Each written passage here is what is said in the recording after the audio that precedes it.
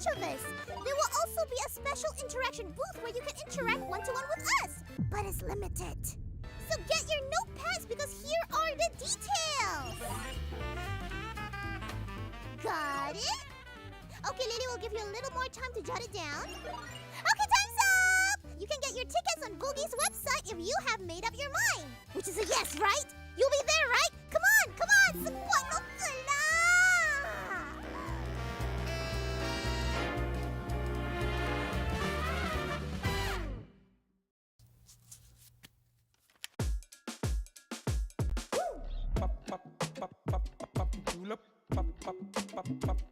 julep, julep, julep,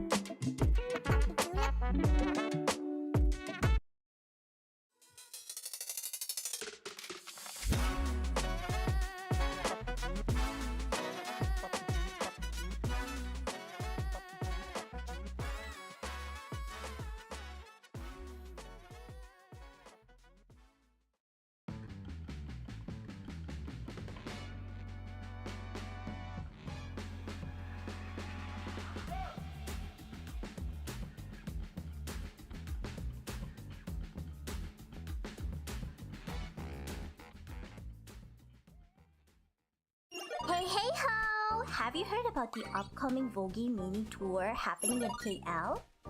No? Damn! Marketing really need to up their game. But don't you worry, your favorite modern day Robin Hood has got your back. Vogi's mini tour is going down on May 31st from 4 p.m. to 6 p.m. right at the Auditorium Hall at Kirin Academy. Huh? Don't know where that is? Gunala Ways! There, you get to watch all the Vogi talents performing live and get your hands on some exclusive merch, meaning you can get it elsewhere. You think that's all? We also got a special interaction booth where you can meet your favorite talents, including yours truly. But do remember that slots are super limited, so don't slack. Make sure to hit up Vogi's website for more information and grab your tickets now. Make sure to be there to support us, okay? I'll see you there. Bye!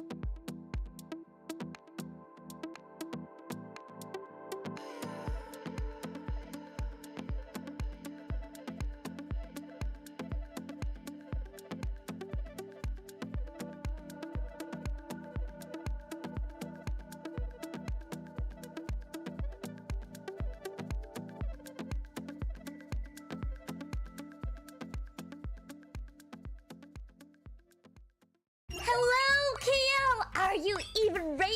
Cause Vogi Mini Tour 2025 is landing on 31st from 4 p.m. to 6 p.m. Luna and the Vogie girlies will be there, probably yelling or singing or both. So there are two types of tickets. Standard if you're chill, and gold if you're feeling like, hey, I want to see my Oshi so close. I want to be on stage and interact. So, oh, one more thing. If you actually want to meet me and talk to me one-to-one, you can grab a slot at a special interaction booth too. But it's super limited, so act fast. Anyway, mark your calendar and bring a loudest woo! Because this time around, we have light stick too. Yes, so I better see you there, okay? Okay, that's all. I'm gonna go practice and make you proud. See you in KL.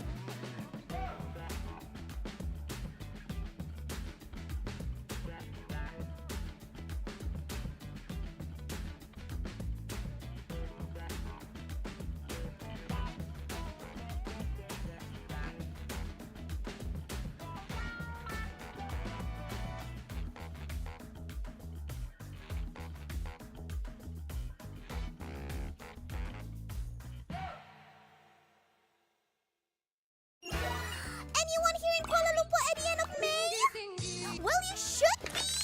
There's gonna be the first ever Vogie mini tour event here in Kuala Lumpur! Communities that support Lily and other Vogie talents can meet up and enjoy a splendid performance from each of us. There will also be a special interaction booth where you can interact one-to-one with us, but it's limited. So get your notepads because here are the details! Got it? Okay, Lily will give you a little more time to jot it down. Okay, time's up! You can get your tickets on Vogie's website if you have made up your mind. Which is a yes, right? You'll be there, right? Come on, come on! Semuanya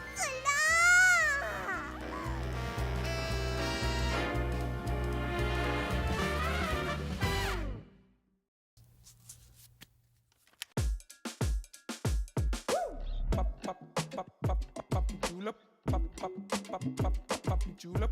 Pop, pop, pop, pop, pop, julep. Pop, pop, pop, pop, pop, pop. Woo!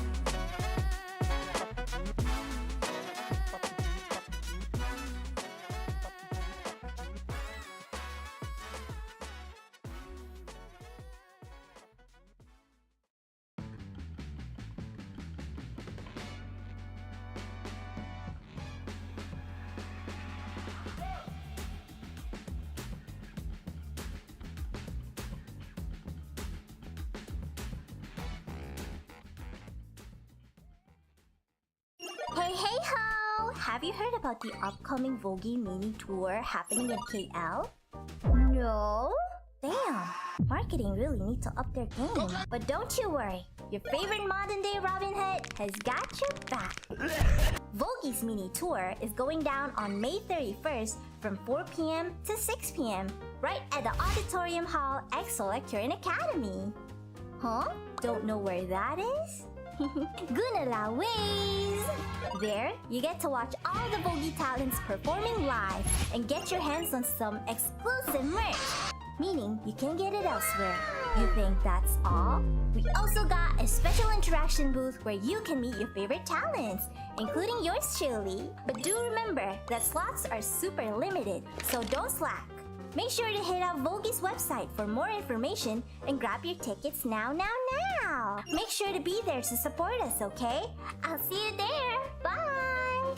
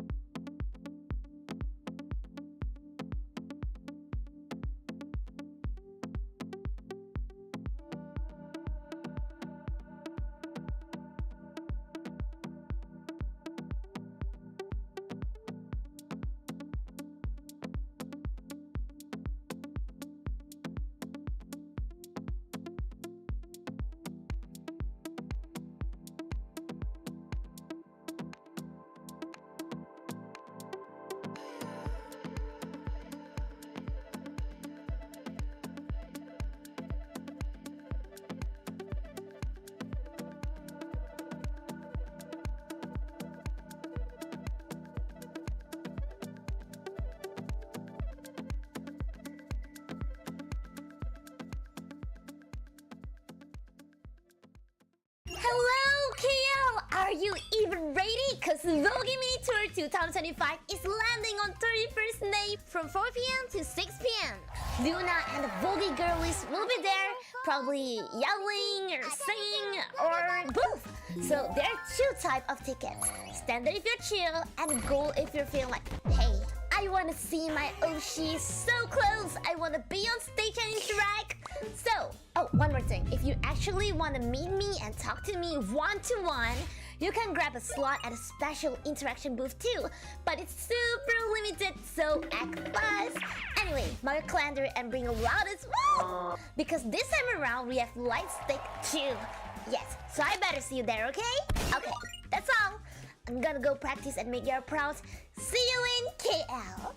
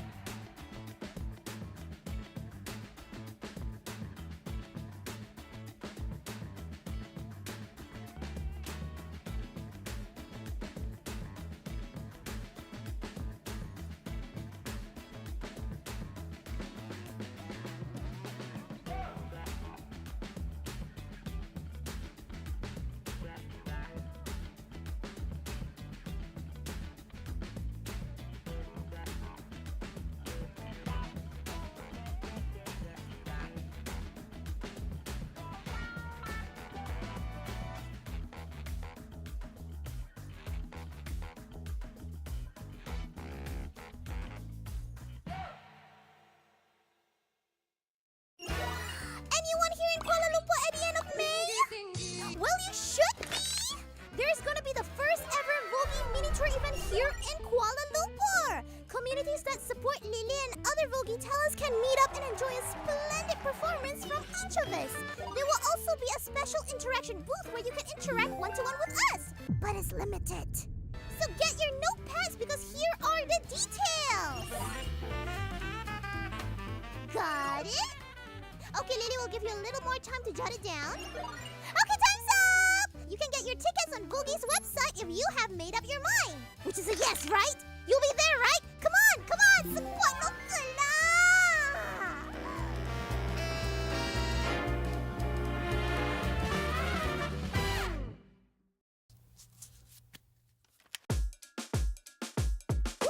Pop, pop, pop, pop, pop, julep. Pop, pop, pop, pop, pop, julep. Pop, pop, pop, pop, pop, julep. Pop, pop, pop, pop, pop, pop. Woo!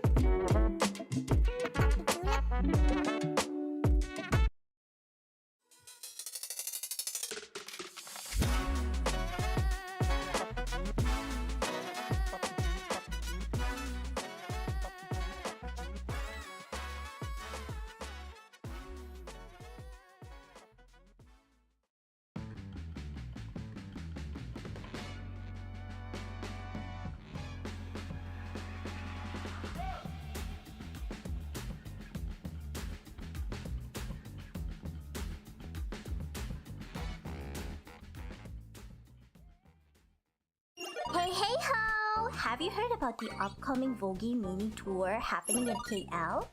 No? Damn! Marketing really need to up their game. But don't you worry, your favorite modern-day Robin Hood has got your back. Vogie's mini tour is going down on May 31st from 4 p.m. to 6 p.m. right at the Auditorium Hall at Solar Academy. Huh? Don't know where that is?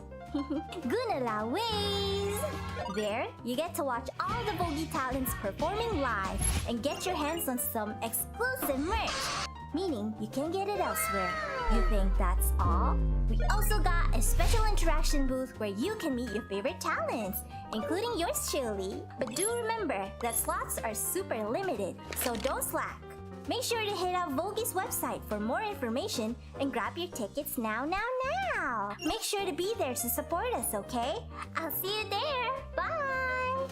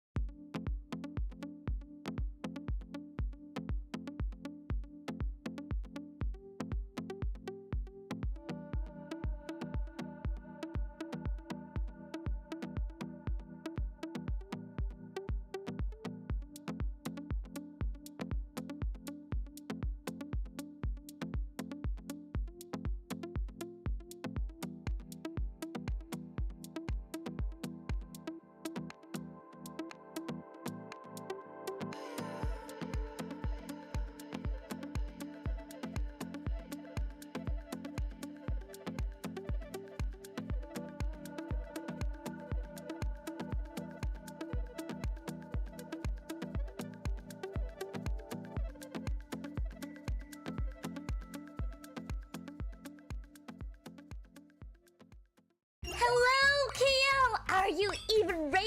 because Vogue Mini Tour 2025 is landing on 31st May from 4 p.m. to 6 p.m. Luna and the Vogue girlies will be there, probably yelling or singing or both.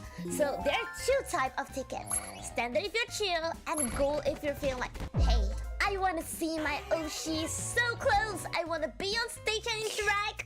So, oh, one more thing. If you actually want to meet me and talk to me one-to-one, you can grab a slot at a special interaction booth too.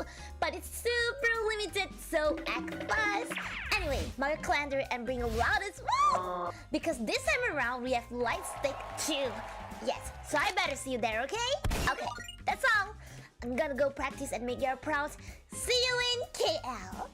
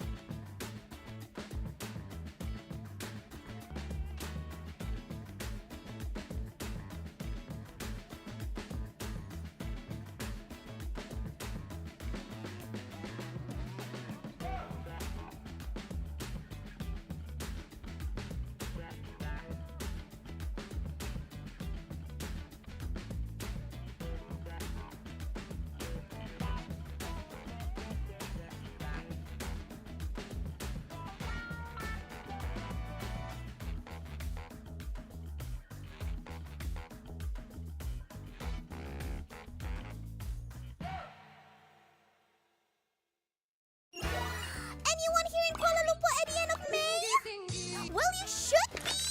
There's gonna be the first ever Vogue Mini Tour event here in Kuala Lumpur! Communities that support Lily and other Vogue talents can meet up and enjoy a splendid performance from each of us. There will also be a special interaction booth where you can interact one-to-one with us, but it's limited. So get your notepads because here are the details! Got it? Okay, Lily will give you a little more time to jot it down. Okay, time's up! You can get your tickets on Vogue's website if you have made up your mind. Which is a yes, right? You'll be there, right? Come on, come on! Support mo ka na!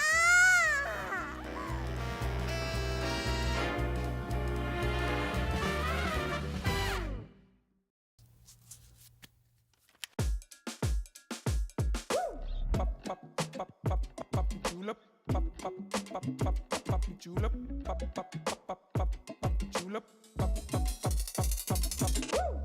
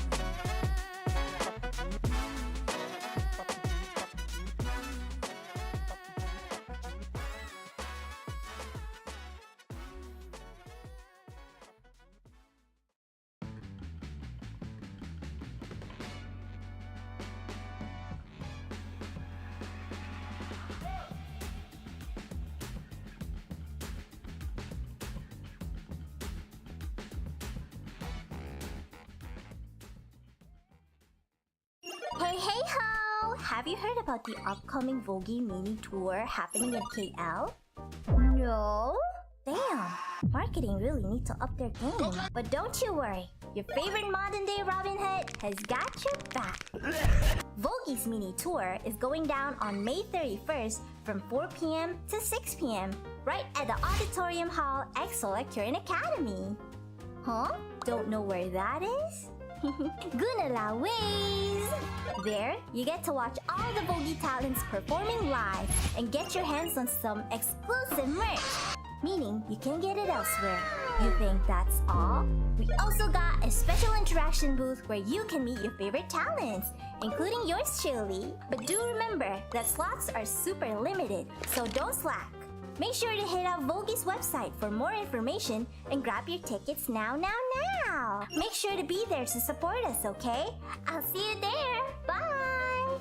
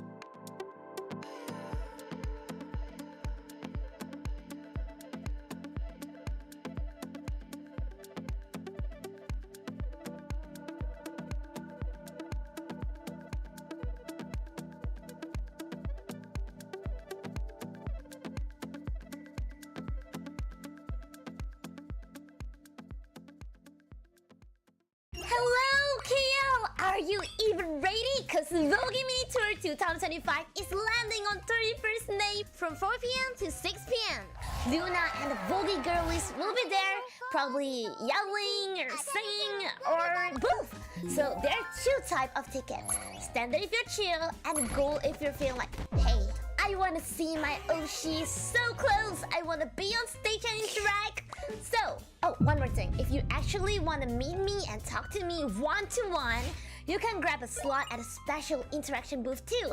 But it's super limited, so act fast. Anyway, mark your calendar and bring a loudest woo! Because this time around, we have light stick too. Yes, so I better see you there, okay? Okay, that's all. I'm gonna go practice and make you proud. See you in KL.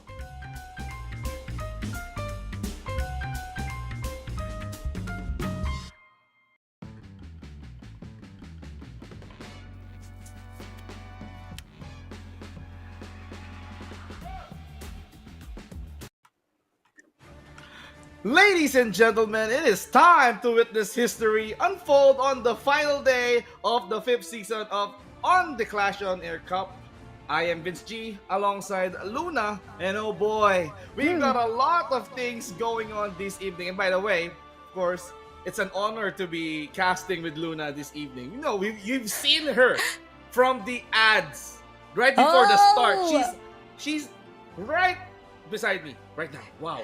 Yes, I'm Lunar Surfy from Vogi, and yes, today I am also very happy to be casting with you, Vince.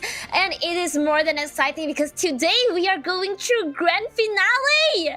And I bet because you have been like casting for yesterday and you know how things has been going, I believe it's very exciting for you too. And now that today, we also have Yamaha to actually sponsor us for today. And yes, it's sponsored by Yamaha's ZG series, designed for gamers, streamers, and anyone who live for immersive sound and game chat and streams like it never before. Connect a new world with ZG. And we also have this shopping promotion, so enjoy exclusive discount on selected Yamaha ZG series audio product. Hurry! The offer valid only until 31st May, and shop now to elevate your audio experience. Okay. So they can like go to to the Vogi event on May 31st, and then they can go to Shopee to avail this Yamaha promo. So you don't want to miss out. May is about to end, so ladies and gentlemen, might as well grab while you can. When it's on sale, while it's really hot right now, it's time to upgrade your peripherals. It's time to upgrade your hearing and your vocal experience with the Yamaha ZG series. So for this evening, we've seen 1v1s yesterday and we're down to the final two. So let's talk about these two participants. So Luna, we've seen Kaney battle it out with the bartender yesterday and he goes for the win. He's represented the Philippines, by the way, and we have Enchanted Key from Malaysia. He won up against Ryogi, and this time around he earned a slot on the grand finals as well. Yes, and Chaniki says, well, I watched him since last season. I was like, he has crazy skill and patience, and I'm really excited to see. Well, Kayani is pretty new to me. Do you have anything to share on Kayani? Oh, for Kaney, okay. Yeah. I think since he's the same as nationality as me, so I think I've seen yesterday he's good at playing mid. So you and Graham, all throughout the Clash on Air 1v1s that you've witnessed on the previous seasons, I think the meta was that mid laners are very much popular in the Matsu arena. But between Ryogi and Enchanted Key, things have changed. Ryogi is that guy that we are going to see later on in the grand finals. He specializes on marksman, and Enchanted Key wants to utilize the fighters. But the prize pool is gonna be this big because 150 Malaysian ringgit is definitely going to be awarded to the champion. Yes, and for first runner-up, we got 100, and the third place is 50. I don't know if you guys noticed, the bartender has secured the third place. Congratulations! And yeah, and today we're gonna have the grand finale to see who would go away with 150 and who would go away with 100 ringgit Malaysia. Oh, wow. A lot of money, but I think they don't care about the prize pool. They just want to prove that they're the best among the rest here on the 1v1 arena. But let's talk about what are they going to be expecting for today. So there's a 1v1 grand final that we're going to be covering today at this moment. And then afterwards, we're going to be seeing Street Fighter. Wow, they have been waiting for Street Fighter 6. So it's going to happen later on, the top 8. And after the top 8, it's going to be the grand finals, Luna. Yeah, that'll be 5v5 grand finale. 5v5 has always been super blood burning. Like, it's from 10 p.m. expectedly, but it might move a little bit earlier. It depends. And we'll have Who Die Who Useless versus Fortune. They're both pretty new team compared to the past season. Like, I've never seen them back then. Yeah.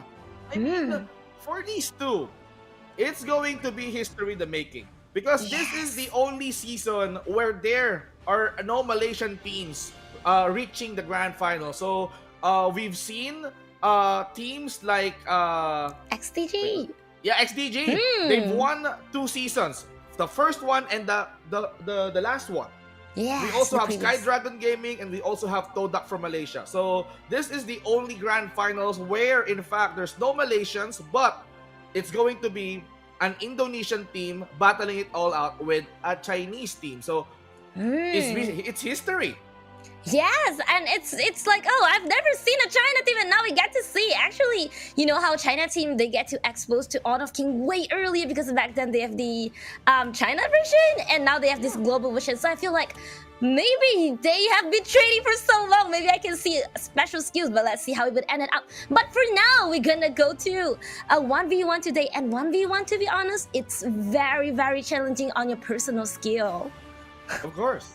Very challenging. But of course, if you want to challenge yourself, might as well join the community, scan the QR code down below, and join the conversation. So by joining on this community, feel free to talk with the other players. You know, just challenge them on a 1v1, find teammates, find some scrim mates, and stuff like that. Have a discussion or tune in to what can happen towards the next season or when is going to be the next season of the Clash on Air Cup.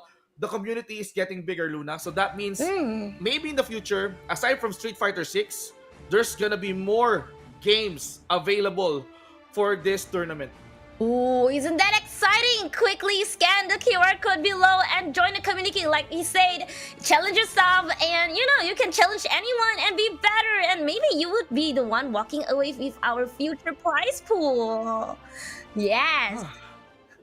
We cannot wait any longer. So, a little bit of throwback. Enchanted Key, as I've said, this guy specializes on fighter. A thing that we do not see on 1v1s. But right now, Kaney, he wants some burst pin. He wants some Mai Shiranui. He won using Mai Shiranui up against the Milady yesterday. But this time around, a fighter and a mid? So, I mean, we are on a tweak. Ooh, like, it is like a different lane choice, and I kind of feel like Dune probably has an advantage because you know how mid always have like high damage, but at the same time it couldn't last for super long, and now they have a fight for the first time so fast. Oh, and they're clearing lane for now. It's probably too early to actually start it to kill anyone. The damage is not really there yet. You know, these two heroes that these guys use right now, they won using those heroes. So Enchanted Key signature hero is done, and for Kaney, okay, it's all about Mai Shiranui outlasting a Milady. So I just wanted to see this matchup goes. Enchanted Key's hero done specializes on shield. So that means early game wise, even without the items, this guy can regenerate lost health and he can like give shields. But Mai Shiranui is that hero that can burst damage. So good thing this guy did not use execute, or else Kaney can fall down. But wait a minute, Enchanted Key is almost dying, but he got shields up. Yeah, Enchanted Key was taking a very risky move just now. He went right under the tower, almost lost his life, but he managed to come out. It was, you can see that how Dune, oh no, Mai Shiranui went to fight again, and Dune is having little life only, but he's escaping. Would Kaney fight him? Oh wait. If Kaney eats that Wind Slash, he might be executed, but the burst coming in from Kaney provided him the first blood. That's an advantage, Luna. I am so surprised because it's different from what I expecting. I think there's an advantage on Kaney's Mai Shiranui's hero pick because the movability is really high. The mobility is so high, and do need to like actually estimate where she would be moving and stuff like that to actually stun her and do damage. So it might be challenging for Enchanted Key to like foresee her move, which is really hard because Mai Shiranui really, its agility is really making me crazy every time when I'm at her. And Kaney's item choice is very timely. It's very good. First item, Void Stop. So you know what Void Stop does. It's an anti-tank hero, and Dun is a natural tank. So when Enchanted Key is just getting all those shields, getting all those regions up, Kaney's burst capability will be amplified more thanks to the Void Stop. So Enchanted Key may be having a little bit of trouble here if he does not upgrade his item on a magic resist one. But also Dune's passive skill can recover, so it might also like turn things around at some point, but let's see how it turns out. But for now, you know how Dune actually also a hero that a lot of people use it as jungler because it can be tank and it can also be very painful at the same time. So I was really expecting Enchanted Key to like turn things around, but Mai Shiranui has such skill. Look at it. Oh my. He's just tickling Enchanted Key at this rate, you know. Having to throw that Kachos and throwing those fans up to Enchanted Key. It's just like Mai Shiranui is utilizing the distance of the range that she has right now. But the Gaplos is there, Luna. Look like, and Kaney is kind of being forced back to her tower for now. You can see like how Enchanted Key's Dune's hero is really making advantages. It's now having all those shield and also being like recovering, and for long fighting Kaney might need to think of another strategy, like maybe she needs to poke a lot and just bait him here and there. I was thinking that might work because Dunes is really tanky. Well, I think this game can drag on for too long because we all know it doesn't matter how many kills will they get on this game, but it's all about pushing turrets. It's all about knocking down that single turret that they have in order for you to get that win. So if Enchanted Key dies way too much, this will give Kaney some opening to at least push that minion wave and then go for the push. But it seems like Enchanted Key, it doesn't matter if he died once. He just wanted to at least push the wave towards the side of Kaney, force him to go back. It doesn't matter if he dies or not, and then go for the push. So it's just mind games at this rate. Ooh, and then he actually managed to force Kaney to go back and heal, which is really important in 1v1 because time, that one wave sometimes could cost you the entire tower. And now Kaney's being aggressive. She's trying to like take back the control, but it seems like Dune is kind of giving her pressure at the same time. But now that we can see, even though Kaney has to force to go back, oh, now they have to fight again. Oh, they have to fight. Oh. Okay, so that's a nice distance. I mean, this is what's good about Mai Shiranobu. In cases like these, he can like tumble out of danger. But if he got locked in by the Unruly Blade and the Wind Slash, well, plus the Execute, this will give Kaney a hard time to escape, and this will open up Enchanted Key's opportunity to push the towers and then go for the first win. So Enchanted Key needs this if he wants to at least get the momentum up. But for now I can see, oh, again, Enchanted Key go right under the tower. He doesn't even care because he was so taking his health is so long.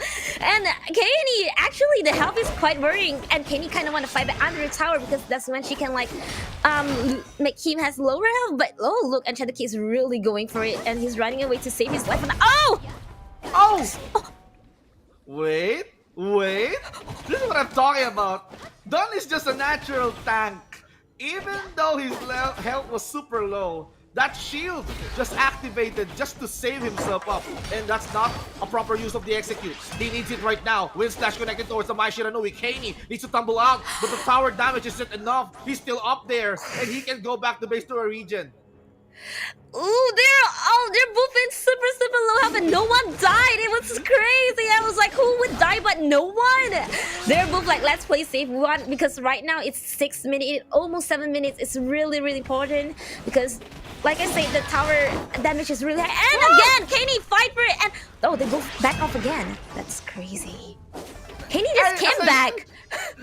As I've said, it's all about playing smart at this rate. You don't want to get caught.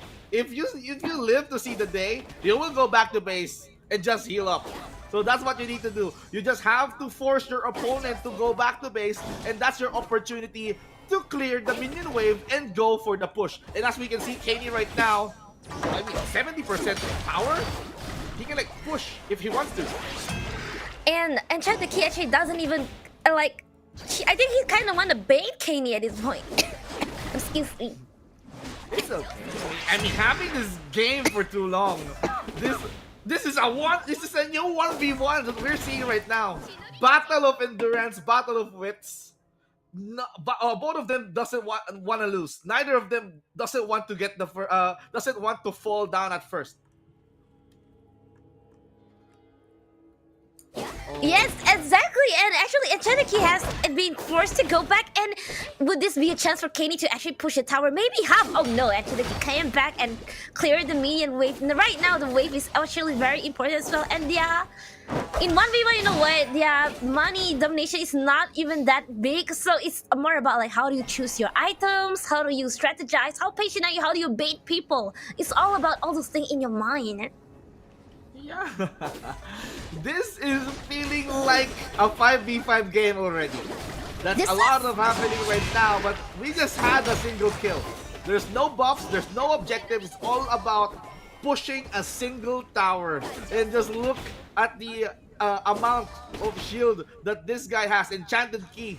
He also built up a roam item just to be durable. A support roam item, in fact, to keep him up.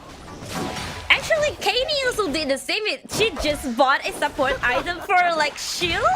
And also, yeah, and I feel like maybe she really needed it because Dun is really just too hard. She needed like emergency shield for it. And right now, I can see Kaney's tower is half down. What about Enchanted Key's tower? Oh, it's slightly better. Okay. And one thing that I realized is that Dun need mana and My Shiranui doesn't need it. That might be a disadvantage for Enchanted Key, but right now it's still okay. They are both so much help, and Enchanted Key once again went into the tower and tried to like take her health little by little. Would that help? I mean, if this goes on, I mean, we can see like 15 to 20 minutes of action. And now, he's just controlling the minion wave. He's just trying to go further. He's just trying to clear. And then lure that minion wave, going towards the tower, and then go for the push. Kaini now, she's gonna try to launch a sneak attack. Now with the Kachosen going in hard. But where is the ult? There's no ultimate being used, but I can see how Enchanted Key adjusted on that build. He built that redemption, same with the Mai Shiranui, that roam item, plus the magic resist long night guardian just to withstand the burst capability of a Mai Shiranui. So wonderful itemization here from Enchanted Key. Yeah, and right now Mashiran is coming right in under the tower, and no, of course, Enchanted Key doesn't allow it, but see, it's aiming to the tower, and the tower is dying! Oh! Woo! And there might be a kill on Mashiranui! Oh, wait, he can tumble down? He's still alive? Oh my goodness, this means trouble for Kaini. Yes, he might survive, but he won't, but this will give Enchanted Key an opening to push and knock down this turret. He's down for 20 seconds. Kaini almost won that 1v1, but Enchanted Key did turn this around. Oh my goodness, 1v1. Yeah, exactly. That decision made by Kaini going right under the tower is probably the key to this winning to Enchanted Key. Congratulations to Enchanted Key. I like how Enchanted Key always get to like adjust his like tactic and strategies. He was like, okay, this is dragging too long. I'm not gonna wait for this. And he goes straight under and clear the minion. That's such a crazy move, to be honest. But Dune has the ability to do so. Yeah. This Dun can even tank up, and he tried to at least nullify all the magic burst capability of Mai Shiranui. Kaini did try hard. He almost got that tower, but he lacked that minion wave. So with Dun's Blazing Cape, that helped him somehow to clear those minion waves, and then this helped them push the minion wave further, meaning that the Dun is not even scared of going in. So with the Unruly Blade connecting towards Kaini, that left her with no choice but to trigger the Redemption roam item just to at least get a couple of shields back there, and then he go way back, and that's the opportunity wherein Enchanted Key go in for the finish and then go in for the push. Wonderful game number 1. Exactly, and I feel like maybe Kaini need to like think about what kind of hero he wanted to go for, because a mage against like a tanky fighter like Dune is pretty hard, to be honest, because even though it's high bursting damage and such, but the sustainability and its vulnerability to like physical damage is quite opening chance for clash fighters. Wonderful. I have lost words here because this changes the landscape of the 1v1. So I think you and Graham did see a lot of mid versus mid in the Motza Arena, but this time around we've seen a game dragging on for too long with the fighter and the mid fighting it all out there. So it took like 10 minutes. It feels like a regular game already with those two fighting out, but it shows how much you know in the game. So if this Mai Shiranui build the Void Staff in order for her to nullify Dun's innate shield, well, this time around Dun invested in some magic resistance items, so that's why he stayed longer and he managed to tank up against Kaini. But I really wonder how would the game be, because if Kaini still pick a mage, and knowing how Enchanted Key was picking like fighter this time around throughout, I was really thinking, would Kaini try to switch to like also fighter, because you have never seen Kaini with fighters, right? How would it be? Or it could be like a, I don't know, like I was hoping to see a jungler hero, to be honest, because I really like to see them whooshing around. Like, it's gonna be so high damage at one point. It's gonna be so many death, probably. We're not sure, but let's see how things gonna turn out. Well, yeah, I mean, I wanted to see other heroes as well. Yeah. Yesterday, Enchanted Key's opponents, Ryogi. Okay, Ryogi is that guy. Is that farm lane guy from the grand finals, who die, who useless, who utilizes the farm lane. So let's get some junglers. Oh, wait a minute, another Clash Lane heroes, Charlotte. Okay, so Charlotte, a little bit of throwback. This is the winning hero Enchanted King used in order for him to advance in the grand finals. But Milady for Kaney, this means business. Yes, because Milady is such a hero that actually just going for like tower, and actually after Milady is upgraded for this version, it is way more damage going on now. It has a huge robot minion at this point, and look at just how Milady get to like cut almost half of Charlotte's health at the beginning, and the minion control gonna be really hard because they like Milady doesn't need a minion to actually push. She just needs to make sure she cleared the minion from the opponent.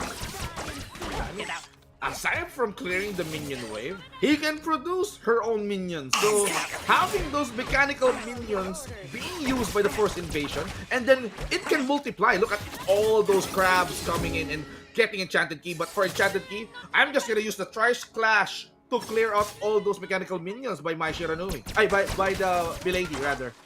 Something that my Kaney would do is just not do a face-to-face fight and just let minion do the job, because it could like hurt Enchanted Key. But Enchanted Key, if it initiate, it could be dangerous for Kaney, just like just now.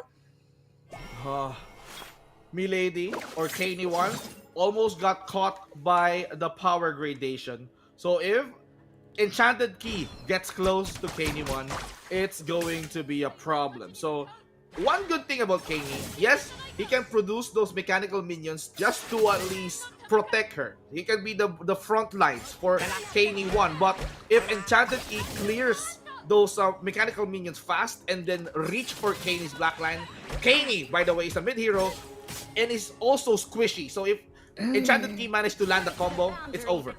Exactly. So Milady really need to know how the placement is. Look, I feel like Enchanted Key is trying to scare her away, like keep like going near to like whoosh, whoosh, and then what Milady could do is probably, I don't know, maybe like making sure the attack with the chaos field and give like a huge attack. But I feel like for now it's not that powerful because Charlotte is also quite a tanky hero as a fighter. But you see, now we can see that Enchanted Key has like bringing like 2 waves of minion in front of her at this point, and Milady can't do really a thing because the moment she go out, she might die in the blink of an eye.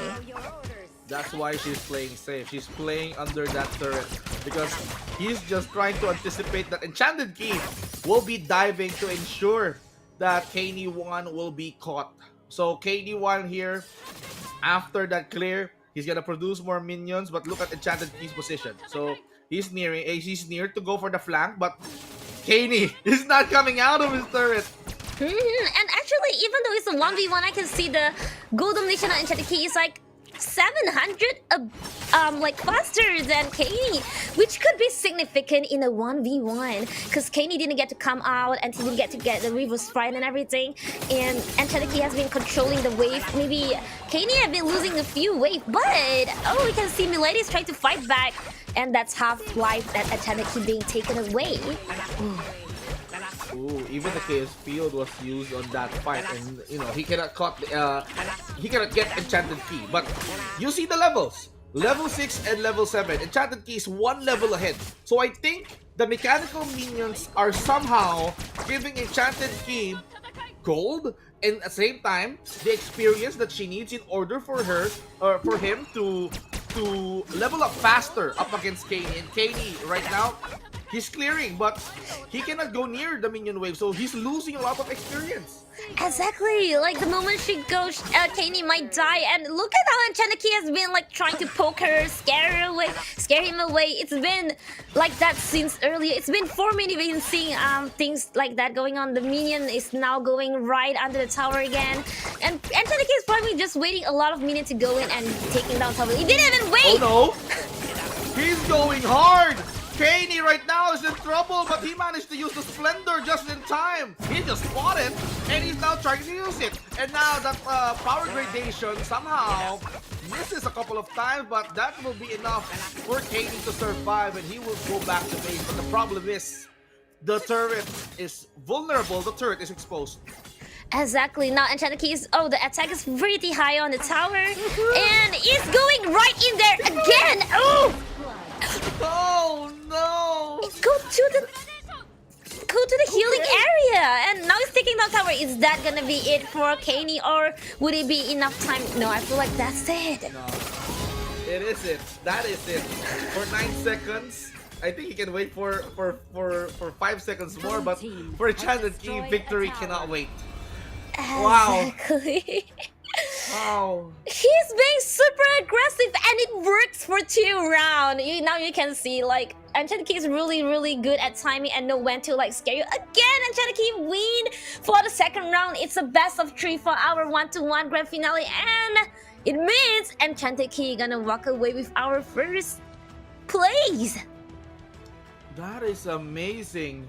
Enchanted Key did somehow break the 1v1 tradition of going mid lane. He decided to go for a fighter kind of hero and then endure all those damage that are coming in from the mid laners. So Kenny, okay, with all due respect, he fought really hard. He's trying to at least play mind games, but at this rate, it was Enchanted Key who got that victory 2 times in a row. So congratulations for you, Enchanted Key. Well played.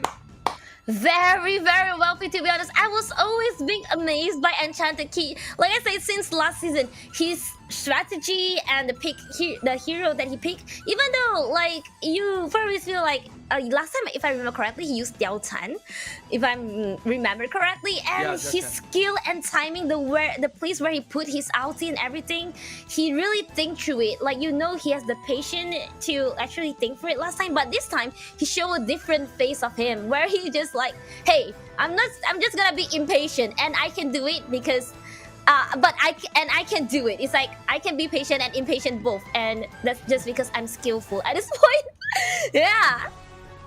Yeah, I mean, right.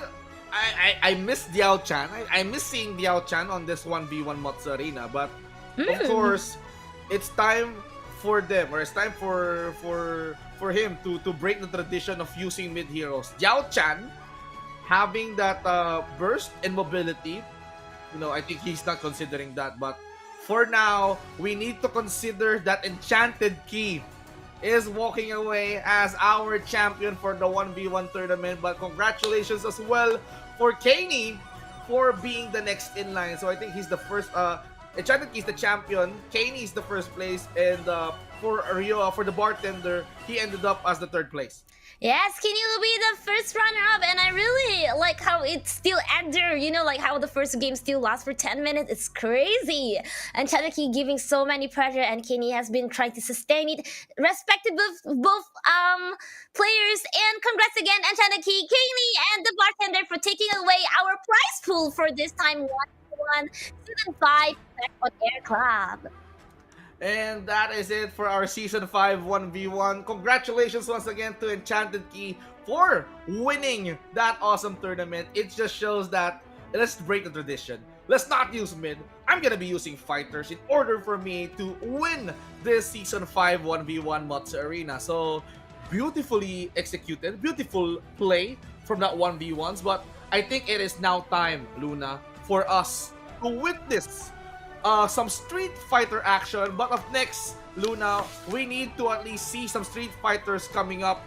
I think DR Fierce and Bandan is going to be there for us on the Street Fighter.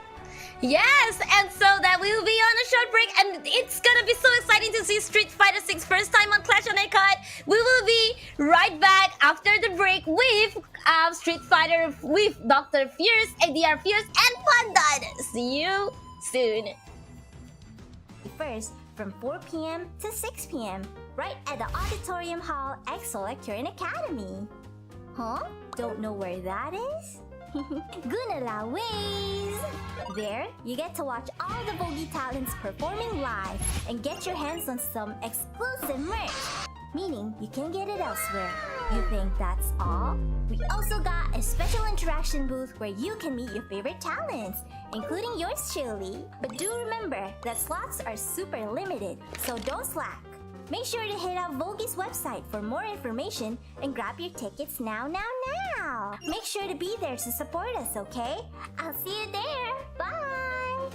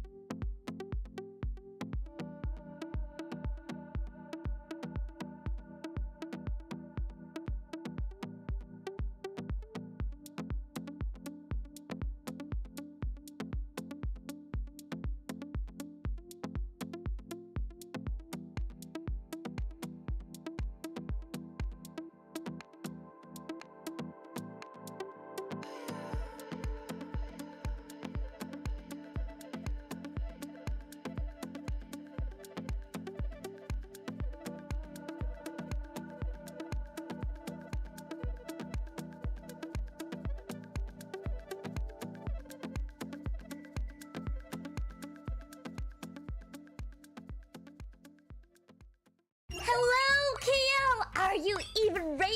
Cause Vogue Mini Tour 2025 is landing on 31st May from 4 p.m. to 6 p.m.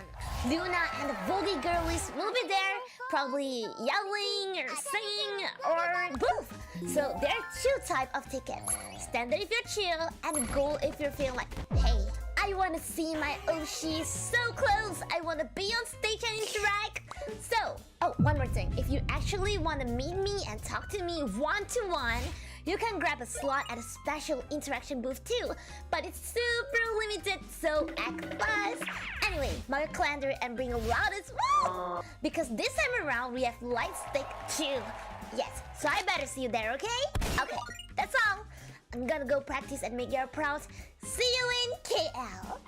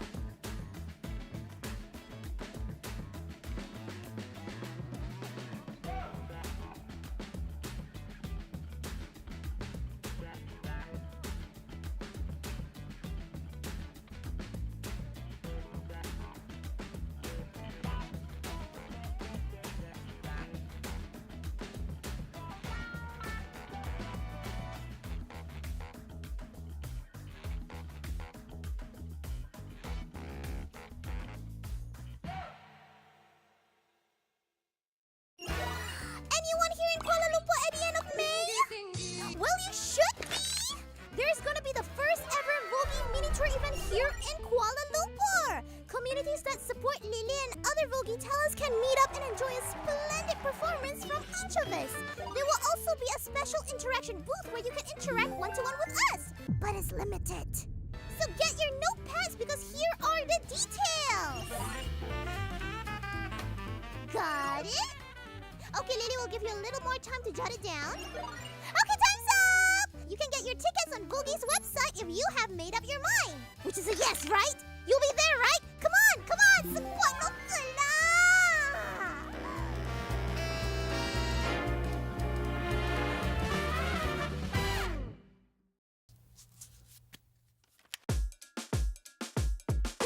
Pop, pop, pop, pop, pop, julep. Pop, pop, pop, pop, pop, julep. Pop, pop, pop, pop, pop, pop, julep. Pop, pop, pop, pop, pop, pop. Woo!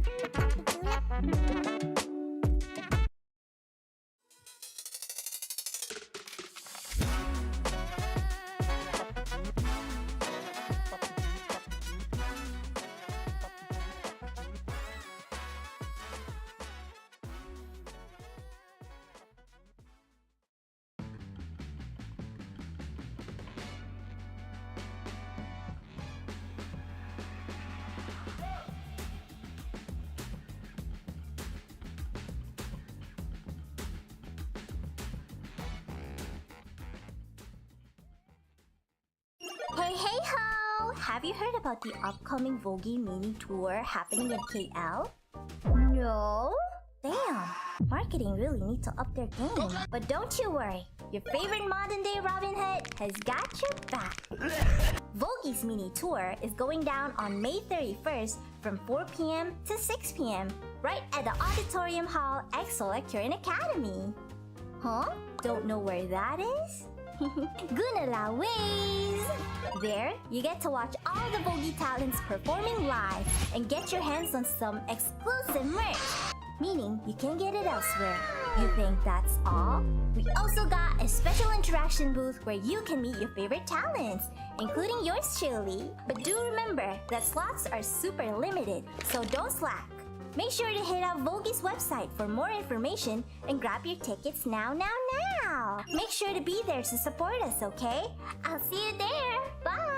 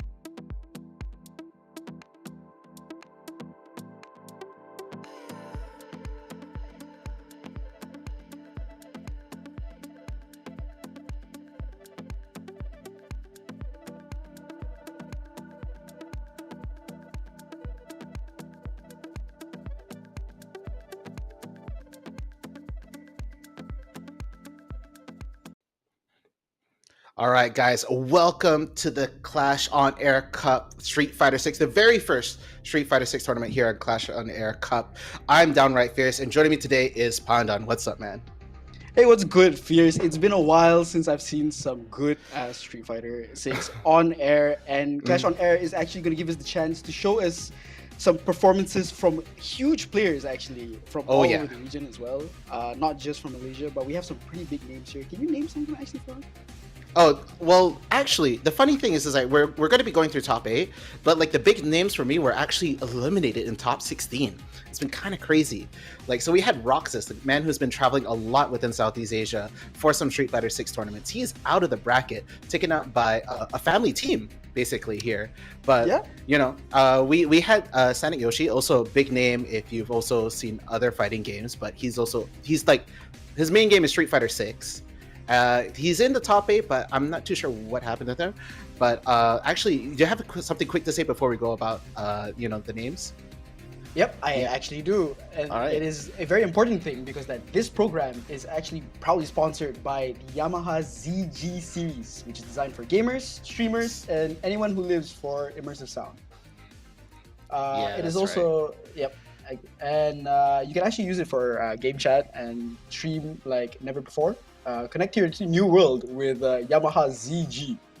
And do you have anything else to say about Yamaha specifically for you? Okay, so here's the thing. The ZG, the mixer, actually really sick. It's for all sorts of content creation or anything like that. If you want a good mixer for your mic and anything like that, I would highly recommend it. And I know that there's microphones at the side here, but if you scan this code right here, you actually get the 20% discount on Shopee and all that. So make sure you check that right below here, all right? But yeah, so big shout out to Yamaha. But guys, we have big names, and in fact, we're going to see that on the screen really quick. Now, I've went about how we actually had someone out previously in the top 8, and actually it is Sonic Yoshi. He is not going to be any further in this top 8. Yeah, that is really unfortunate. Sonic Yoshi unfortunately had to DQ himself or disconnect himself from the whole tournament. And as you can see here, we have a bunch of players, some pretty big names as well. If you've ever been into the Street Fighter 16, we have Oyen, which is a Kami player. Jason21 Lu, a very prolific Aki and Mai player, if I'm not mistaken. I'm pretty sure he also plays Jury as well. Yeah, and, he plays a bit of Jury.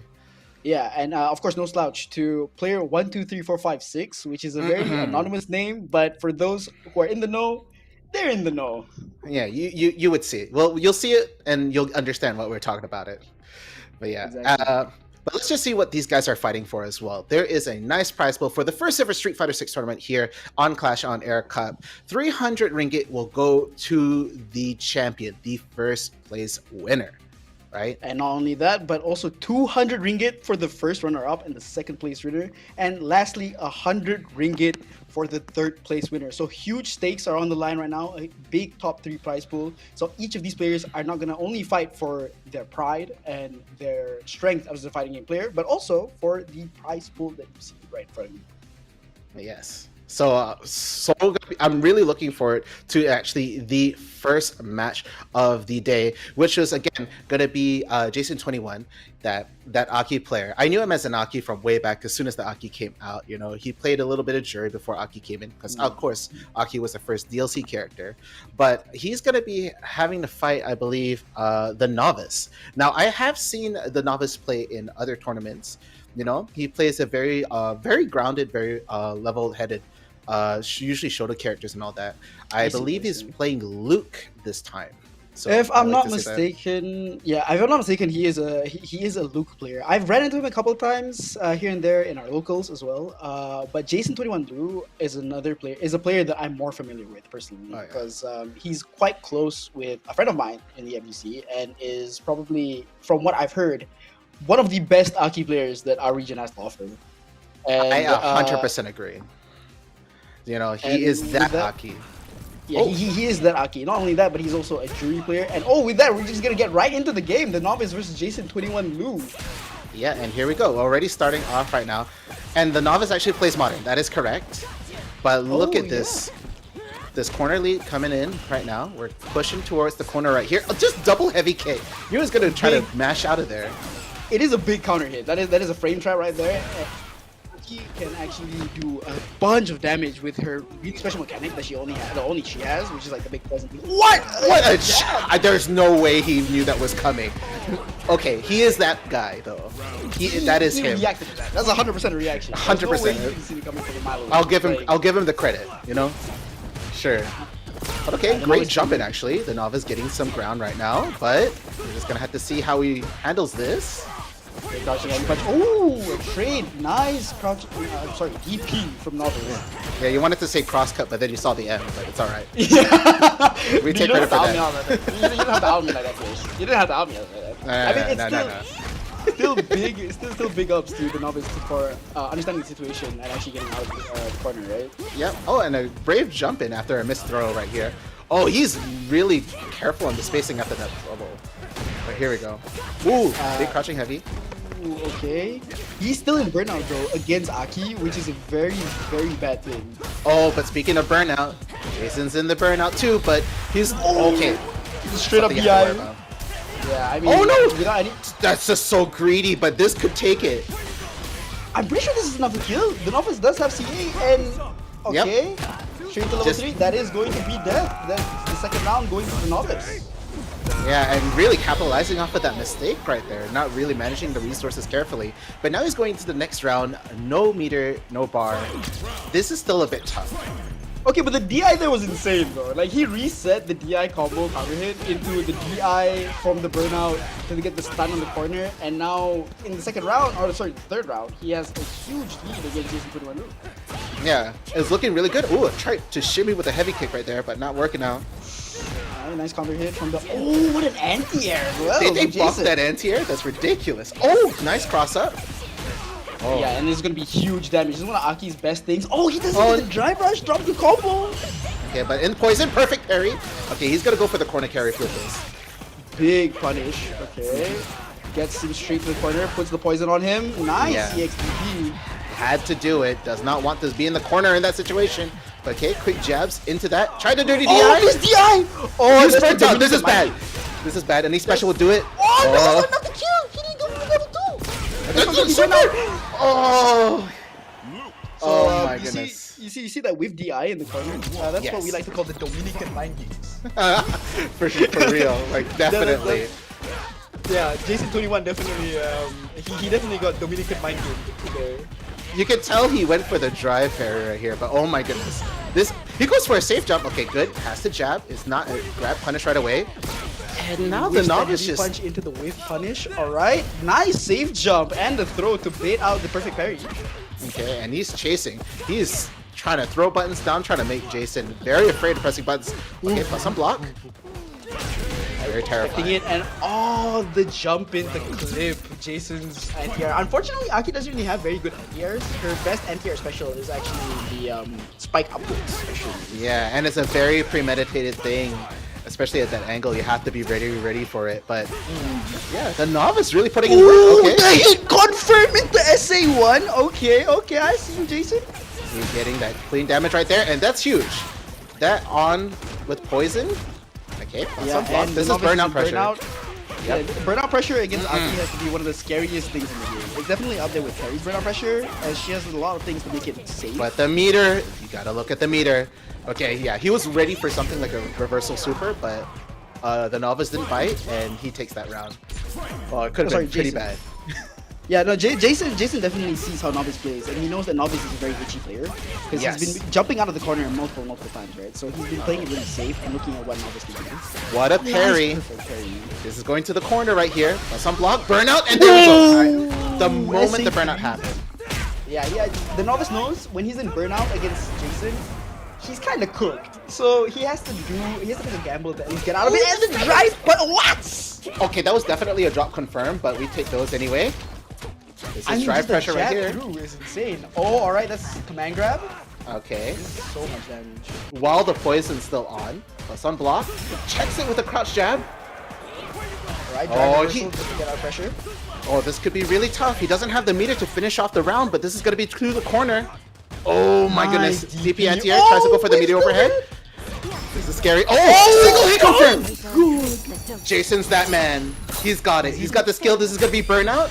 He only has one bar. It's not a true reversal right here, so he has to take this right now. Oh, there we go. He hard read it. He knew it.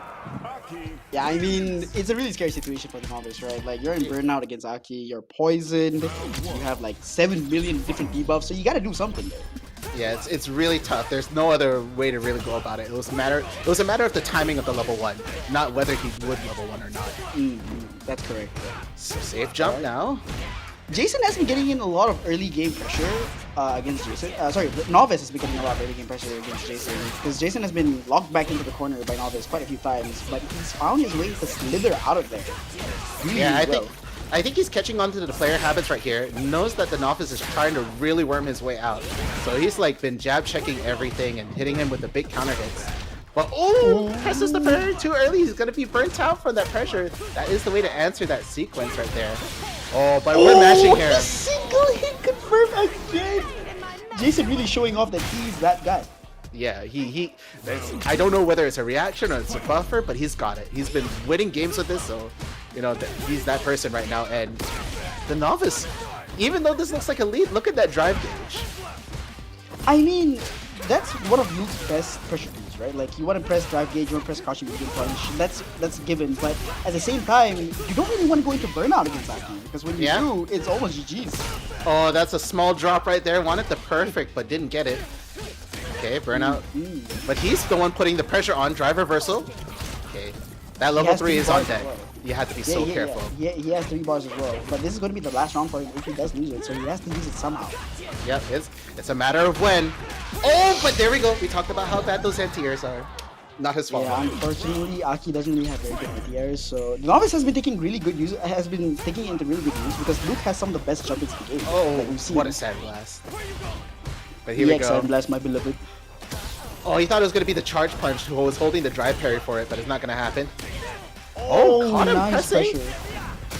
Yeah, we're just okay, that's gonna be huge punish counter. Alright, let's see what Jason gets off of this. Throw into the corner. Let's see, throw loops. No, jump tries out. for it. Okay, not falling for it. DP to punish that jump. Dirty DI. Does it very meaty right there. Okay. Haven't seen a counter DI coming in from Jason, but this is slowly splitting the end. Now, I won't say it. I don't think it will. My damage calc has never failed me. Okay, it did. It was a pixel away because I saw the health thing right there. Oh, the trade! Crouching medium punch, that's still a good button. And the novice takes it over Jason 21. Yeah, 2-1. That's a very That solid was- play from Novice, and really quite exciting and quite shocked because Jason 21, again, one of the more prolific players in our region. But of course, no slouch from Novice as well. I think he played that matchup to a T. Yeah, I think the whole thing with Aki is like the moment you try to like pace yourself or like try to control the match, Aki can take that away from you. So the novice was like, it looks scrambly, but at the end of the day, that's what you have to do sometimes at that matchup, where you just have to just fight tooth and nail to just maintain your presence there. So shout out to the novice, he moves further into the top 8 right now. Exactly. And I think he played Luke in a way that is very conventional, but at the same time unconventional, because one of the better Luke players in the world, Noah the Prodigy, is known for just spending all of his resources immediately as soon as he gets them, right? And we can see that put into play by the novice when if he has drive, it is there to be spent. But Yeah. of course, we're gonna move on to our next game into the bracket right now. As we can see here, the novice taking it over G21 0-1, and I think the next game that we're gonna have is going to be player 1, 2, 3, 4, 5, 6 against Brian with a Y. Okay, so here's the thing about Brian. I don't know whether it's the Brian that we know, right? The character pick that we saw earlier, if it was the Ken, it's the Brian that we do know, right? But player 1, 2, 3, 4, 5, 6, I don't know why he named himself that. But if you guys are in the Tekken scene, especially here in Malaysia, the characters might be very familiar. He is a very, very Not Tekken, very Street Fighter. solid player.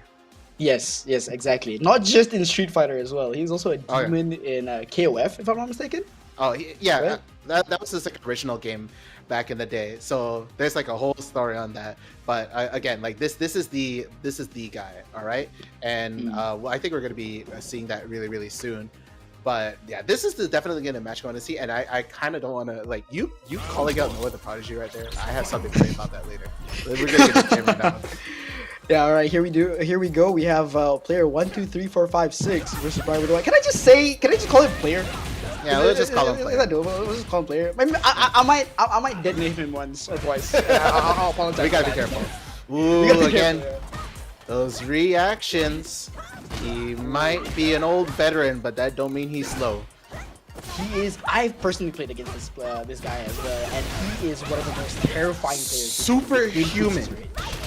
He is inhumane with the reactions. And okay, Brian with a Y in burnout in the corner. Actually, a very interesting character pick for Brian with a Y. Harry, a character that we don't really see a lot of. Yeah, we like again. I don't think this character has been top tier, but he's very solid. I think he has the tools to really take it. But the Chun-Li matchup, not fun. But here we go. We're getting the game started. Pressure right there. Yeah, Terry's strength does really rely on his damage output, and his pressure. Oh, no And his screenshot. neutral That wasn't sticks. plus. Ooh. Burnout. Okay, big punish counter, burnout, and nice. All right, yeah, burnout against Terry is. We Oh, can't do yes, it. We can't do it to him like that. You know who He's a this man veteran. is. He's a veteran. That was brave of him, and also he's a modern. I'm not trying to throw any shade. True. I'm not trying to throw any shade. True. I'm just playing. Not It's like that was one button press right there. yeah, but still insane reaction from player. Just to understand the situation that he's in, and now Brian with a Y again in the corner, going against Chun-Li, which is okay. Crouch medium kick, drive rush confirmed. Okay, we're gonna have to work on that drive gauge, but we are just biding our time with it while it refills. Never mind, we drive rush. I mean, Okay, one of parry. Perry's biggest strength is the neutral stage, right? So you just want to get in as soon as possible. And what a punish counter against the whip throw! Oh, meaty right here. Goes for a reset right there. Don't know whether that was intentional. Okay. Quick knockdown right there. Not enough to go for the drive rush right there. I think that was a good call. Both players definitely buffering a button here, or buffering a super. For sure. Oh! I don't like that standing light punch. It's so strong. It's so hard to fight. And there we go. Nice, easy confirm. Player 1, 2, 3 taking it over Brian with a Y for game 1. Straight away to game 2. You gotta love how fast the rematches are in this game. Alright. That's thrown. Ooh. The DI. Reflex check. Okay, Here we go. big Oh, goes combo for the in instant corner. overhead. Oh, he's hitting him with the funny sauce. Oh my I've goodness. never seen that in my life before, by the way. I would not have won. Nope. That is insane. I know that was definitely DPable at some point, but you know, if you're not ready for it. Yeah, it's almost impossible. Okay. Oh, there he goes, pending in the gauge. Yeah, drive gauge. Only useful if you spend it. And here we go. Both players in burnout, but here's the pressure. Oh, doesn't get the DP. Oh, and there it is. Again, just to bait the throw. Okay. Oh. Okay, that's modern. That's modern. Give me credit to modern because that's insane. Okay. I knew he was baiting it though.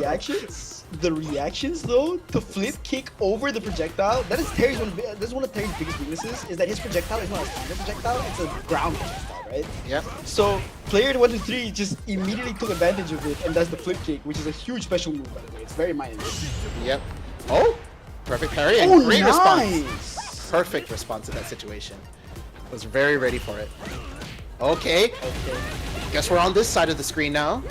All the shimmies. I'm gonna be honest, bro. I didn't block that, bro. I don't know it was gonna cross out. I'm gonna. Oh, okay. DP on the jump, trying to jump out. Yep. Textbook Street Fighter right here. Controlling the space. Alright. Okay. Drive rush, crouch medium kick. Terry special. All right. Burnout. What's the OK from here? It's terrifying. Mm-hmm. Yep. That chun punch. Oh, that's not gonna be. What? Disgusting. That reached. And time. I think that was insane. I'm speechless. I'm just as speechless as you, Fierce. Oh, that SA3 to punish the projectile from that distance. I didn't think it was gonna hit. There was nothing to visually go off of. He was just like, just rock, and then he's done. It's like just the moment he tried to say rock you. And Sunny just says, alright, I'm gonna kick this guy. Really quick, let me hit this level 3. Oh my goodness. But again, if you guys can put the pieces together, if you guys play Street Fighter, you're in the community, you already know who the man is. There's only like one modern Chun here in Malaysia. Yeah, that can play at that level. These kind of things, yeah, he is undeniably maybe the GOAT of Malaysia, right? I mean, I don't know whether they'll be giving it away, but esports player of the year 2024, I want to say. You guys want to do your research? Oh yeah, you're right. Yeah, that's him. Yeah. But you know, that's just player 1, 2, 3, 4, 5, 6. But like no slouch to Brian with a Y though. He played his best. Really well. He did his best. I mean, it's really hard because Terry is considered actually one of the weaker characters in the game right now. Right now in this patch. Yeah, because Terry doesn't really have anything to compete with his peers. Because Terry's a Shoto, right? And you have characters like Ken and Akuma, and even to an extent Ryu, running around dominating the game, right? Where Terry has like a weaker stand heavy punch, he doesn't go as far, he doesn't really have standard projectile. But again, Brian with a Y still has losers and is going up against Rafados in the losers bracket. Yeah, that's going to be a fun match. But our next match will actually be with Oyen and Kite Orca. One of the Indonesian players actually joined in. So we talked about Oyen before. Actually, we have Oyen's dad also still in the mix as well on the other side. Yeah. This is like insane lore for anybody that doesn't know. But Oyen and Rafados are actually father and son. Rafa is his dad and Oyen is his son. And Oyen has actually been at it for quite some time. I think his first ever tournament was when he was like 9 or 10. Correct me if I'm wrong. He's been at it for quite some time. I definitely know you were saying about when he was 11, he was already playing in tournaments. So, you know. Yeah. It's still mad respect, though. Oyen also is very consistent with the game. He's played Street Fighter 6 since release, right? And it's one of the reasons is because his dad is also a huge fan of Street Fighter. I'm pretty sure Rafa played during the Street Fighter 5 era. And Oyen has been consistently keeping up the grind throughout so many patches, and it's kind of insane how this guy is still here standing, right, in top 8. Is that a Grandmaster Honda on the other side? Kite Orca. Definitely now I'm putting the pieces together. I've definitely seen him a little bit on online play. Oh, Oyen also pretty big. 1500 MR, consistent, almost 1600 as well. Yeah, it's very, very tricky to get that consistently right here, but yeah, that jump heavy punch. Very good keep out tool. Honda, a character that we haven't really seen much as well. I think he's also considered one of the weaker characters in the game, but he does have a lot of tricky tools that you don't really know how to punish, just like that one. It can really mess you up. Yeah, and there we go. We're just gonna go straight for the drive impact right here. Optimal damage, goes for the full charge overhead. Goes for the reset! Oh my goodness. This kid knows his stuff. Yeah, he's catching him with all the exploits right now. We're going to be burnt out though. This could be really bad news if Oyen doesn't do the right play here. Kara command grab off the overhead. He does have the level 2, so I'm just wondering whether he's going to try to do that to catch an anti-air. It's really hard, right? Because Honda level 2 doesn't really have that good range, but it doesn't need it. Drive rush into a low, catches Oyen, and round 1 goes to Kite Orca. Yeah, it looked like it was Oyen's game, but Kite Orca took it back. Played it very nice and easy right here. Okay. Just a light tap. Oh! That's a big punish. Kite Orca diabolical. Punish counter from the throw as well. Baits out the... I think that was the EX hit as well. Yep. He's really trying to get his way out. Because again, this matchup's not fun on the other side. When Cammy gets some momentum, you'll see exactly what Oyen did. Insane damage count from Oyen as well, knowing that the EX was going to kill, not needing to spend the bar, and now he can go into round 3 with full bar. Yep. Oh. Wow, a Kara into the Bud Slam. Interesting choice, but perfect parry. Oyen gonna go just for the sweep to get the meaty. Okay, he goes for the throw. Carry one of the very... Cammy, one of the very few characters that actually gets pretty good Oki after throw on the screen. Yep. Unlike other characters right here. Again. Wow, the Kara stomp into the command grab. That's gonna be big damage. Holy. Yeah, does not get the perfect parry on the butt slam right here. No respect on the pressure. Needs to find a way out. He is also looking a bit low on the drive gauge right here. So yeah, Kite is gonna try to go in. Now this is gonna put him into burnout. I don't think so. It might not. I think he was just a little bit out of the burnout range, but let's see. Oh yeah, you're right. 1-0 EX can't fix here. Oh, big no. SAQ, but no! It doesn't catch anything. Kite Orca patient with his buttons, and game 1 goes to Kite Orca. Yeah, really the matter of patience. Kite Orca's been just playing it really nice and easy. Something actually really tough against a character like Cammy, who tries to suffocate you with all this pressure and tools that she has. Right? Yeah, like Oyen has been putting in the pressure against Kite Orca in the game, and Kite Orca has just been playing it really patient. Insane perfect parry from Oyen. Yeah. Alright. But here we go. Oyen actually respecting Kite Orca quite a bit, giving him a little bit of space, trying to space out that perfect spiral arrow, but it's not happening right now as Kite Orca puts it back in mid-screen. Insane punish counter as well from him. He gets a big one from the stand heavy punch, if I'm not mistaken, and he gets a big combo as well. What a hit, but oh, he felt it. Oh, he tried to do it again. And a lot of respect coming in there, but an EX headbutt turns it back to neutral. We are a bit low on the drive gauge. Yeah, that EX headbutt is definitely something you need to watch out for, because Honda has a lot of situations where it puts him at like the perfect frame advantage to just do EX headbutt and you get hit by a big shooting damage. It's just such a painful tool. You have to be ready for it. The DI against the headbutt! How did he know? Oh, and level 1.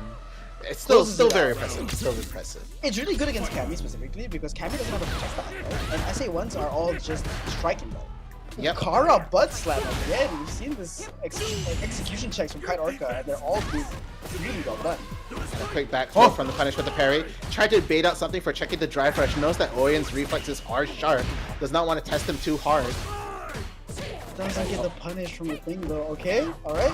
2 hits. Side switch. Puts him in the corner. Oh, that's nice. Caught him swinging. Oh, the hitbutt doesn't get punished though. It's way too far, and Oyen just wants to get in no matter how much drive gauge he uses. Yeah, that's exactly the game plan for Cammy. Needs to stay in to really make this game count, but Kite Orca is just playing it so well right now. Putting Cammy into the corner. Meaty overhead will get the conversion. Does not get the perfect parry. Tries to drive reversal. Oh!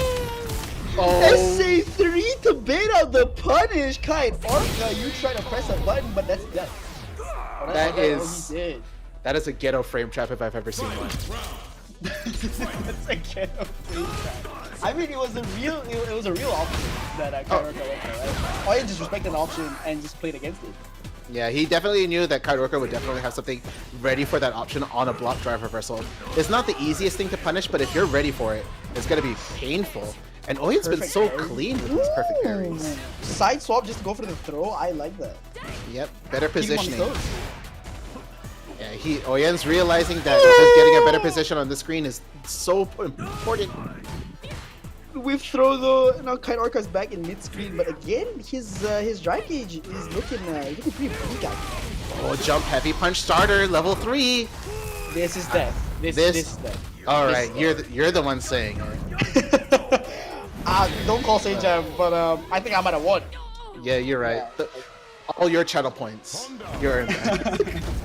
Kaidorka takes it over Oyen 2-0. Close games though. Close Like game. insanely close. Actually, I wanted to say that Kai Orca has been the one that's been taking out the big names that I was expecting to see in this top 8. So just seeing that gameplay, the pieces are together. We understand now. He's definitely really earned his place in the top 8 here. It's been You insane. mentioned it originally. It was originally the rank, right? Where Yes. you saw his rank, you were like, oh wait, this guy might be a problem. But Oyen also taking out some of the big names in this tournament, specifically Roxas, right? Oh, yes. A Geef player. One of my favorites for the very top well 8. player. Yeah, unfortunately, he didn't really make it to top 8. Still a really amazing player as well. But didn't really get to see Geef in top 8, which is kind of sad. We actually had 2 Geef players in the tournament, but yeah, none of them made it out. Aqua actually was taken out quite early, which is unexpected. He's definitely one of those, like, once you get a read on him, you might have a chance, but that's just half the problem, you know? Trying to figure out what he wants, it's very, very difficult. Yeah. But the next game that we're gonna have to move on into is going to be Oyen versus the Novice. If I'm not mistaken. No, it's gonna be Brian with a Y versus Rafados. So it'll be the first time seeing Rafados in the tournament here. But of course, we saw Brian with a Y earlier with the Terry. And again, I'm still trying to figure out whether it's the Brian that we know, because I've definitely seen him before Terry came out. He was on Ken. If it's the Brian that I'm thinking about, right? Very solid Ken. Yeah. He puts in a lot of time in the game. You know, he plays with a lot of the big names here in Southeast Asia, trying to get in games with like someone like Shen and all this other stuff. But I don't know. He's been doing good work, but it's really tough when you have to fight someone like player 1, 2, 3, 4, 5, 6. I mean, anybody crumbles under the insane pressure that player 1, 2, 3, 4, 5, 6. Like the aura that he exudes, right? It's the aura. That's it. Yeah. I don't want to just like self-glaze or anything, but as a player who has had personal experience against player 1, 2, 3, it is very suffocating. But here we go, Rafa versus Brian, and he's playing Aki. Here we go.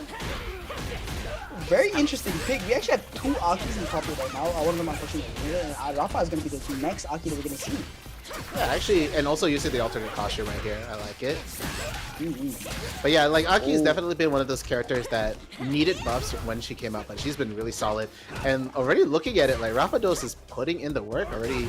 Just Brian is 1 HP and the jab to close it all out. Brian crumbled under the intense pressure that Rafa put in against him in the corner. Yep.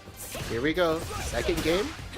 Both drive rushing in. Big counter hit. Alright, let's see what the Oki is. And yeah, you gotta respect that. There's a lot of frame trap options that Aki gets right after the kicks. Yep. Oh, trying to reach over with the crouching medium kick, but it's not gonna land. Sets up for a nice burn knuckle, but is gonna quickly lose his turn right here as Rafados is gonna get this nice knockdown. Yeah, burn knuckle is a very tricky move because if you space it correctly, it's actually plus. And it's a move. But if you don't space it correctly, as you saw just now, it traded with Rafa's fastest round. Right? So you have to really, really well positioned to use that move. Yeah, it's more like picking the good time to do it right there. But there we go. Quick corner carry right there.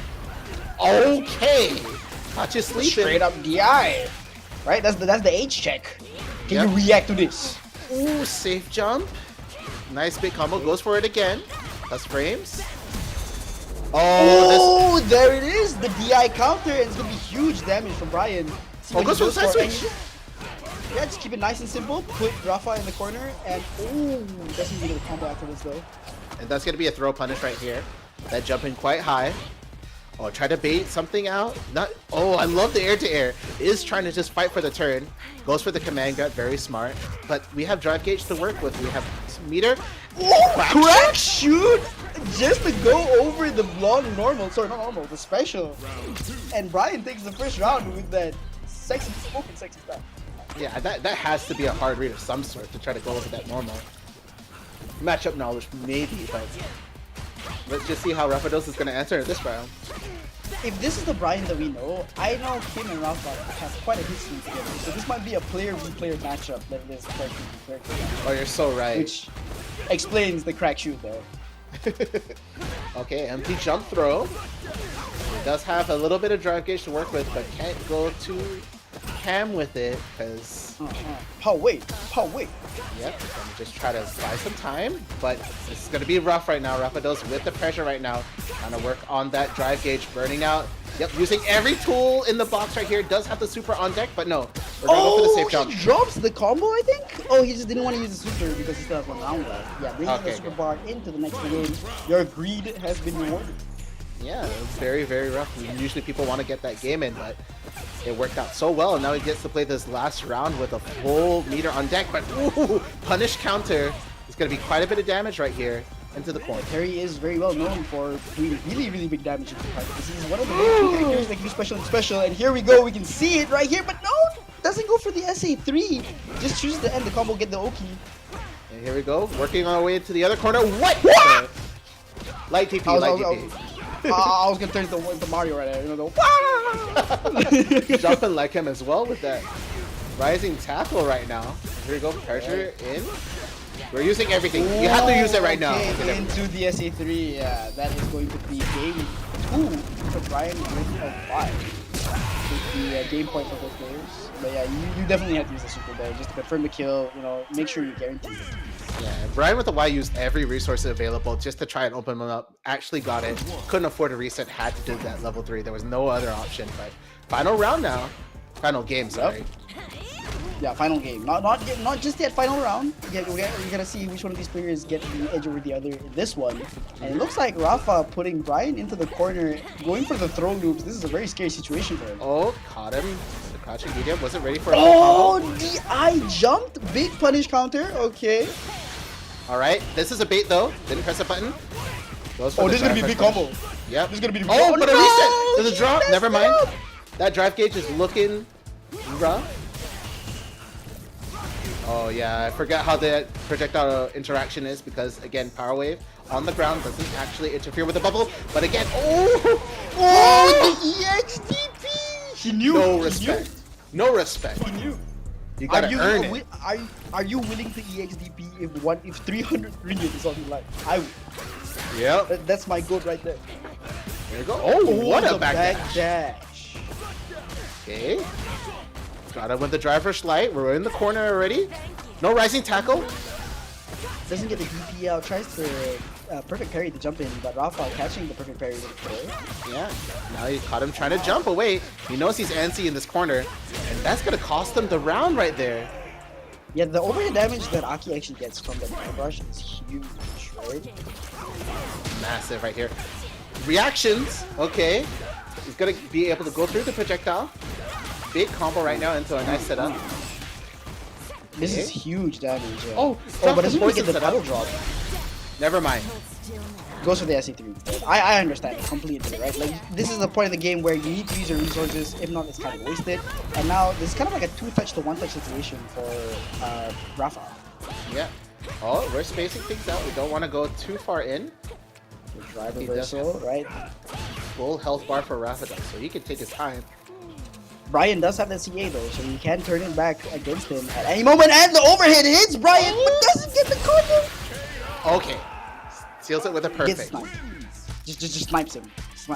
Walks back, tries to play it safe, you know, looks at what Brian wants to do. And Rafa takes it 2-1 against Brian with a Y. Yeah, and with that, Brian with a Y is unfortunately eliminated in the tournament. Still had a great showing in this top 8. You know, shout outs to him. He still made it really far. There were huge names in this tournament, but Rafados, definitely a different playstyle from Jason.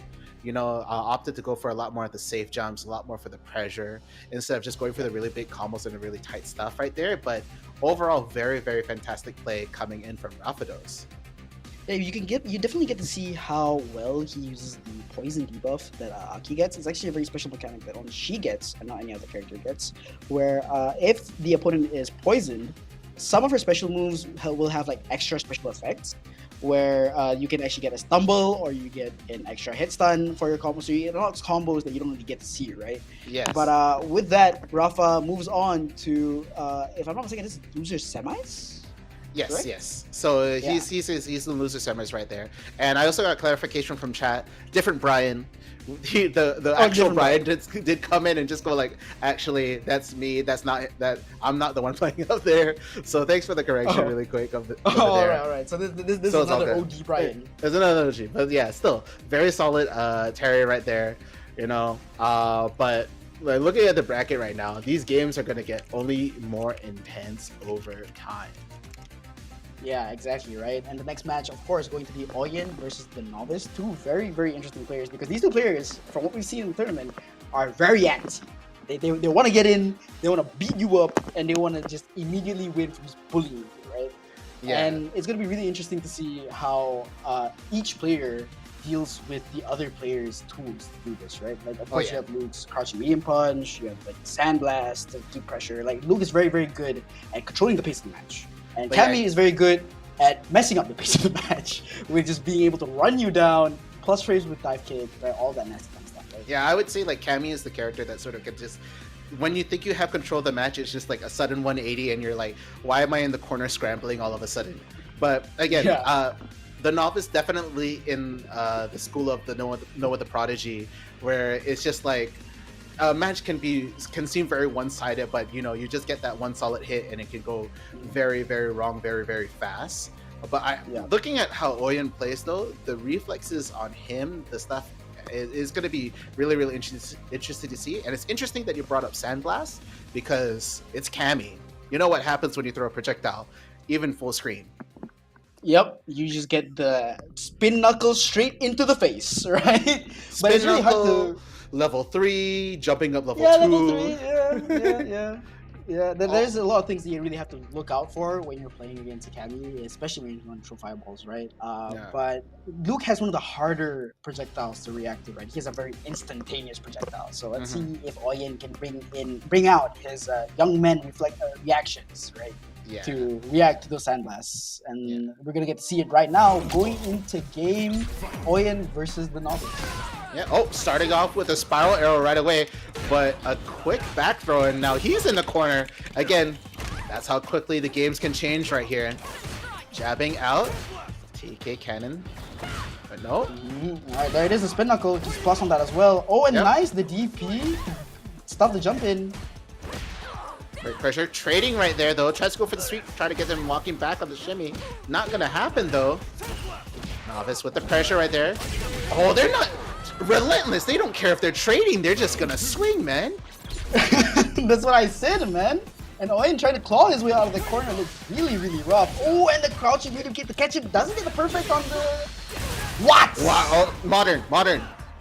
No. Still sick. We gotta give him credit. We gotta give him credit. Even though we have the giant M on the screen.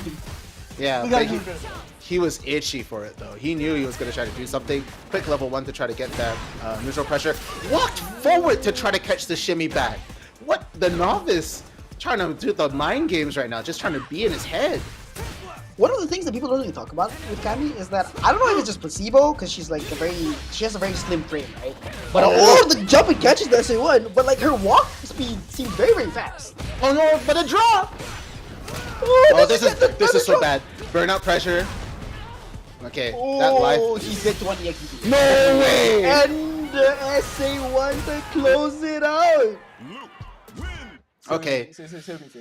More dead. This is just like the will of two people. What?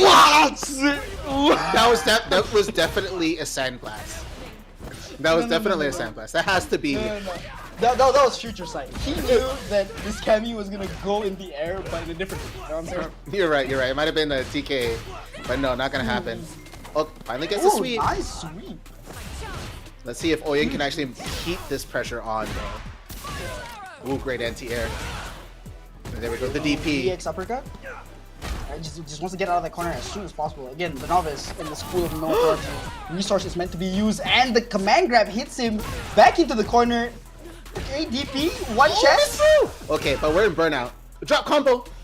You can't do that here. He does have bar though. He's looking for it.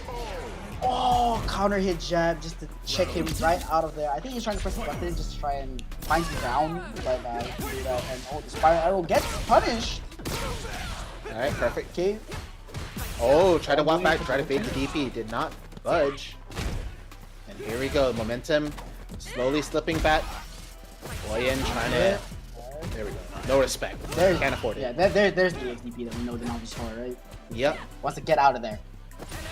Again, you don't want to take Cammy's pressure all the time. You need to get out. Oh, gets clipped to the overhead counter hit. And another EXDP. again. He's so close to burnout. Punish it, bro. That doesn't stop it though. Alright, jump in. Crouch medium kick doesn't get it. Confirmed! There it is! The SA1 on the jump in. And very close to burnout for the side of Oyen right now, so he's gonna press buttons to try to stop this. Oh, the crouching medium kick! So, oh. That's it. Keep it simple. Crouching medium kick, drive rush into big combo. But he does get the perfect on that though. He did get the perfect on the special. Alright, this is match point for the novice. Yep. And Oyen's very good at spacing out those spiral arrows, but still though, doesn't mean if he can't, you know, really capitalize off of things. As the novice right now. Ooh, EXDP of his own. Okay, heavy knuckle just presses through it. Crouching medium punch, man. Oh, the sweep gets blocked. This is gonna be huge damage from the novice. Into the alright. And the respect. Heavy knuckle. Just walk it back right here. Oh, but crouching medium kick. Does he build enough meter? No. He doesn't though. I think he could have went for another route. Oh, and okay. The throw loops to take it out. yeah. We quickly equalize things right there. And the novice takes it over Oyen 2-0. You know, I knew it was going to be a fast-paced match. No, that was really fast-paced. It's explosive, definitely. Yeah, Those two characters on the screen can make you really blow up. It's Cammy with the overwhelming pressure just to lock you down and it's death by 1,000 cuts. But Luke, one solid hit. The M doesn't matter. Yep. The M stands for me. I win. You know? The M also stands for crouching medium punch. I mean, it's still disjointed slightly, but you know, a slight nerve, but still a fair button at the end of the day. True. I mean, Novice really made use of his tools really well. I think his sandblast really on point. He was really, he really held back on them, right? Because like you said, Cammy has so many ways of punishing a projectile, right? So the Novice used a lot more of his really aggressive pressure tools, like a heavy knuckle. But again, solid play by Oyen as well. Like, no slouch to him. He did really well. I think a lot of his spacing from the cannon spikes, if I'm not mistaken, right? Yeah, the spiral arrow. We're made really well. Spiral arrows, yeah. Cannon spikes the DP. Sorry. Got the names mixed up. Don't worry, we both play Ken. We understand. Move names, you know, it's just like it's the annoying one, the annoying thing Cammy does. The annoying one Cammy does, yeah. Yeah, like the only name that from Ken that I know is Dragon Lash, because that's the one that I spam. Alright, so I believe the next match is also going to be still on the loser side. We're going to have to see the novice fight Rapidos. Yep, that's true. So, will the father avenge the son? That's really cool to say, yeah. I think Rafa has a really good...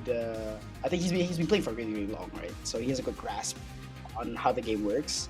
But it's going to be really interesting to see his Aki against Luke, right? Whether he sticks to the Aki or not. That was also the question. That's right. Because he also plays. He does have a really... Yeah, he does have a really nasty Kim in the background, right? In the background, that's kind of ready. I do want to see a little bit of Kim, though. I haven't seen Kim in a long while. But I do remember that she has some tools that make your life a lot harder. Like the setup tools that she has. About spray can, right? Yeah, but okay. She can knock you down the corner. The other thing is that if it's Kim, no true DP, you know? It's not frame 1 info. You know, you have to mess up your meaty to really get hit by that. I don't know whether he wants to afford that. At least with Aki, you actually have an escape tooth. True, it's not throw involved, but we're gonna have to see. Okay, yeah, it's gonna be the Aki. I kind of agree with this. He's really confident in the Aki pick as well, right? He's been going through Ride with a Y against with Aki, and now with the Novice. Here we go. Drive reversal. The quick drive reversal does not want to take any of pressure from the Novice right here. Solid defense from Rapidos actually so far. Yeah, he's been showing some really good defense against the Novice throws and strikes. I think he's been really patient, right? Because the Novice doesn't really go there, and he does have to, but the perfect parry gets the big punish counter combo. We're in the corner already. Tries to go for a throw a little bit late. We'll get the jump in right here. But no, he misses the last bit of that one. Does not get the knockdown that he needs. Big combo. That's so much damage, even with the modern scaling. Okay, but is gonna just get a throw, put him in the corner instead. Plus on block. And the Novice was not respecting it. Yeah, that's enough to kill her, unfortunately. And here we go, Rafados with that one game. It was really back and forth right there, but Rafados took it. We just got to see what the adjustment is from the novice right now. Target combo into quick special. What? Oh, the jump though. What a jump. Okay. Yeah, you're not going to be able to punish or catch it. You're going to just get the drive impact. Goes for the safe jump again, but no respect. Perfect parry though. Okay, doesn't get the drive reversal, goes back in the corner. Okay. SA3. Alright, this might be enough to kill, I think, with the poison's killing. And here we go. There, it's not quite enough. Just pixels away, but that is burnout right there. Can't afford to block anything, but the jump in! And there we go! That's enough to kill. Novice takes it round 2 against Rafa. Against all odds. That was insane. The game was in his hands right there, but the novice manages to take it back. Pressure's on though, as he is trying to worm his way back in. Drive reversal out, doesn't want to take any more pressure coming in from the novice. And there we go, Right, great end. There's the anti-air, amazing. The XDP just to get out of the pressure immediately. Oh, what a really unconventional combo there. Into SA3? Does he get caught? Yes, he's gonna be able to get a nice punish right here. Okay. And no respect, burnout on my time, does not want to take any more of that pressure right here. Is gonna get put into this blender right now. Again, one of the worst characters to be a burnout versus. Ooh, there it is, the DI against the burnout. This is going to be the kill combo if Rafa doesn't drop it. And yeah, no SA3 needed. I'm sorry, no supers needed in general. Yeah, that was checkmate. Easy and simple. Yep. You have to react to that with, I didn't even think Novice had a SA1 No, to do. he didn't have any meter. It was really much checkmate right there. Again, you really had to think far ahead in this matchup. But the novice right now in a nice lead against Rafados in the second game right here. But no respect from Rafados, pressing buttons in between the pressure just to get the side switch throw. Where did Rafa's health go? Like, I feel like the round has been here for like 2 seconds. Oh, I mean, it's been 10 seconds. Oh, okay. it's that other character on the screen, man. Luke can really put the hurt in. Yeah, that's true. Look at his big guns for arms. Like, have you seen that? Like, he punches the air so hard it becomes like Sandblast. Pressurized. Oh my goodness. Oh, the DP on the jump after the throw. Unfortunately, Rafa is going to beat that. First round, it's not. Yep, textbook right there for the novice. And now we're working to our way in the corner right now. Goes for the jab, frame kill into the safe jump. Finally punishes the reversal with the throw. Okay, Two. throw loops. Is there one Okay, more? no. Oh, okay, I see it. Oh, Yeah, wow, yeah. really? Yeah, I was surprised he went for that route as well. Okay, overhead raw. Might have been a mistake. No. Ooh, but no, that's very minus Rafa, and the novice takes game 2 against Rafa. With that. And they're going fast over there, but that was quite the mess up right there. Of course, you usually use that if you get the hit, but Rafados pulled the Rafa, trigger too early. I think he was using it as a frame trap too. His last dish frame trap too. Yeah, the reward on it would have been huge if he gotten it, but I'm not too sure. It costed him that game. There you go. It's very, very slowly, and there it is. Okay, just out poking his modern buttons. But no, perfect parry. The novice has been really, really on point with his perfect parries. Yeah, it's actually been quite insane right here. But Rafa actually very solid in the anti-air. Again, not very easy to do with Aki. Your choices aren't that great. But this is definitely a different pace from the last game. What? Wait, what happened there? It crossed up? Oh, but that's so minus that damage. I think Rafa was trying to catch Sandblast, but oh no! And that was a drive impact? Oh my goodness, jump in drive impact. There's no way. I mean, when you're in burnout, there's really only one thing that can really happen here. Oh, okay, EX bubble. Okay, and a lot of respect, it catches him out with a medium kick. Okay. Oh, very scary. At that point, it was just a war of attrition at that point. Whoever can hold out the longest without really doing anything risky, kind of wins that round. Exactly. But here we go. No anti-air check on that jump in. Rafa. Oh, perfect. On the order. Drops! Big drops from the novice. But however, can Rafa use that momentum to just bring it back against the novice? We'll have to see as we're getting thrown towards the corner now. And there we go. EXDP. Drive gauge is best used. Not stored, but here we go. Nice combo coming in. Gonna get a nice knockdown. Drive rush pressure. Counter hit. Doesn't really get a combo though. Oh, the overhead. This could be it. He has the level 3. Yep, that's dead. That's it for the Novice. Rafa takes game 2 against the Novice and moves on to winners finals. Yes. The losers finals. Sorry, not winners finals. Losers finals. Yes. Avenge the sun. Right there. Avenged. I have you, my son. But yeah, the Novice played really, really well though. Very solid game plan. Again, you have to be very careful. Luke is one of those characters besides Ryu that can just explode on you and just make your health bar vanish like it's a very funny magic trick. But with that, I think we have our top 3 already. Oh yeah, we do. You are correct. We do. We have Rafa, which we saw just now. We have player 123, the very unknown and very scary modern Chun-Li, as well as Kite Orca. Yeah, the E-Honda all the way from Indonesia. A very interesting setup here. Actually, top 3 that I wouldn't have seen. Actually, let's just take a look at the people who've also journeyed so far. Again, Jason21 Lu was the Aki in this set, but he got eliminated by the Novice, only to lose to Rafa Dos's Aki at the end of the day. You know, and even though that Brian with the Y started off on the winner side, it was just a really tough show as he was also taken out by Rafa Dos. Rafa Dos really making the tournament run of his life here. Exactly, right? Like, and not only that, but unfortunately the Novice had to go through 2 Akis, like you mentioned previously. So I'm pretty sure the second run against Rafa kind of had him dizzy, right? Oh yeah. But the winner's side of things also is looking very interesting, as we have a player that has been representing Malaysia for quite some time now, player 123 against international player Kite Orca. And I'm really interested to see his Honda, because Honda is just a character that we don't really get to see very often. Oh yes, I believe like when Street Fighter 6 is just out, everyone was talking about how much of a menace E-Honda is. But like honestly, the character has a lot of trouble dealing with parries in general. You know, once you get sort of used to that rhythm, it's very easy to break down. But to see a Honda in Ultimate Masters rank, you know, playing this consistently, but now he has to fight someone like 1, 2, 3, 4, 5, 6. But guys, that match is only going to be happening after this short break. So guys, be sure to come back right after this break to catch the amazing game coming up next. We'll see you right there.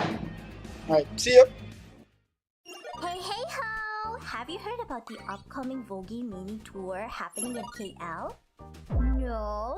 Damn, marketing really need to up their game. But don't you worry, your favorite modern day Robin Hood has got your back. Vogi's mini tour is going down on May 31st from 4 p.m. to 6 p.m. right at the Auditorium Hall at Kirin Academy. Huh? Don't know where that is? Gunala Ways! There, you get to watch all the Vogi talents performing live and get your hands on some exclusive merch. Meaning you can get it elsewhere. You think that's all? We also got a special interaction booth where you can meet your favorite talents, including yours truly. But do remember that slots are super limited, so don't slack. Make sure to hit up Vogi's website for more information and grab your tickets now. Make sure to be there to support us, okay? I'll see you there. Bye!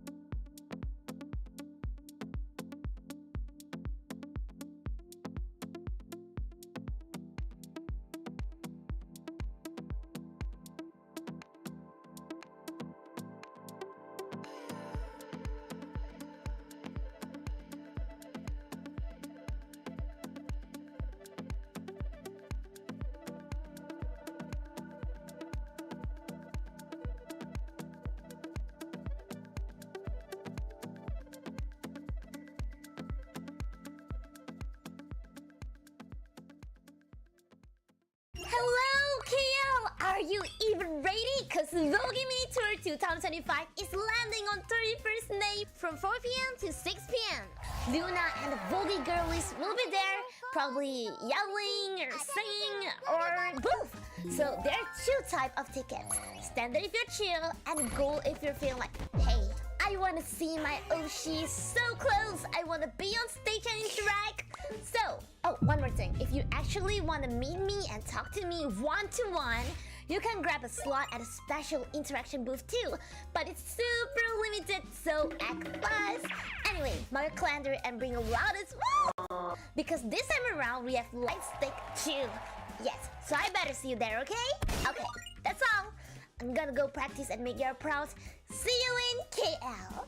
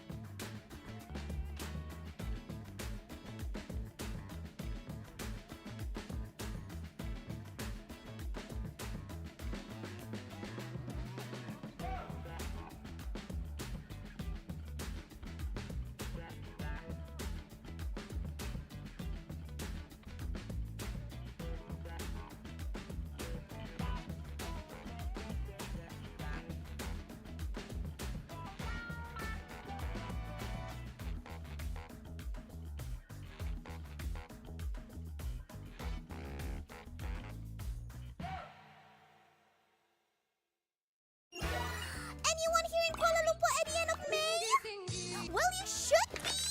There's gonna be the first ever Vogue Mini Tour event here in Kuala Lumpur! Communities that support Lily and other Vogue talents can meet up and enjoy a splendid performance from each of us. There will also be a special interaction booth where you can interact one-to-one with us, but it's limited. So get your notepads because here are the And welcome back, everybody, to Clash OnAir Cup Street Fighter 6 tournament. Here I am with my co-host, Downright Fierce. I am, of course, Pandan.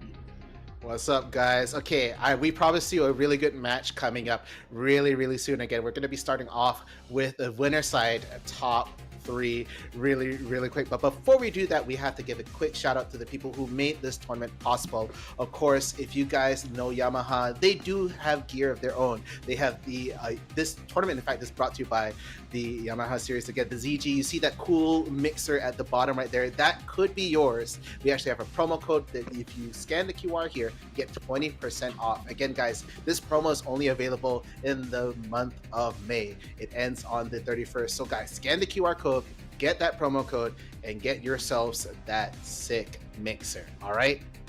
So, all right there. Now, let's get back into Street Fighter 6 and the 3 players that we have waiting for us in this top 3. Of course, we have the reigning, not really the champion, but currently the top of the seed, player 1, 2, 3. Players numbers 1 through 6. Yeah, 1 through 6. Not wrong. Not wrong. We also have, of course, the player from Indonesia coming in to show his mettle, Kite Orca, a Honda player that we've seen do some pretty good work in this top 8, as well as the current losers finals, waiting to see who his next opponent is, Rafados. Yeah, Rafados has been making the run of his life down on the loser side of this bracket, taking out and avenging the one who took out his son, Oyen, earlier in the bracket. So we just gonna have to see who he's gonna have to fight, and it's gonna be 2 massive titans of players right here, Kite Orca and player 1, 2, 3, 4, 5, 6. Again, that is going to be our next match. It's going to be a first to 3 from here on out. Again, we are in the top 3 right now.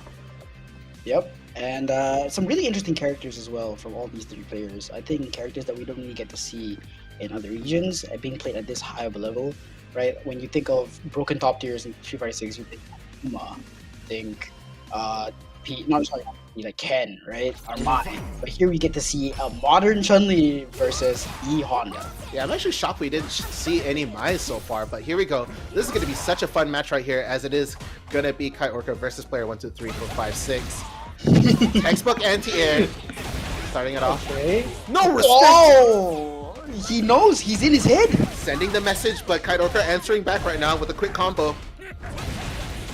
And here we go. And there it is, another DP, doesn't respect the butt slam at all, is immediately responds to the butt slam. Yeah, and I like how we're already on the second layer of the mind games right now, trying to go for the carry grab butt slam instead of for the grab, trying to catch him up backing right here. But burnout for player 1, 2, 3, 4, 5, 6. This is really tough.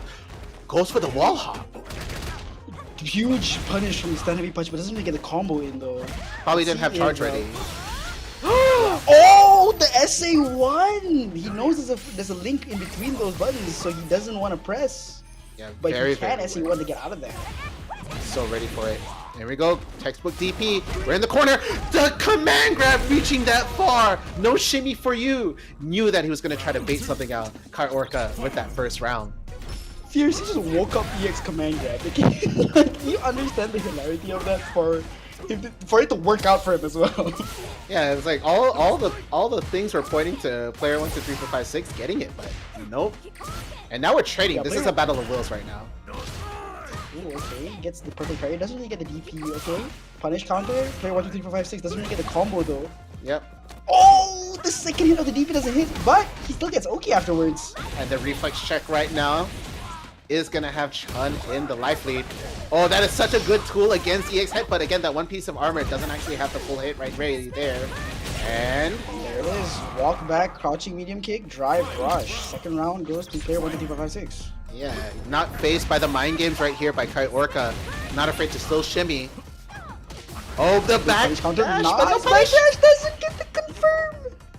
Oh my goodness, it's looking very hairy in the beginning bit. Again, the quick TK legs baiting out the throw tech. Nice quick Player combo. 1, 2, 3, 4, 5, 6 really likes that TK, right? Like, he's been doing it a lot. He knows when he's in your head and he's doing on the throw or delay tech. But okay, Oh. SA3 doesn't get it though! It's gonna be a Okay. huge combo. What? Okay, it's a drop, but we still have the level 3 on deck. He's going to use it to seal the round, and I think I've gotten it right here. Player 1, 2, 3, 4, 5, 6 knows this matchup so well, has the tech against Honda. That's going to be able to beat the level 1, level 3, and the EX headbutt with that jump attack, because again, it bounces off the armor and goes through the level 3. Player 1, 2, 3, 4, 5, 6 really showing off that his matchup knowledge in this matchup really well. He's been DPing his butt slams a lot, and okay, that's actually the second command grab we've actually seen Kai Orca land. Yeah, and what a DP right there. I don't know the idea behind that, but quick charge uses it really quick though. Ooh, stuffs it right after. No respect. Oh my goodness. Every It's in his time head. I see, oh my god, it's happening again. 2 in a row. Please throw him.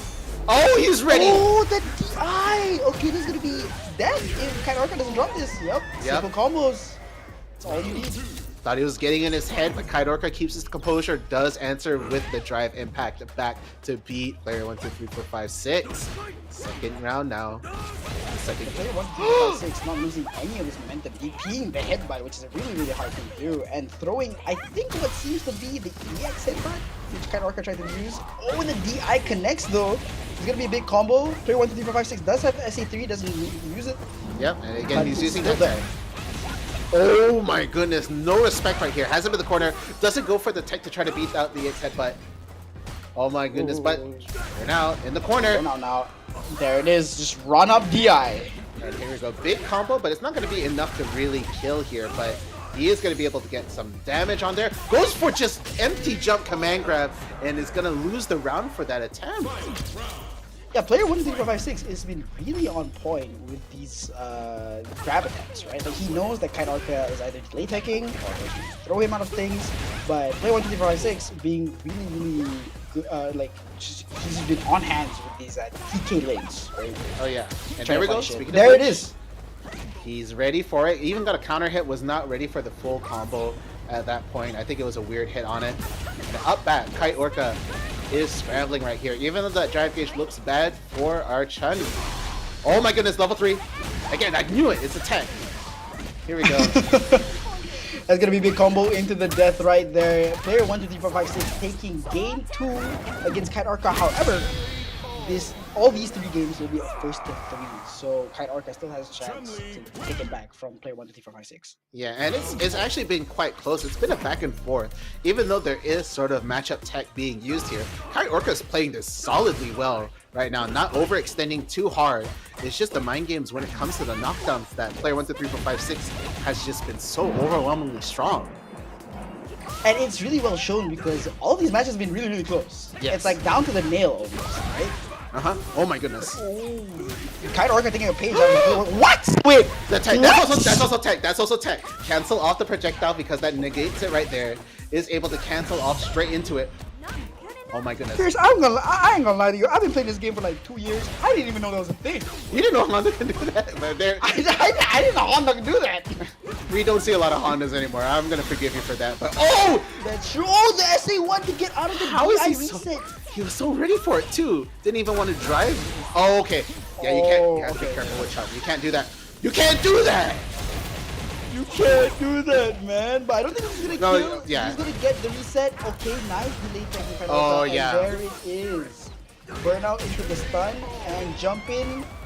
2 hits is all it takes. I was just about to say, the only drawback for modern Chun is that she doesn't get like the full damage from the air route of that super. Has to go for a left right there, so the correct guess, Kite Orca was able to take that round. That's correct. I mean, it's really scary for him as well because it's like 50-50. Yep. But wow, solid control right here. DPs just to check the air. The skies are safe. Okay, that's plus. You have to respect it. Oh, Doskoi into nothing and play 1, 2, 3, 4, 5, 6. Neutral jumps, gets the huge punish counter, gets another big punish counter. Oh, okay. Oh, and he TK legs that. There's no way that was a reaction to the command grab. Huh? Who is this? What? How? What? Kite Orca did everything right there. He was just like, I'm a frame trap with super really quick. I can't believe this. On his own Oki. This You man have- is in his head. You have to be some level of confident right there to do that stuff. I cannot believe this. Okay. Oh, again, okay, it's the a cut tech. actually but EXDP to get off the stomp. He knows that stomp is not true block trade, right? So you can press it on now that, and I think this might be dead. Oh no, he goes for another round. Okay, try to bait out another EX headbutt or level 3. Oh, you can't. What do I say? You can't do that, man. He was buffering That's it one from button. yesterday. He even did the manual buffer. He didn't even use modern. You saw him. You saw him buffering it. But Man, yeah, that was. when someone just plays so perfectly right, like Kite Orca, we can't say there was mess ups or anything like that. He did everything as best as he could, but when you're just hard reading like that, it's unfair almost. It's like it's as if player 1, 2, 3, 4, 5, 6 just lived rent free inside his head. He was there for every single decision that he made. Every throw, every delay tech was TK'd. Every single SA1 was baited. Even the headbutts, right? They were either DP'd or they were neutral jumped and punished, right? Like everything was almost it was almost like scripted, right? But of course it's not, because player 1, 2, 3, 4, 5, 6 is the good. I don't want to say. Yeah. It's just we know that dude, but just to see it happen so cleanly is just, it's actually insane. But now we have player 1, 2, 3, 4, 5, 6 sitting nice and comfy on the grand final side, winner side. But now Kite Orca has to fight Aki or Rafados right here, and that's going to be actually an interesting matchup. What do you think about that matchup? I think Aki kind of has the upper edge against Honda, because in certain situations, Aki's like long normals can really mess up the way that Honda wants to approach you, right? Because he wants to say headbutt, but headbutt doesn't really have involve, right? But Aki's normals, they're like she can put out fireballs, and even though the bubbles don't really go as far, they do stay on the screen very long. So the Honda player has to think about that, and the only way that they can go around that is butt slam. But Aki has, like we said previously, to her detriment, probably one of the more awkward angling anti-airs, but in this case, it's actually really good. And the planets have aligned for this one, because the butt slam goes straight down. Guess what? Goes straight up. Yep, know, exactly. In Honda's case, that looks very, very painful. I wouldn't want to be Honda if that was me. Poison has been planted in right up there, you know. Yeah, exactly. But anyway, going right into the game. Kai Orca, big punish counter on the drive carry right there. And all right. Rafa goes into the corner. Oh, gets out. Really solid move from Rafa. Yeah, Aki with her own air movement option. And there we go. That projectile, of course, very terrifying to deal with. But here we go. No respect again. Trying to get out. Rafa is going to get punished for trying to hit that fuzzy mash right here. Oh, but there it is. Does the normal close it out? He really didn't give Rafa a chance to do anything. It was really suffocating to play against that, right? Like he spent like half of that game in the corner. Oh yeah, but I think that's a funny interaction. I didn't think it would be like that, but a perfect parry from Rapidos is going to be a back throw. No, forward throw. I think he had because he had the micro walk to get that. It was a bit out of that range. Oh my goodness. Oh, the stop! What's happened right there? The EX hands got cancelled out by the DI. I also thought it would be enough. Wait a second. Oh! That was scripted. That was rehearsed, man. Oh my goodness. They're so ready for it. Because that was a good reaction from Kite Orca. But oh my goodness. Okay, here we go. This could be the equalizer they need. I think it was the super flash. I think Rafa saw the super flash and he didn't know what he was going to do. But that was insane reactions from both players. It's so funny how the guy with the lower drive gauge and the lower health is just walking forward like there's nothing to fear, and clearly there was as he takes that game. He was walking towards you. He was walking menacingly towards you. He knew that he was in Rafa's game. Right? Rafa was like, yeah. And he capitalized on it really, really well. Yeah, cleanly. Even though Rafa's doing some interesting plays and actually getting a lot done, but Kite Orca, he's a different beast here. That was some really big damage as well from oh my goodness. Oh, the big bait. Thought you were going to do something. Okay, SA1 gets through the throw. Here we go. That's just gotta buy some breathing room. Not gonna be the full answer. Quick parry's gonna put him in the green for the drive gauge as well. Alright. No perfect parry, but still manages to get something going. Has to finish the on combo. the plus frames. Minus frames don't exist unless you. It's a social construct. Yeah. Like, you're only minus if you believe. You're talking to a Slayer player. That's 100% how it is. That's right. But anyway, but we're seeing it live, and oh my goodness, EX command grab. That's gonna be a little bit off the gauge, but oh my god, wake up DI! Testing that Grandmaster title right there with the reflexes. Oh, yep, just clap the bubble. I've definitely seen toddlers do that too. Kite Orca though, still hanging in there. Exactly like you said, what? Gets the cross up, is that gonna be enough to kill? Oh, Kara butt slam to bait something out. I love it. We're going through the layers right here, and Kite Orca's playing it beautifully. Okay, here we go. Quick mash out. Rafa does need to maintain this drive gauge if he wants any semblance of pressure, but a quick EX headbutt. Oh yeah, no respect on that. Clap bubble into special cancel, and now the low catches him, and that's going to be a combo. Yeah, level 3. Yes. Yeah, only because it was a counter. It was a counter hit on the overhead, and look at that scaling, or the lack of. Yeah. It is. He did do like a bajillion damage, in lack of better words. And that counter hit. With that counter hit. Counter hit, and it was a big 2-0 gives Rafa.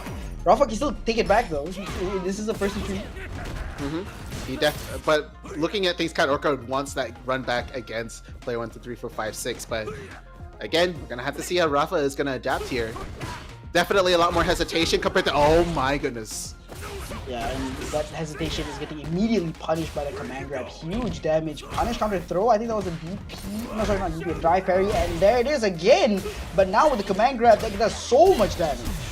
Oh, not gonna catch him again. Kite Orca's ready for it. Drive impacts right back. Like you said, testing out the Grandmaster title, and Kite Orca holding on to it. Yep. Here we go, big combo right here. Gotta go for a quick knockdown corner carry. Kara into the. Oh, okay, we're on so many layers right now. But a quick jump up crossover. Oh! Okay, EX headbutt. Okay, the jump heavy punch. I'm sorry. What? Is that Super Mario on the screen?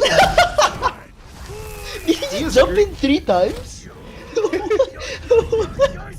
I mean, you could test reflexes on drive impact, but if you can't, like Rafa's been quite solid with the anti-air, so to catch him off 3 times in a row is, oh my goodness! And that's the 4th time in a row that he's caught him off. But with that, Kite Orca takes it 3-0 against Rafa Dos. Yep, and he wants that one back really badly against player 1, 2, 3, 4, 5, 6. And that's a match I really want to see again because Kite Orca, he did play as best as he could. He made some really good calls, but you know, when someone's in your head like that, it's going to be really, really tough. But another quick thing before we go on is that quick shout outs to Rafados for making it into the top 3 in this. He's going to be able to get that 100 ringgit. Yeah, that is correct. 100 ringgit, and these 2 players are now currently fighting for the position. Again, winner and first place, which will be getting 300 ringgit, and second place player will be getting 200 ringgit. Like you said, shout outs to Rafa, but as well, I also want to give a shout out to all the players that have attended. Top 8 or even those in pools that got eliminated early. Thank you so much for supporting the event, Clash on Air Cup, Street Fighter 6, the first ever Street Fighter 6 on Clash on Air as well. So big shout outs to those players, and thank you for showing us some amazing games right now, right? Top 8. I think we got to see some really, really interesting games with the Novice. I really like the Novice. I think. Oh yeah. I think his plays from as like a Luke player was really, really cool to see, being the second modern player in the tournament. But we're gonna get to see the reigning modern player in the tournament right now. Player 1, 2, 3, 4, 5, 6 against Kite Orca. And that is gonna be a run back, of course, in the winners finals. It looked really close between each game, but every game, again, going to player 1, 2, 3, 4, 5, 6, just had so much tech to show to fight against E Honda. It looked almost criminal to see. But you know, that was just the one game earlier. We're gonna have to see how it's gonna go into this grand finals. Again, Kite Orca, being from the loser side, has to win 3 games and then another 3 to take it. But actually, I hope really quick that we can show the QR code for the community. I know this is Clash on Air Cup's first Street Fighter 6 tournament here, but guys, these guys do all tournaments like from a lot of the stuff, from mobile games and all that. So if you guys want to join the community, we have a QR code down here really quick that you can scan, and hopefully we get some of you guys to join in. You know, so again, first time Street Fighter 6, we want to see you guys here. And here we go, let's go. Grand finals of Clash on Air Cup, Street Fighter 6, player 1, 2, 3, 4, 5, 6 against Kite Orca. And a very textbook opening right there. Try to zone him out. Caught him jumping the fireball and gets with a quick DP. But there's the tech. Right there. Laps the projectile. What? Wait, I thought he was mid-button. But no, he gets a DP on the butt slam against Kite Orca. Chun-Li's recovery is a myth. You only if you don't believe it, it doesn't exist. Oh, I see. Yeah, you're right. You're right. She does have a lot of fast buttons. Speaking of fast buttons, though, Kite Orca not fast enough to react to the BI. Takes a combo in the corner. Those are good. Corner. Yeah, I thought that was the beginning of the end right there, but this is gonna be really rough right now. At the whiff throw, unfortunate. Oh no! Big drive impact. This is going to be enough to kill SA1, closing out the round. First round goes to player 1, 2, 3. Yes, and just like that, we're going to have to go in the second round right here. What the perfectly timed DP right there. Again, what could happen is that butt slam goes right through and you get punished instead. But he's waiting for the last possible second every single time. Okay, drive rush confirmed from the crouching medium kick. It's gonna be a big combo. Puts him in the corner. Let's see if Kite Orca can find his way out. The DI comes out, doesn't react to it fast enough though. Is this gonna be enough to kill?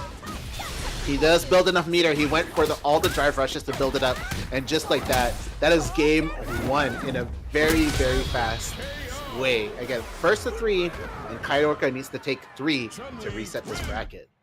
Kite Orca, as we saw previously in the previous game in winners finals, player 1, 2, 3, 4, 5, 6 really was in his head. But let's see if Kite Orca can reset the mental here in grand finals. No respect on that overhead. Doesn't want to take any pressure after that.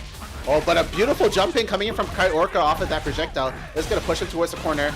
But again, burnout on his own terms, but it doesn't matter. He gets out of there. Alright, he gets a small little combo from that low, and Kite Orca just using this hand to get him out of the air right there. Nice anti-airs from Kite Orca. Doesn't want anything to do with the jump-ins, but oh, the butt slam gets anti-aired. Oh, that was so far away. I didn't think that would hit either. Oh my god, Kite Orca drive rush into throw to bait out the EXDP, and it worked out wonders for him.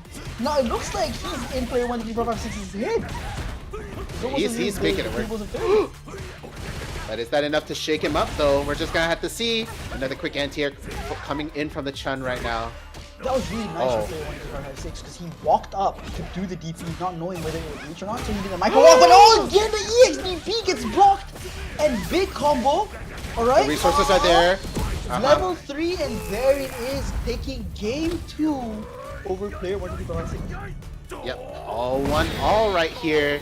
Kite Orca slowly taking it back, punishing these small mistakes here and there, and really just using everything to try to get some momentum here, trying to just fake out a lot of stuff too, and it's starting to wear down player 1, 2, 3, 4, 5, 6.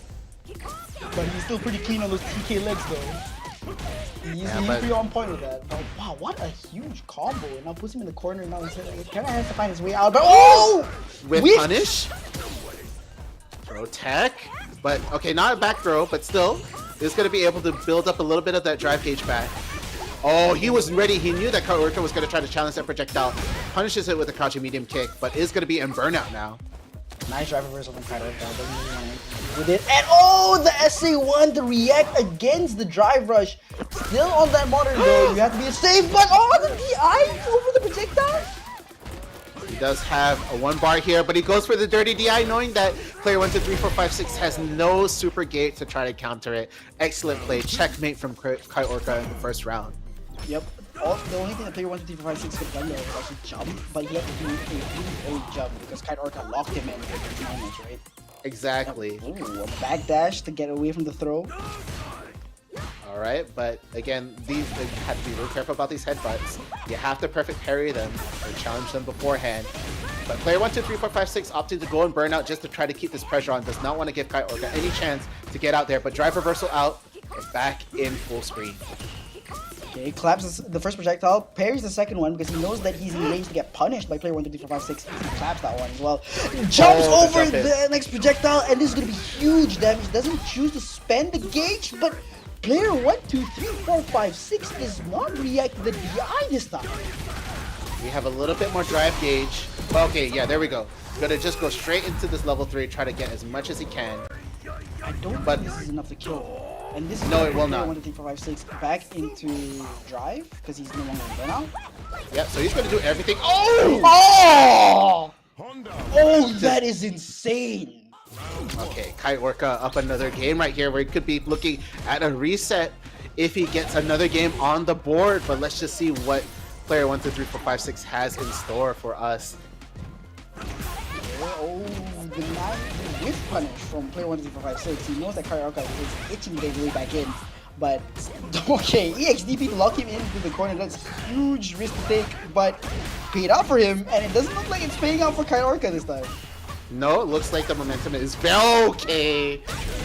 Drive impact checks all day. We are really just making sure that these guys, you know, they had to be on their A game. No sleeping at the wheel. Player 1, 2, 3, 4, 5, 6 is locking back in, but Kite Orca gets a huge punish counter. Drops the combo though, doesn't really get the stomp pressure afterwards because he gets EXDP by player 1, 2, 3, 4, 5, 6. There it is. There it is, here's combo. Okay, okay. Oh, that was so late though, but it still went through and the SA1, but it gets jumped over by player 1, 2, 3, 4, 5, 6. You have not enough bar to end the game right there, but we are going to spend everything. Okay, yes, there is a little bit of check. Oh, okay, there we go. Responding to the headbutt with the level 3. And it's going to be, yeah, he doesn't want to lose it.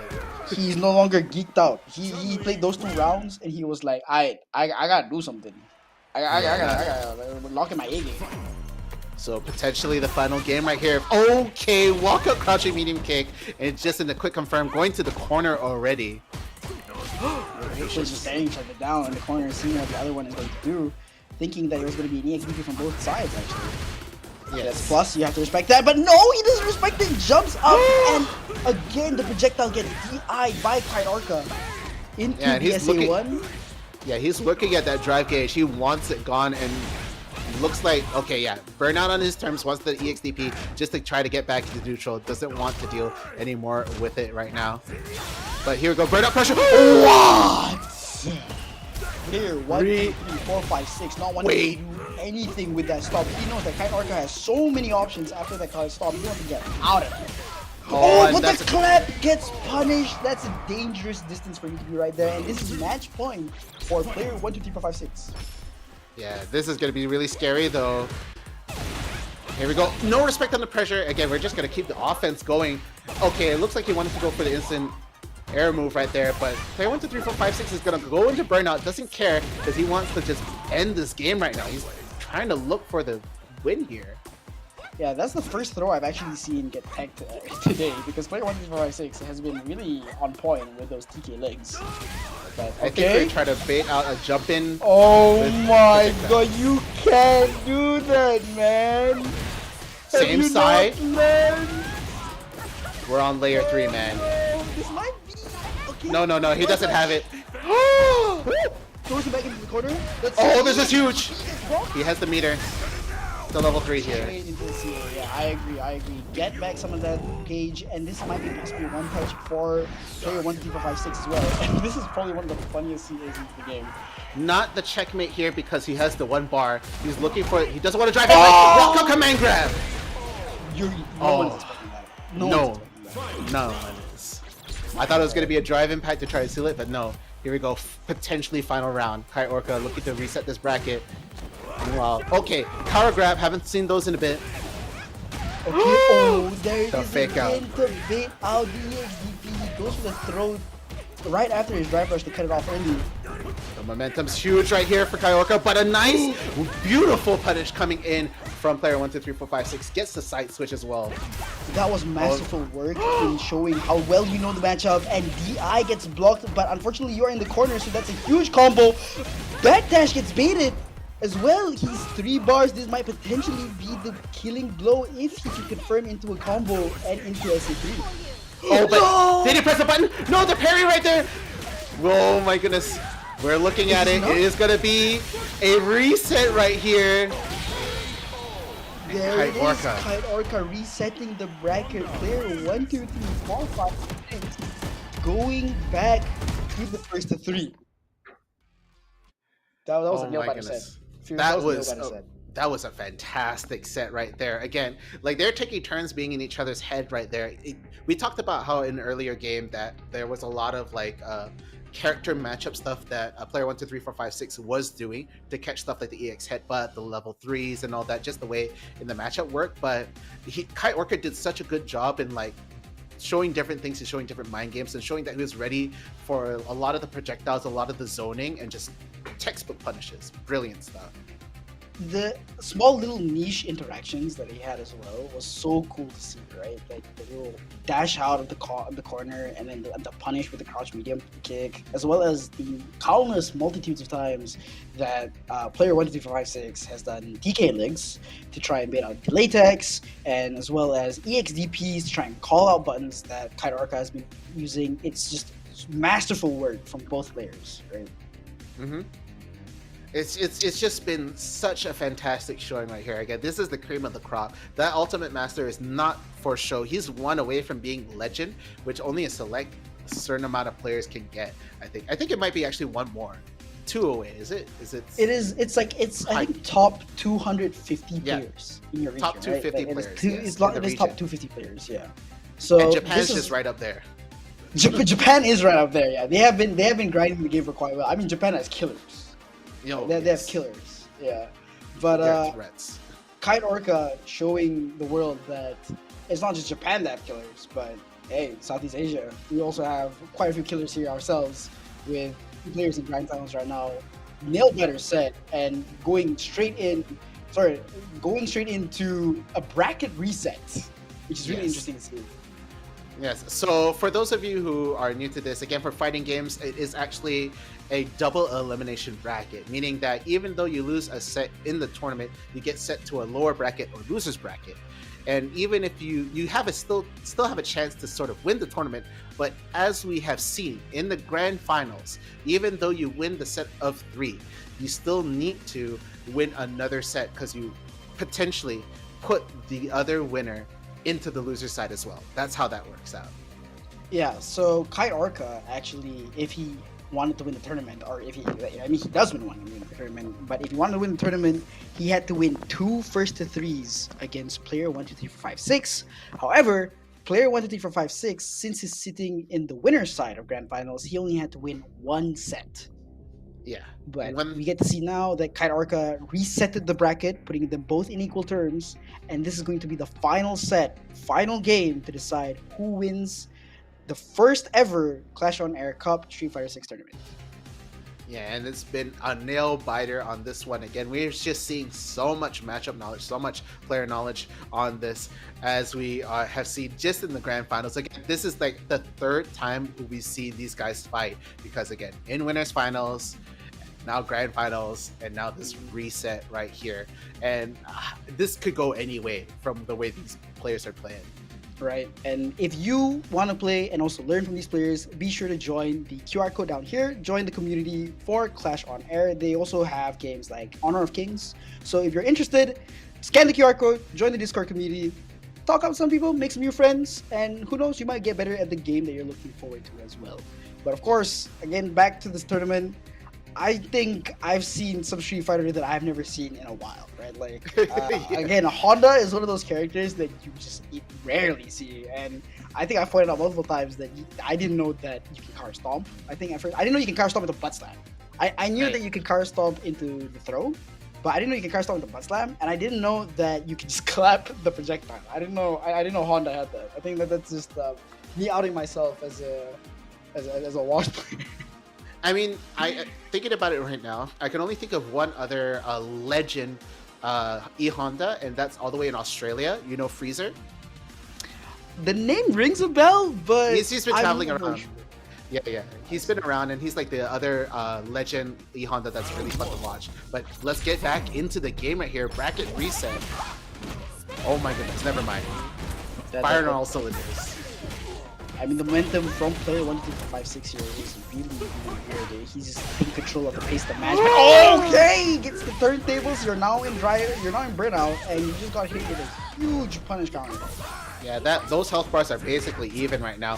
Oh, that projectile looked like it was about to hit, but here we go. Burnout pressure.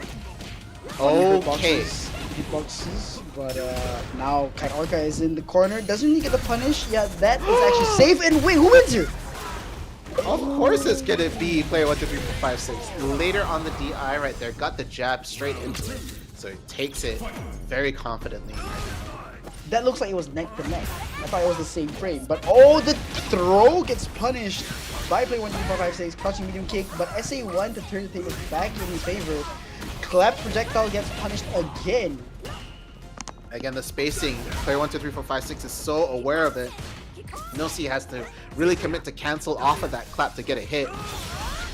Oh my god. There it is. As we've seen, the reactions from player 1, 2, 3, 4, 5, 6 ready at all times for whatever is coming through. Speaking of which, command grab also gets shut down right there with the level 1. Counter hit, 2 counter hits right here. Not going to use any bar to try to seal this off. Really close though. What?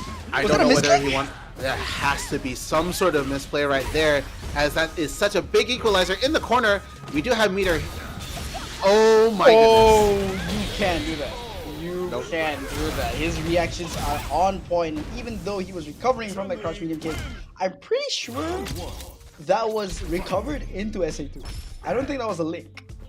No, that was definitely a recovery right there. That's just Chun-Li privileges right now. Oh, double perfect parry! Kite Orca gonna be able to get this nice corner carry. It is gonna scale, but we are gonna get a charge. The shimmy does not get punished.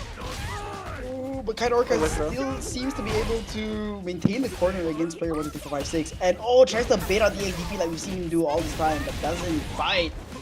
now they're back into they're back into the mid screen. But Kite Orca does have that stock left, right, where it powers up Honda's special moves. Yep, so it could really be explosive, but a drive impact does go through right here. Gets the corner crumple. Quick damage. EX headbutt just to buy some time, get out of the space right now. Player 1, 2, 3, 4, 5, 6 putting into burnout, but one touch away from being able to finish things off. We're just drive impacting, dude. We don't want to drive impact into the butt slam. Butt slam is now as well going to be Omega Plus because when you're burnout, every single one of your moves have +4 frames. Oh, he held that a bit too long, and the grab does go through, and Chun does take that round. It's not over yet. Oh, hands straight into he with the no time throwing those hands. No, just wanted to just get straight away in. Did not want to deal with any more of this neutral with Chun. Does not want to deal with it.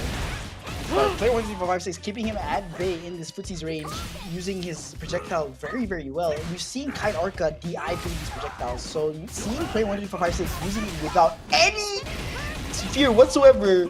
That was such a Hail Mary EX headbutt. He was really hoping that I was trying to run in. Oh, no respect on it. God.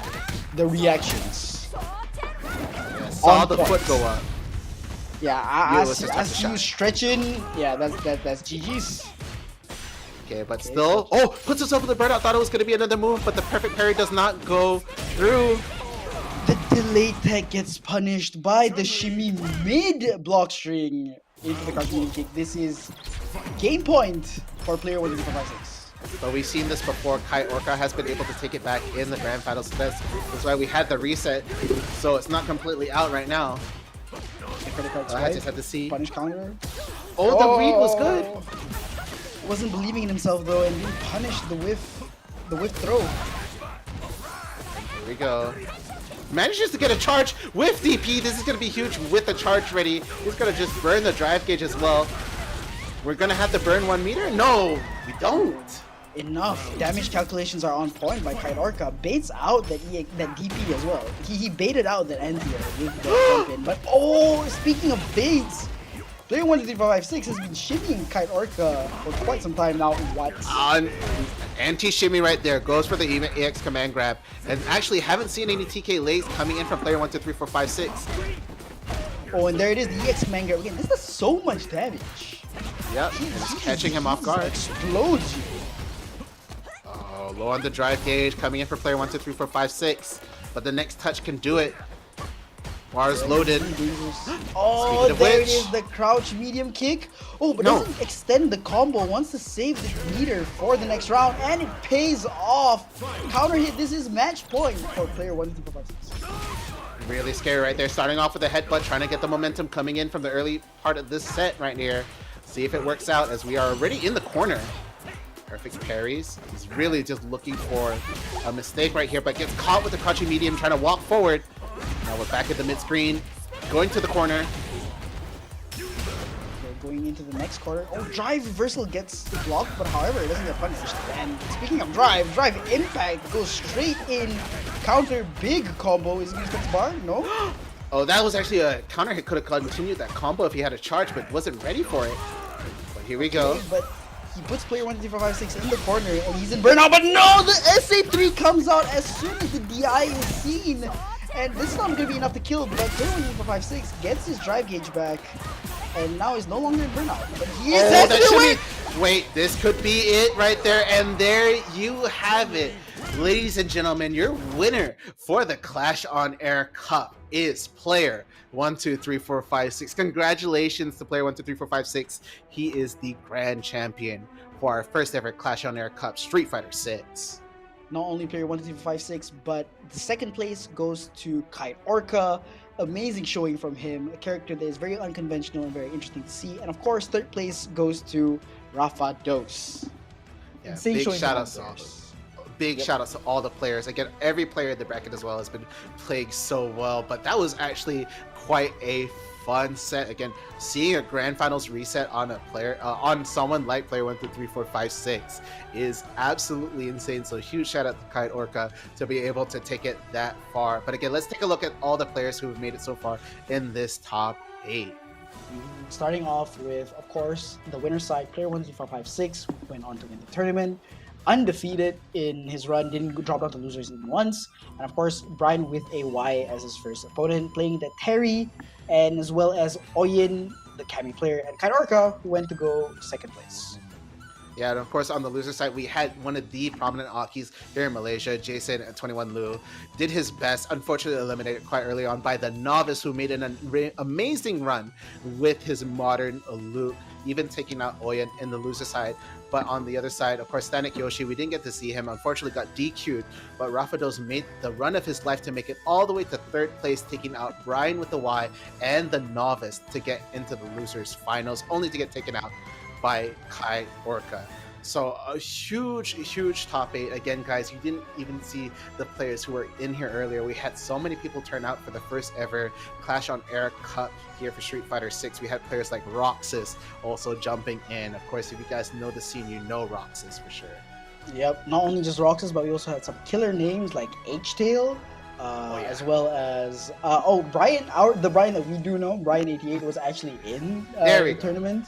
Yeah, he registered as Brian 88, as well as Minato, which is another key player that was really amazing to see. But yeah. Okay, but yeah, it's been an amazing set right there, but that is the end of Street Fighter 6, but not the end of the Clash on Air Cup, as coming up next, we still have some more HOK. So guys, if you want to watch that, please stay tuned, and it'll be right back after this break. But it's signing off, I am Downright Fierce, and I am Pandan. Thank you so much for watching Clash on Air Cup, Street Fighter 6. We'll see you later. Bye, guys. William Hall Excel Lecturing Academy. Huh? Don't know where that is? Gunala Ways! There, you get to watch all the Vogie talents performing live and get your hands on some exclusive merch. Meaning, you can't get it elsewhere. You think that's all? We also got a special interaction booth where you can meet your favorite talents, including yours truly. But do remember that slots are super limited, so don't slack. Make sure to hit up Vogie's website for more information and grab your tickets now. Make sure to be there to support us, okay? I'll see you there. Bye!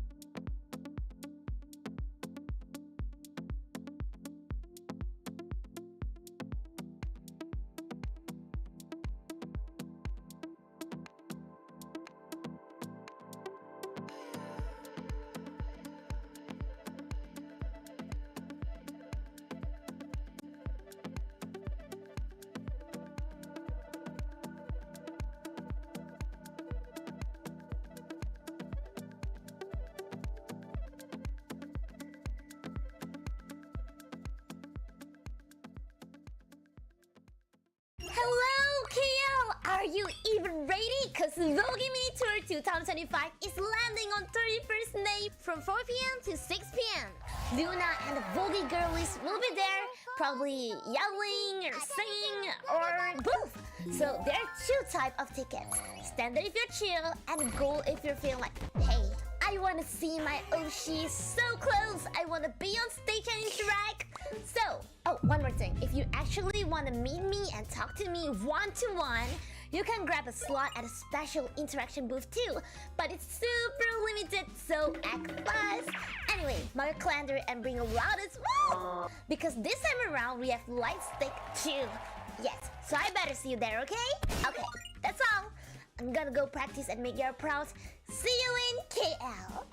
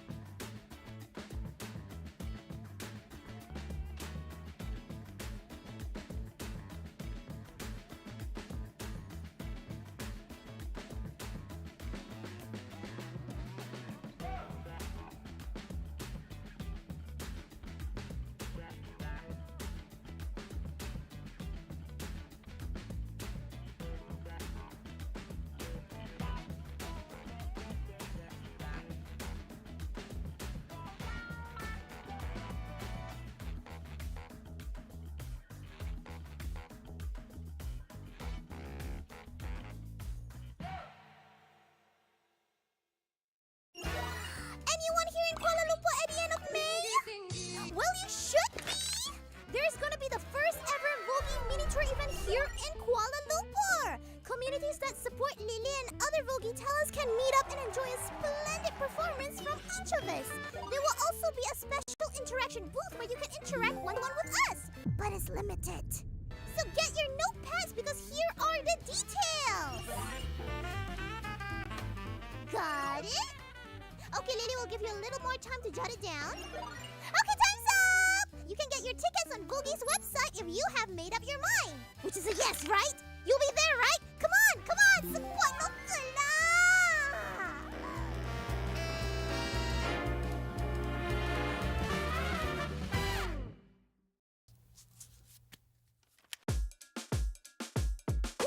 Pop, pop, pop, pop, pop, pop, julep. Pop, pop, pop, pop, pop, julep. Pop, pop, pop, pop, pop, pop, julep. Pop, pop, pop, pop, pop, pop. Woo!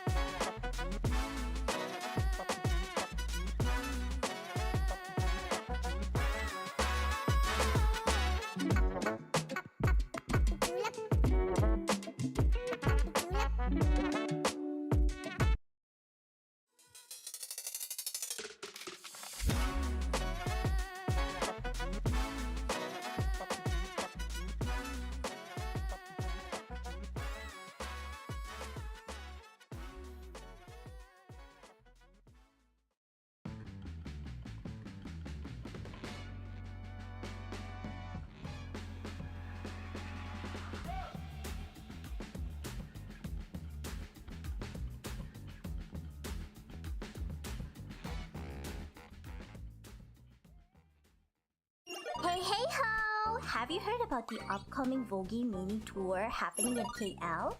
No? Damn! Marketing really need to up their game. But don't you worry, your favorite modern day Robin Hood has got your back. Vogi's mini tour is going down on May 31st from 4 p.m. to 6 p.m. right at the Auditorium Hall at Solar Current Academy. Huh? Don't know where that is? Gunala ways! There, you get to watch all the Vogi talents performing live and get your hands on some exclusive merch, meaning you can get it elsewhere. You think that's all? We also got a special interaction booth where you can meet your favorite talents, including yours truly. But do remember that slots are super limited, so don't slack. Make sure to hit up Vogi's website for more information and grab your tickets now. Make sure to be there to support us, okay? I'll see you there. Bye!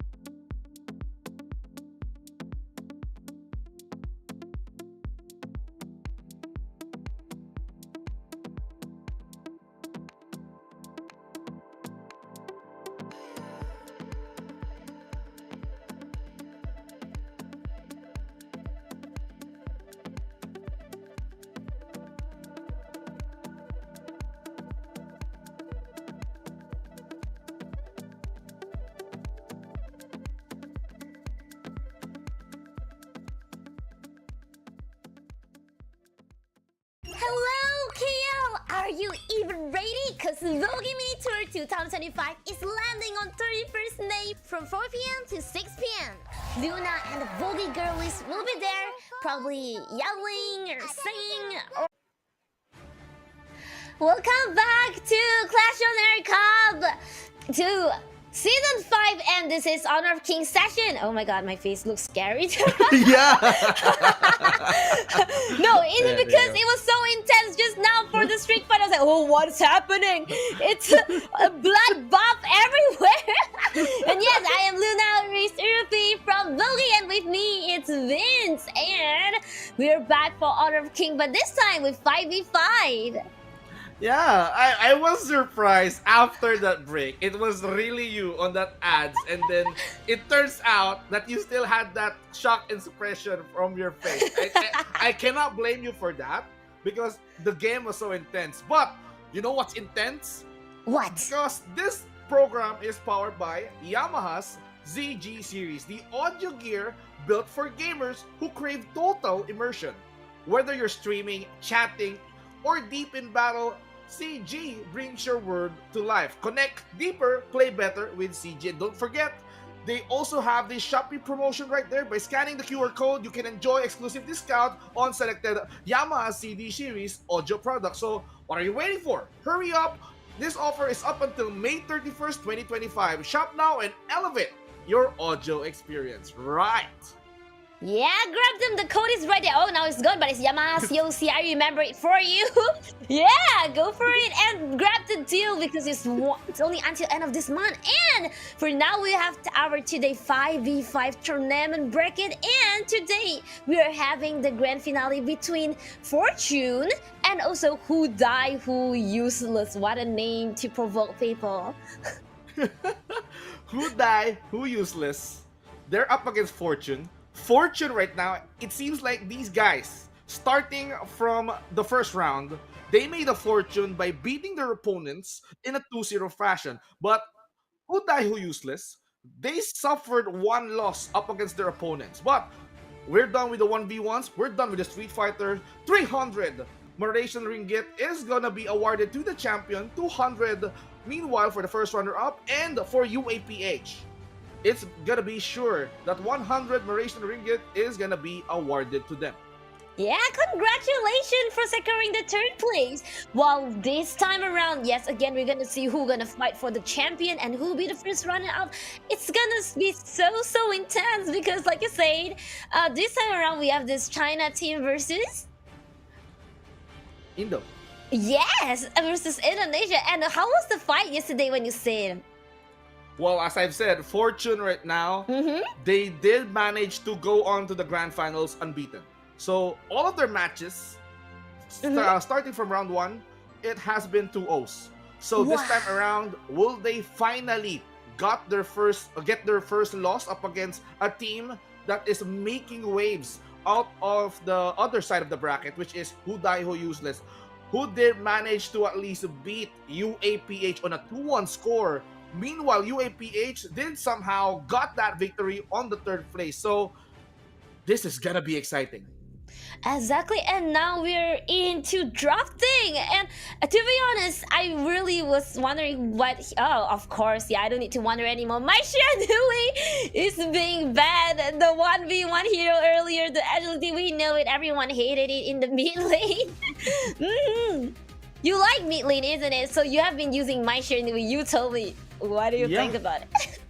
I've used my Shiranui. This hero may be hard to use at first, but if you master the movement, if you master how efficient the skills are, it's gonna be a pain. Once that this my Shiranui, this is exceptional when it comes to mid lane.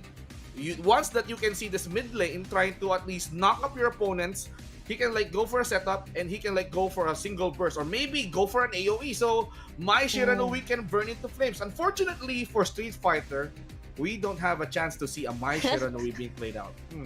And not even here too for now. Yeah, and also the next hero being banned, we got Dharma, and also Da Qiao. I would always ban Da Qiao because her summoning, her ulti that summon people all together to either take down your tower and team fights on it and go back and refresh themselves, refill their health and come back. It's crazy. So I totally understand banning Da Qiao, and also early. Yeah, I mean, I get what you're saying about Da Tiao. This hero right there, she's really good at playing with waters. So the harassment's coming from the Leaping Koi Tide and the teleport, the Eye of the Whirlpool.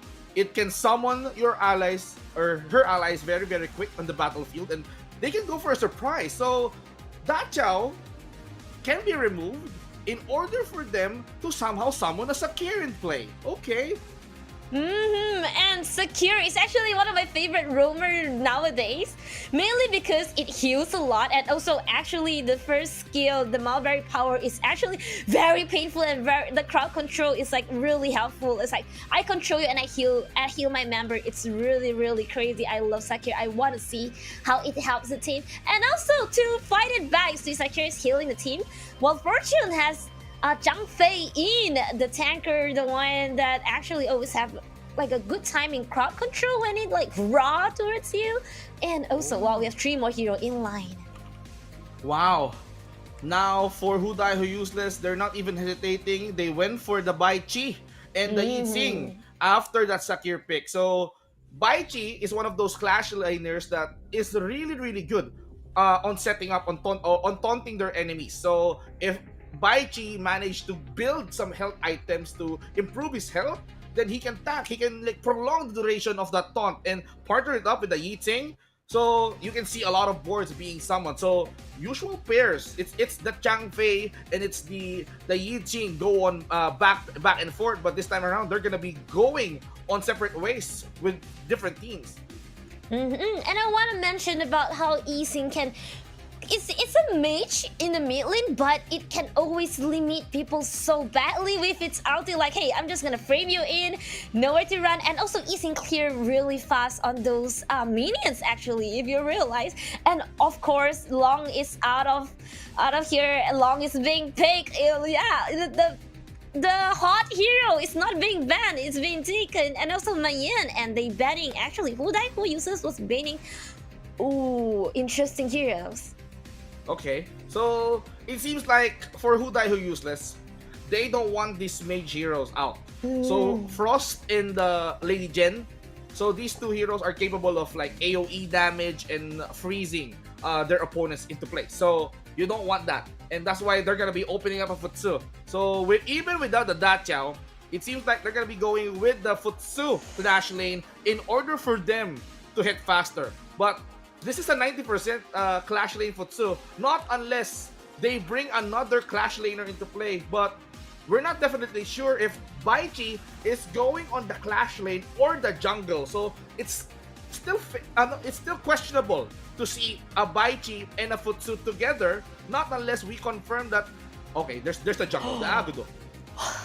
I have a different thought. I feel like Agudo would be the farm, Baichu will be the jungle, while Futsu will be on the Clash. And also, actually, I hated the meat that being taken by Fortune.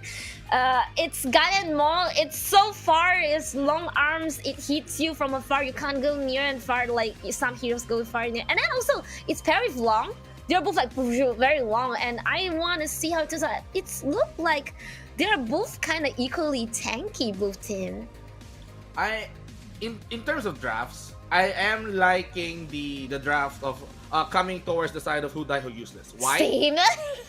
Because those first and last picks, Sakir and Agudo, could provide a pretty good sustain on the Baichi and the Futsu. Futsu will have nothing to worry about, so we're gonna be. I'm not quite sure if who's gonna be the jungle. It's either we can see Agudo in the jungle, most likely. Baichi can be played out on the Clash lane, and we can see a Futsu on the farm lane. So if a Futsu is going to be on the farm lane, that means he needs to prioritize on attack speed and damage. And let's see. Oh, he's okay. That's a farm lane Futsu, as I mentioned. Wow, you actually predicted correctly. I barely seen Futsu on the like farm lane, and they're actually restarting in the middle, probably seeing who get River Sprite and also getting level 4 for the mid lane in the beginning. And yeah, both support were in the middle, and Sakura of course gonna use its first skill upon them. And Futsu is stressed out a little, like fighting long at the farm lane. Oh, there's more people coming on in the mid lane. Oh, that's the reason why this Baichi suddenly started following Shin R. But wait just a minute. I did not even see a flaming palm coming in on the hands of Ning, but he managed to at least handle Futsu very well. And this is the problem of the Futsu.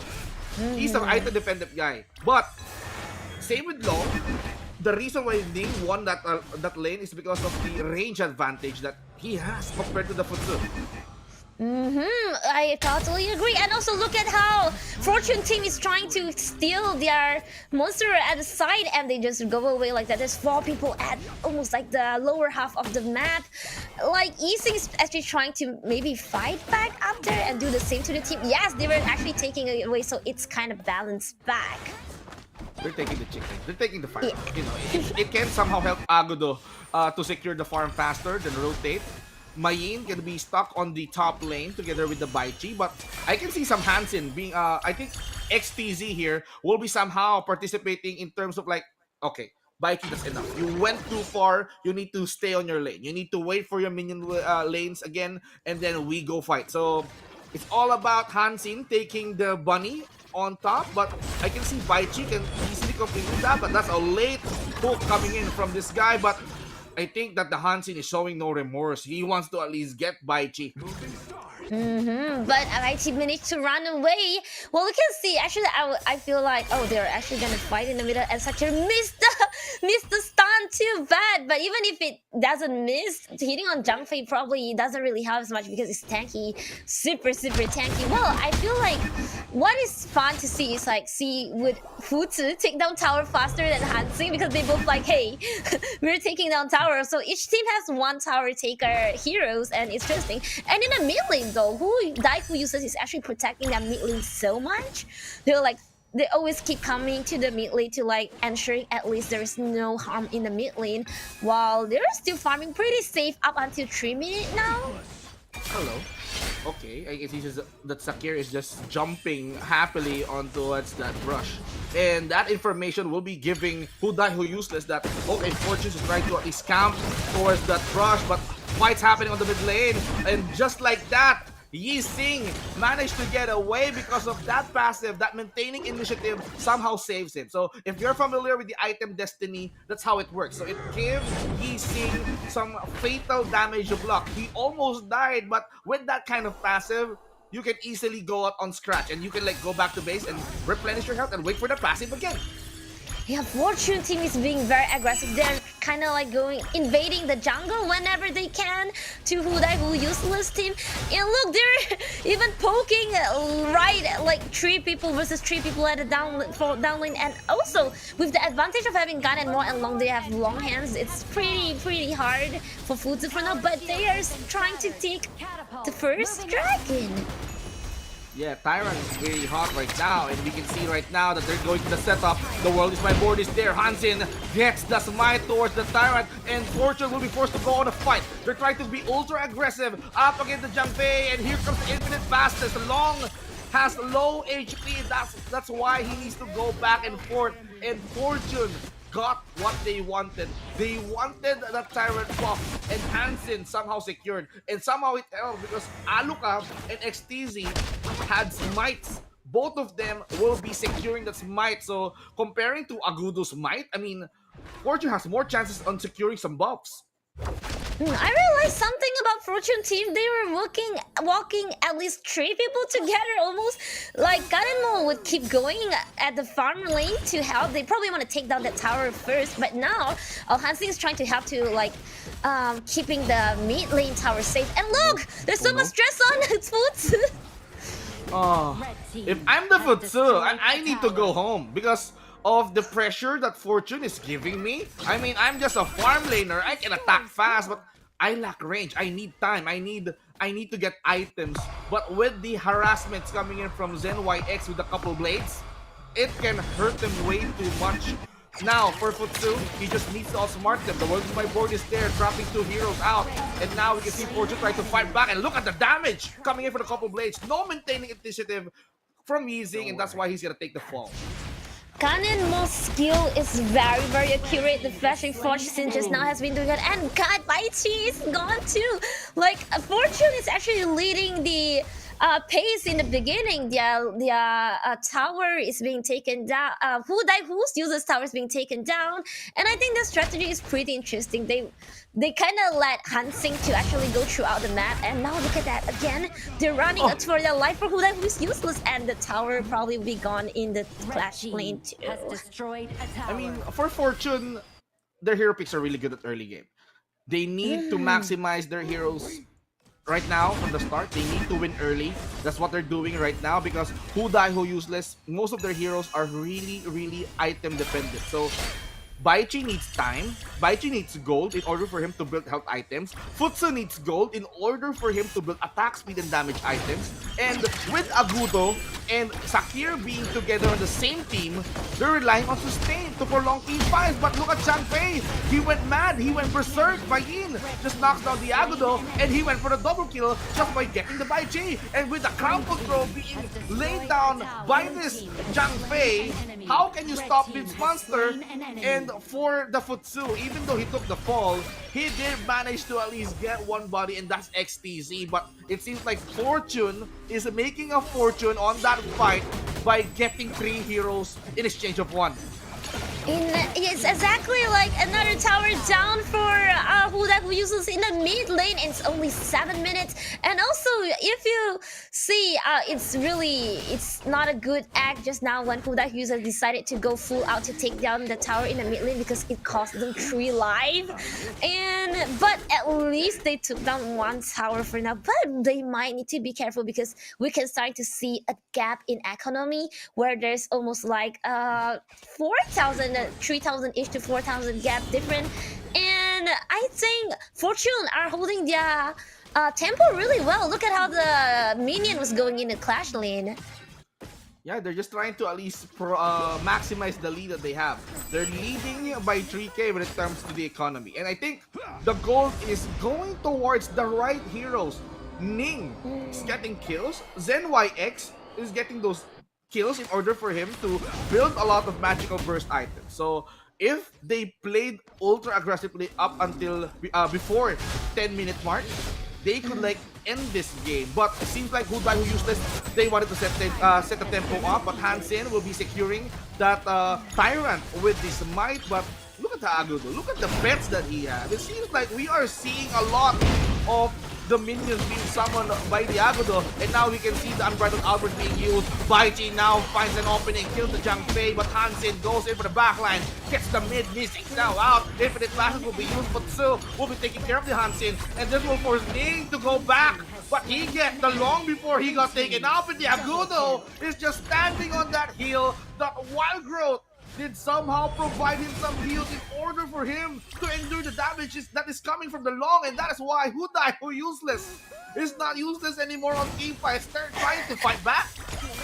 It is really good, because at first when I saw Changfei was using his ulti when he raw towards them, I was like, oh no, they're gonna get all controlled and maybe died again in their whole group. But no, they actually managed to fight back, and only the Shin army managed to survive just now. And I think they managed to at least clear the line for this round, like control back. And look, someone is big.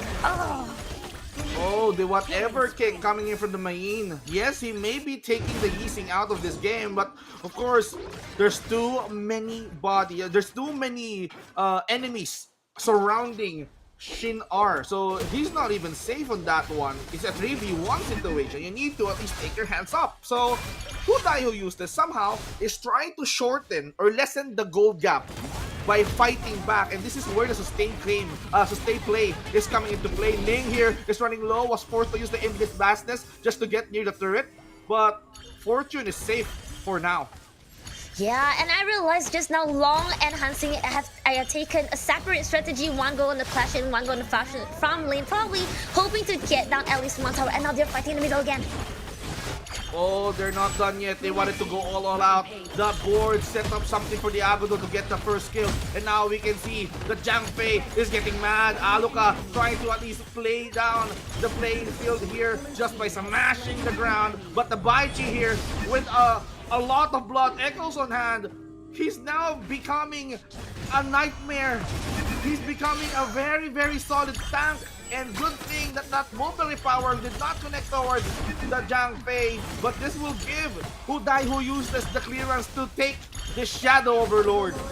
Yes, that will be the first dragon they'll be taking. But at the same time, Hansing didn't waste that. They actually also taking down the Tyrant on the other side. But they are moving towards it. Would they get the Tyrant? They're trying to steal the Tyrant. Oh my goodness. But Ganon Mo, because of the burst capability that he has, he managed to secure the Tyrant buff. So it's an equal buff for them. You get the Overlord, we get the Tyrant. So Fortune did somehow steal that objective away from Who Die Who Useless. So still, Who Die Who Useless, I love that they're trying to bounce back because they know their hero timings very well. But one thing I realized about Who Die Who Useless is, oh, they're still running for life. Oh, you maybe wanted to. Oh, they are running safely away. But I realized one thing about Who Die Who Useless, they kind of rushing here and there to clear the minion, while I think Fortune did a really good job on minion controlling. Oh, wait a minute. Mobility power will connect. Mayin here will be trying to go for the kick, but he got low! The Panda got him, and the kill will be awarded to Agudo. And Agudo right now, together with his teammates, are marching confidently on mid lane. Now we can see the Flaming Palm coming in with Long's hands. And now the Ganon Mo is trying to at least use a lot of couple blades, but there is your board. No one's in there. And now we can see the defense going through. And now, with that Violent Outburst, will be scaring the members of the Who Die Who Useless. We can see them rotating towards the bot lane, and they're not over yet. They want the Hansin. No, they want the turret, and they can go for the heroes. And now they're trying to at least pull some heroes in.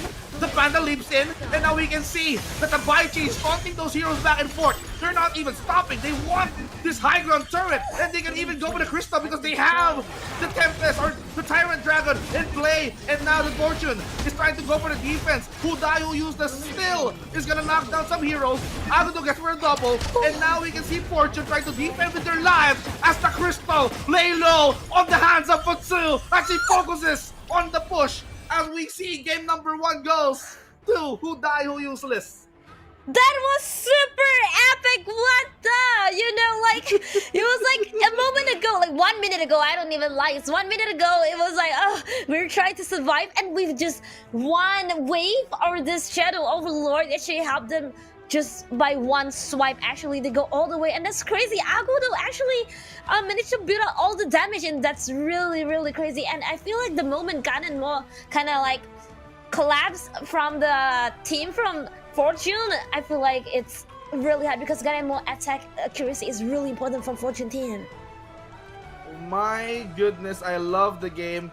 You see how Who Die Who Useless knew their timings very well. They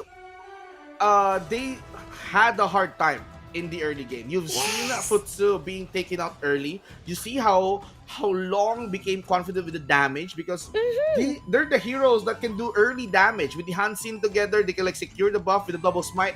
But the timings were in favor of the side of the Who Die Who Useless end. Ryogi, wow, you knew the name. Ryogi is going to be the MVP. He might lose on the 1v1s, but playing with the team, he was the highlight of this game. He just used or utilized the Panda very well. He sustains so well, and that's why he's the MVP. Exactly, the way he walked at the back part is crazy. He survived through like almost like two wave of fight throughout, and 825 just proved it all just now at the end. You can see like Agudo, another kill, and kudos to our MVP Ichum. Congratulations, and really it's very, very well played. Yes, the name is quite long. You read that.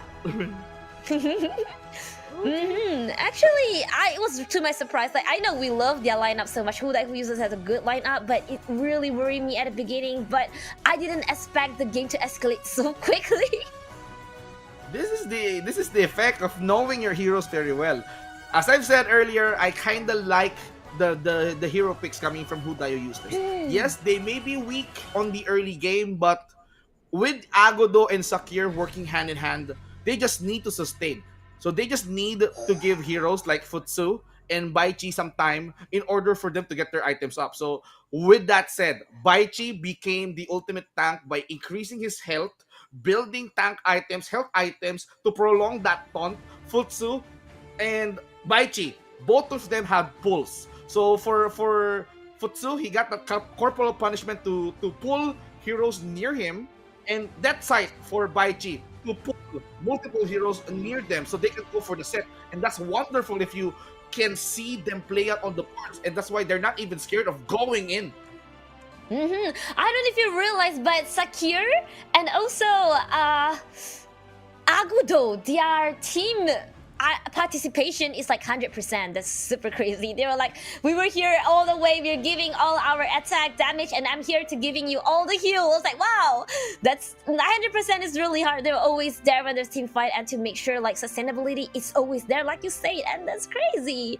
Well, for team Fortune, actually, if you realize their mark is actually pretty high overall, it's just like really they just lose at this one wave. That's pretty sad, but it's okay. They still have the second round after this, and see how would they adjust, because we can see totally Who Die Who Useless is pretty aggressive. They were like, hey, I'm scared, but no, that's not it.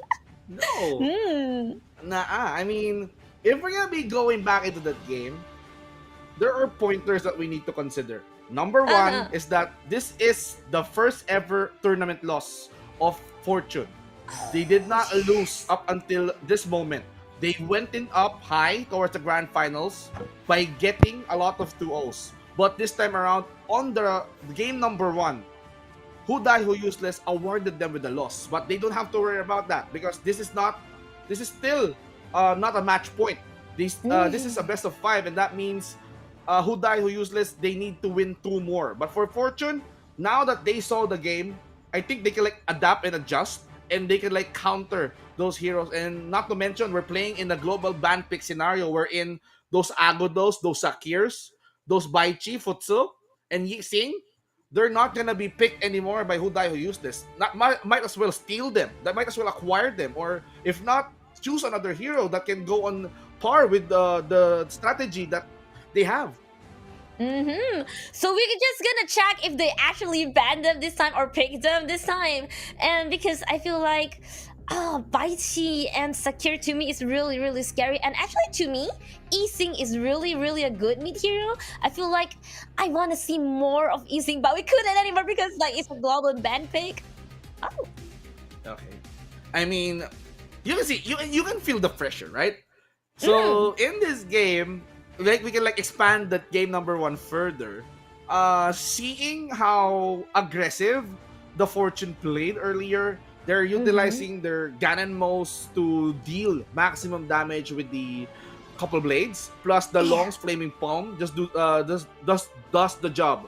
Enhancing once he gets the level 4, he's not gonna hesitate to jump back and forth because he got the killing spear.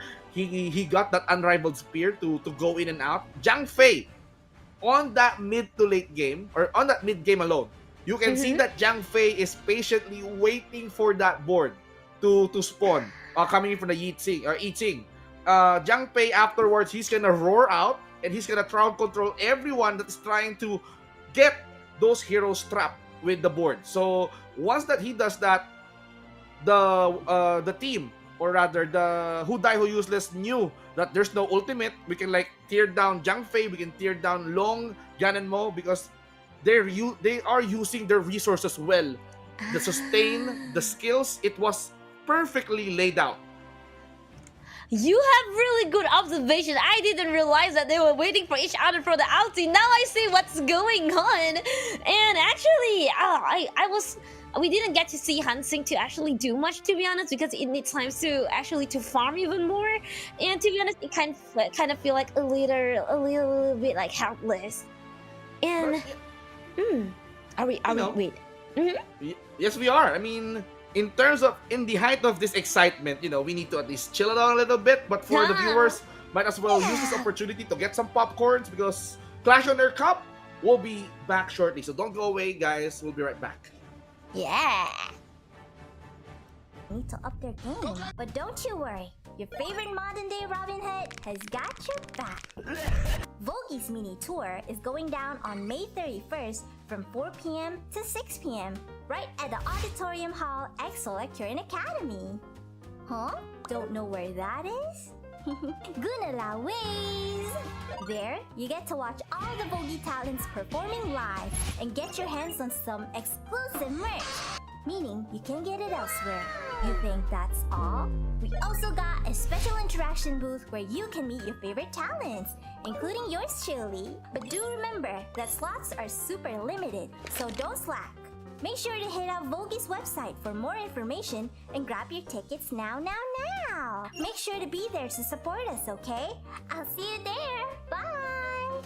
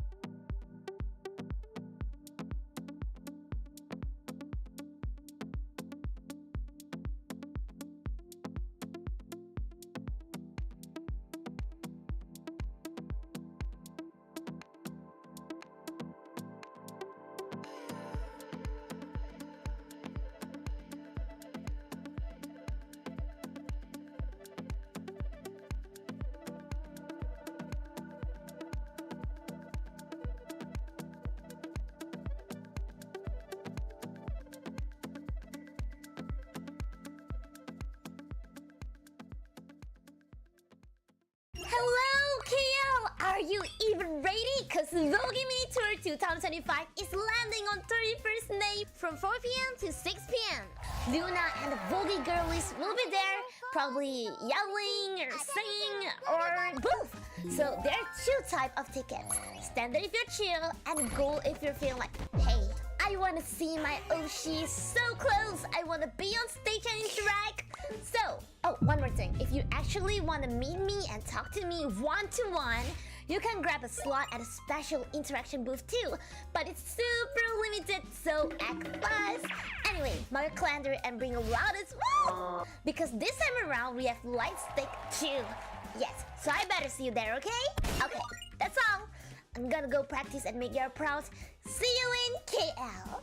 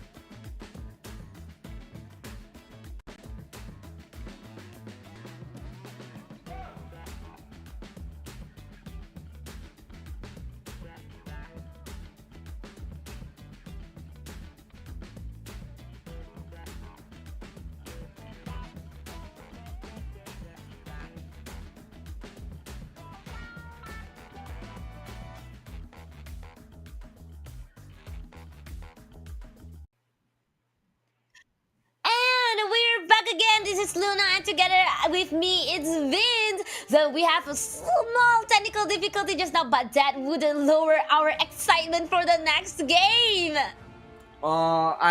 As you've said, I am excited to see how will Fortune answer into that draft, because game number 1, Who Die Who Useless, they utilized their sustain game.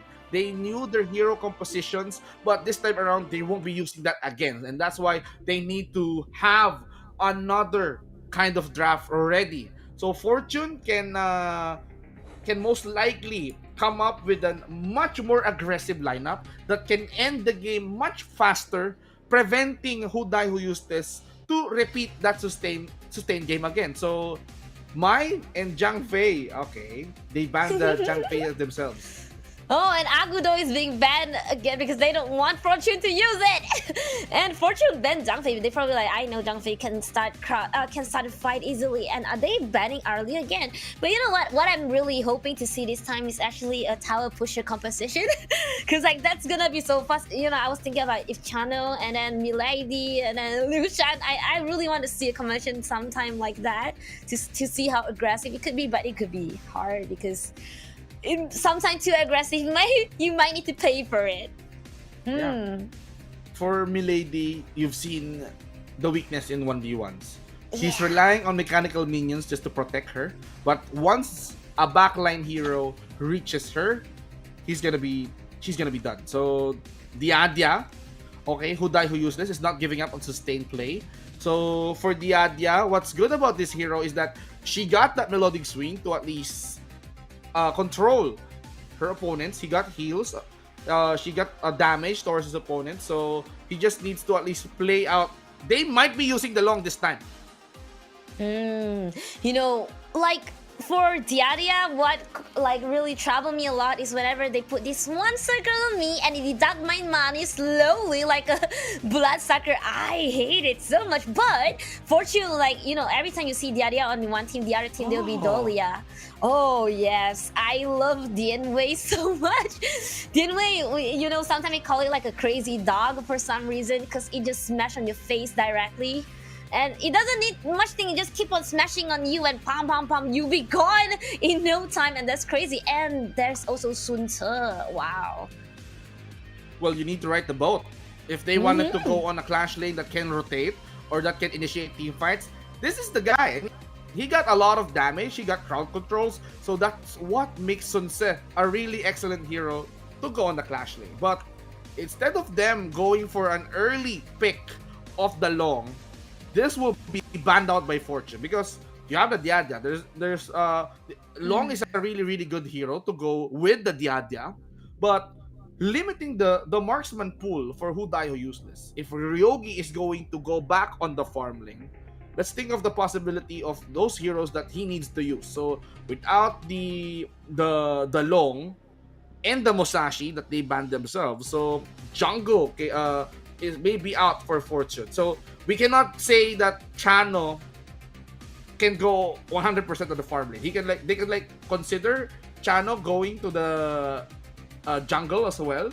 So most likely this is a 90% farm lane Chano with a 10% going to the jungle.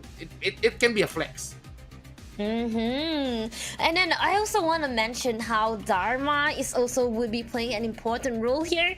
Yes, that's what I do. It's smash you on the wall and you're gonna be stunned for so long. To be honest, last time I was like, oh, is this Dharma? But I regretted what I clicked. It actually can control you so badly against the wall, and they have Dune. Oh, Dune it's pretty. Okay, so Dharma controlling, Dune controlling, and then I guess Channel just gonna be the one that's keeping all the damage. And they have actually Consort Yu.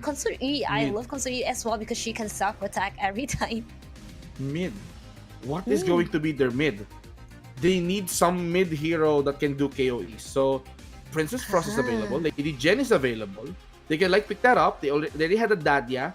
So Consort Yu is one of those heroes that can dodge physicalities. She can run away with the protecting winds. They wanted a more mobile mid laners, and you missed this one. We did not see a Diao Chan on the 1v1s, but she's gonna make a debut here.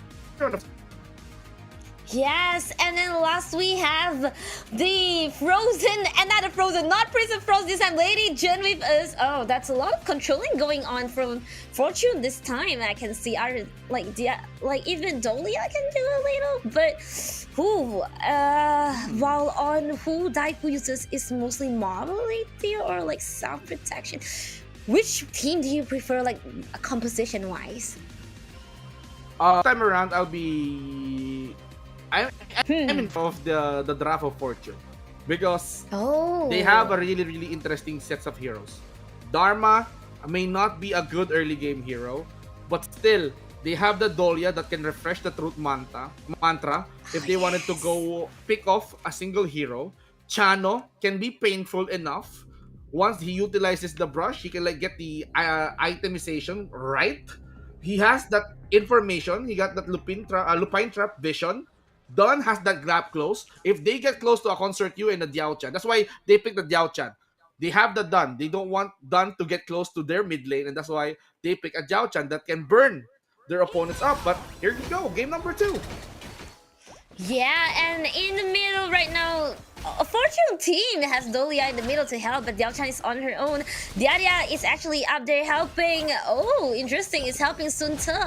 And they probably want Sun Tzu to get free as soon as possible so he can help to like support everywhere on the map, which is interesting because usually Dia will be together with like farm lane and stuff. But then look at how Fortune always wanted to like steal stuff, but like they didn't get to for now. And Dia is now going all the way to support. I don't know, is it gonna be in the mid lane or something? Now at the bottom we can see. Oh, who got it?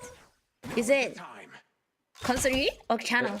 Most likely Concert U because of the level or the EXP that she gets. He's almost level 3, and that's why Fortune seems like they're gonna be going towards the setup, but they are spotting a Diadia that's gonna rotate. But look at the Dolia, he's gonna try to use the Ode just to knock him away. Now we can see that the controls that are coming in with the Melodic Swing somehow puts Dolia into place. That will be preventing some casualties from the farm lanes. Clash lanes is quite active these days because they got a Dian Wei level 4. He can like go a Leap of Fury every time he wanted. It seems like mid is the way to go. Is he gonna jump though? Here comes the set sail. He throws that boat towards Elsa, but let's not forget, if this Elsa sings the Let It Go, it's Disney's gonna be all over.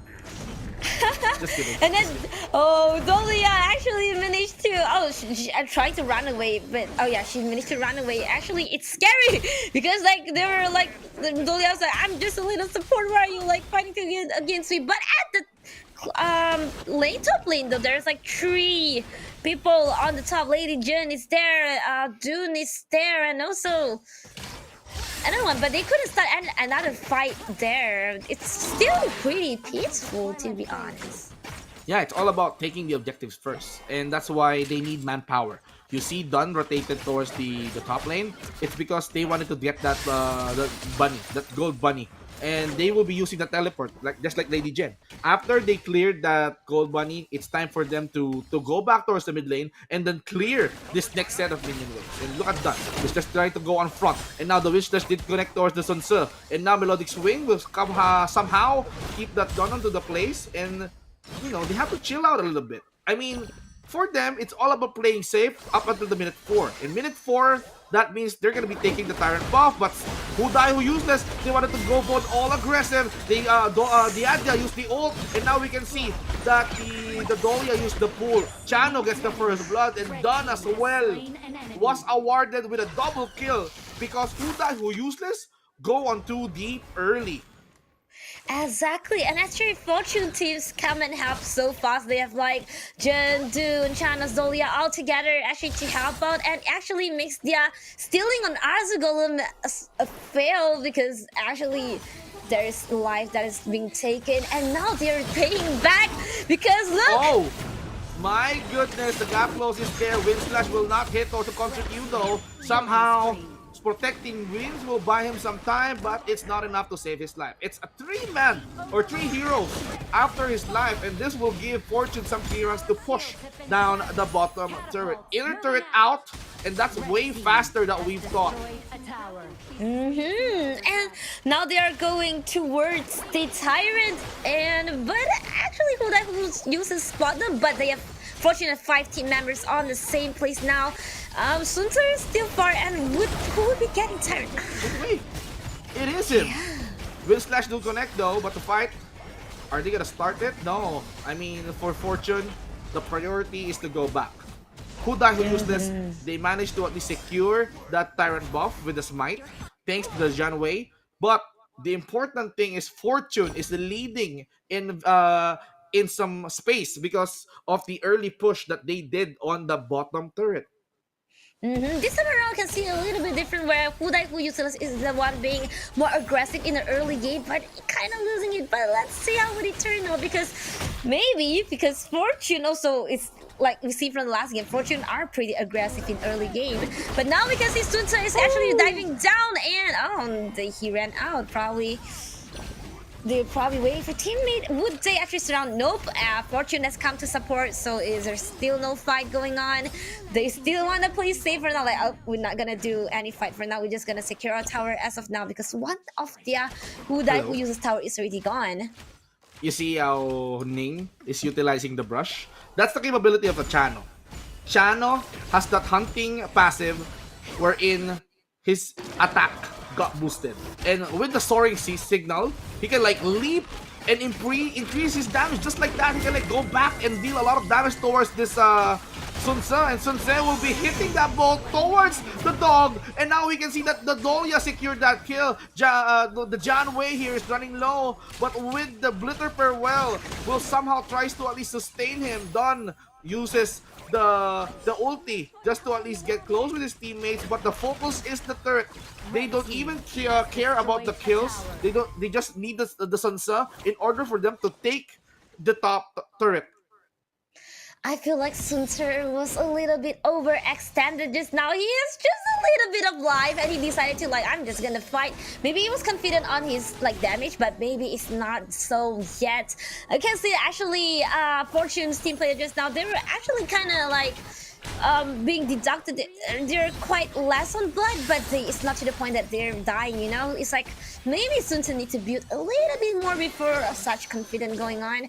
But for now, we can see actually only who useless is losing the tower for now. Man. Ooh, look at that. Another brush charge coming in from Ning, but that's not enough to save him. As you've said, that's the perfect description from a Janwei. He is a mad dog leaping towards to at least get that dog out of the game.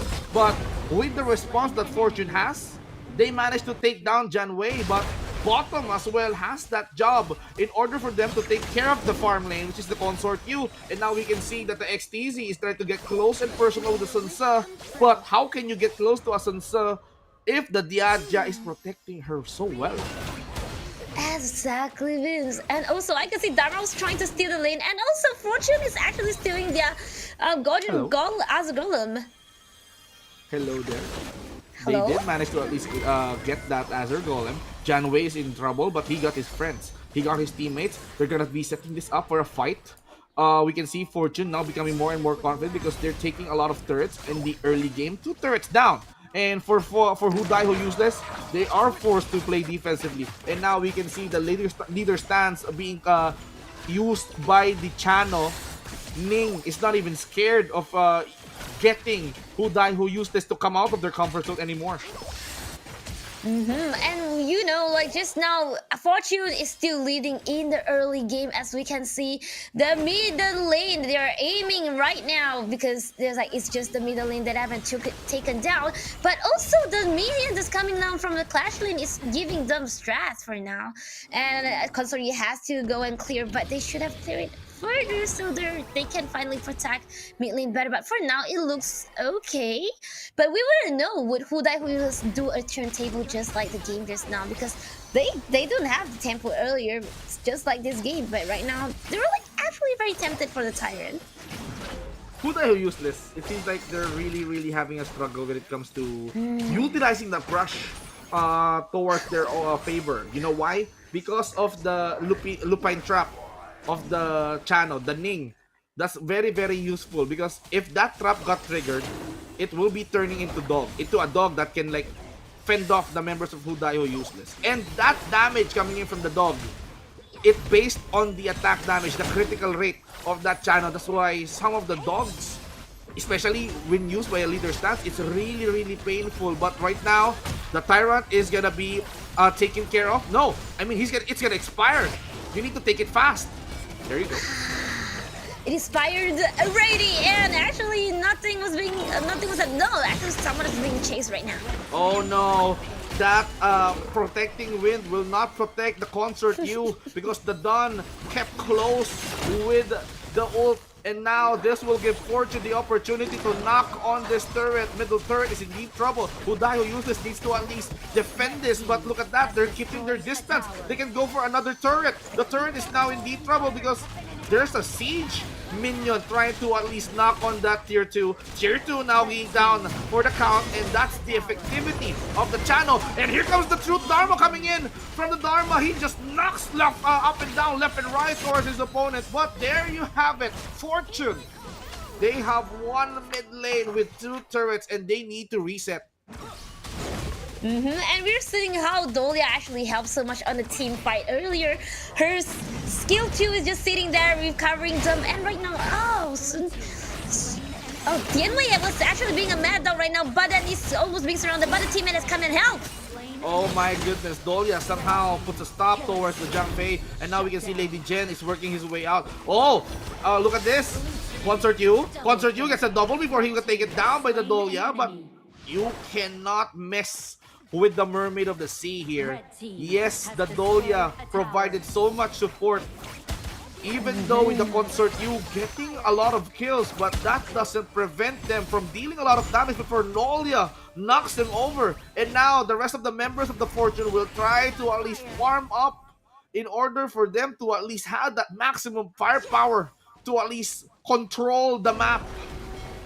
And just now that was a 3 exchange, 3 life, and that actually give Channel a good chance to actually take down the second tower on Clash Lane. Now it looks a little bit sad for Who Uses tower remaining. It's almost just high ground and only farm lane is surviving, and they're all gathering near the mid lane. That looks so scary. I feel like Who Uses probably wanna like take the mid lane tower, but look at how Fortune was. They really like Tyrant so much. Oh, this is going to be the enhanced Tyrant. The Shadow Tyrant is gonna be controlled by Fortune. There's no one, even Who Useless, they cannot stop the taking. Fortune is making a lot of fortune by taking down turrets, and now they wanted to go for a fight, and now they're isolating the Crimson Golem. They're going close, and now look at the Truth Manta being packed up. Channel just unleashing a lot of damage, but wait a minute. You can see Consort U being taken out as well. That gave Channel the double kill. Setseo will be used to at least get out of trouble, but Dawn somehow secured that kill. And now Fortune, they're going down, taking down turrets, and then they're going to be rotating down mid just to secure maximum space. And this will be opened. The base, the crystal will be taken out. But no, the fight is not over yet. We can see Dharma just clearing out everyone that comes near them, and Fortune will be tying this series. We're back on best of 3. Yes, and wow, you know, like how Fortune team has all the teammate up till the end. You can totally see the usage of Dolia at this point. Like she recovers so many people, and also of course her ulti was mainly given to who? Did you realize? Oh my! That's a lot of information to process. But you know, based on the hero composition, yes, Dolia worked well with the Celestial Melody ulti reset. It can go well with the Dharma, unpacking a lot of truth mantra. That's why the Dharma, as I've said, he's not good at early game, but once that he gets his items up, he can like go in, pack a punch, use the Celestial Melody, throws another punch, and that's what happened in that fight. So a lot of truth mantas, and I think also Celestial Melody was used on the Lady Gen's ultimate, which is the Destructive Deluge and the Leader Stance of Chano.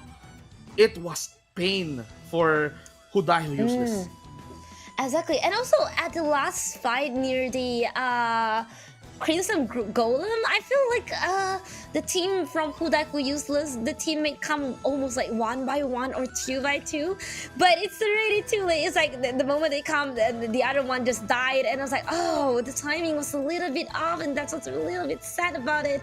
But I really like how Team Fortune actually managed to, like, you know, just like how they being attacked in the first round, they're like, I'm just gonna do the same to you. They have successfully revenge in the second gameplay. And now we are back to 1-1, and game of 5 would still go on. You know, this is what we call payback by the unbeaten team up until today. But look at Aluka. He did not work well with the Zhang Fei, but once that he was given the opportunity to use the Dahlia, he's not even hesitating to make an assist. He got 12, he got 3 kills, and the amount of team fight participation that this guy has, I think it's over 100%. Oh, really? I want to see that. Okay, and like... Hello? Yeah? Okay.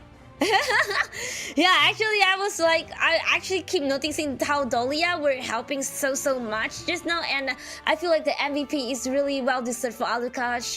She really know where to go, and actually managed how Dahlia would never die off. It truly was being proven right now. And also, you can see how Diadia didn't manage to help much in this. Oh, Diadia and also Diao Chen has 0% of team fight. They were mostly on the Clash lane, unable, like, I think they were helping to clear the Clash lane most of the time, and it's a little bit wasted. Agree. And for Diadia, I think the main focus of Diadia is to sustain. But he can like sustain a single hero. He can like focus on a single hero. He can like focus on the Concert U. But Concert U, during that mid game, he was easily picked off. Even with the Gen Wei, the Mad Dog that you mentioned. Even though he's leaping way too far, or leaping, he can like let him leap. He can like go berserk. But with the Chano having high amount of damage, even though he's chasing the backline, Chano doesn't even care. I got a lot of damage. You go close, I'm gonna try to shoot you with my dogs here. So let's see who's the wild dog now. Who let the dog out? Yes, it's Fortune. Yeah, they actually, it's real crazy. I hate facing Chano as well, only because it's almost like Milady but farm lane. But it's everywhere. Every time you see there's here dog, their dog, and now we're gonna see what else they have when they have, like, I don't know who uses Chano this time. Game number 3, still no side switch. So this is the 3 consecutive rounds that Fortune is gonna play on the red, and Who Die Who Useless is gonna be on the blue side. So this is the third consecutive first picks that is gonna come towards Who Die Who Useless. They don't want to surrender the Agodo. Most likely Fortune is not gonna give up the Zhang Fei. So this will open up a lot of heroes. We can see Arlie, we can see Mai Shiranui come into play, not unless they're banned out. So, Okay. Is there a specific hero that you really want to see? Like, you hope to see them on, like, this thing? I was like, for me though, back then how Algran is being banned so many times, but now Algran is like being left aside, and people was like, no, we got other heroes that give more threat, like, yes, my Shiranui and Ali you just mentioned, and they're banned again. But I haven't get to see Algran being a wall on the competition. I wonder. Oh yeah, Ogran. Ogran can be picked up. So Ogran, this could be a really good first pick if ever, but they decided to go on a much little mid lane. So Fortune, I think they skipped out the ban. So they are skipping out the ban. Most likely this may be on purpose. That means they need to loosen up some hero pools. Zhang Fei is open. Who Die Who Useless can get the Zhang Fei if they want to play with the Nua out, but instead of using a Zhang Fei with the Yi Ching, on this game, they decided to go with an alternative. They go with the Lian Po, but Marco Polo and the deer. Yes, Marco Polo and the deer, exactly. They are such an annoying combo because like the deer would just like, hey, I'm gonna stun you, and Marco Polo will just go straight right in. Yes, Yaria and Marco Polo combo has been really a nightmare to a lot of people, especially me. Really, really. And then they have Niwa also. You know how Niwa can teleport and also block you out of sight. Like, hey, if you come in here, I'm just gonna put a block here. You can't come in here. And essentially, you don't see the damage sometimes, but it's actually making so much. But this time, Fortune though, Yi Xing, Sun Ce, and also, oh, the super tanky one. Okay, this is very quite unusual. So I think for Who Die Who Useless, Yaria and the Marco Polo combination, they have something up their sleeves. Okay, so they wanted to protect the Marco Polo from going in, because we all know that the Marco Polo can be unstoppable once that he launches his ult. I mean, Marco Polo is that kind of guy who unleashes a lot of damage with the Resplendent Revolver and the Fevered Barrage. So with the help of the Verdant Protector coming in from the Yaria, I'm going like this because it's like the anime song, you know, the Tan thing, you know, the deer anime stuff. Yeah. I know. Oh, and then we just talk about how Algran has not been chosen. I see, now Fortune. So Algran is scary in terms of its sustainability, to be honest. Sometimes it can just turn you around, like around the map, and it's still full blood.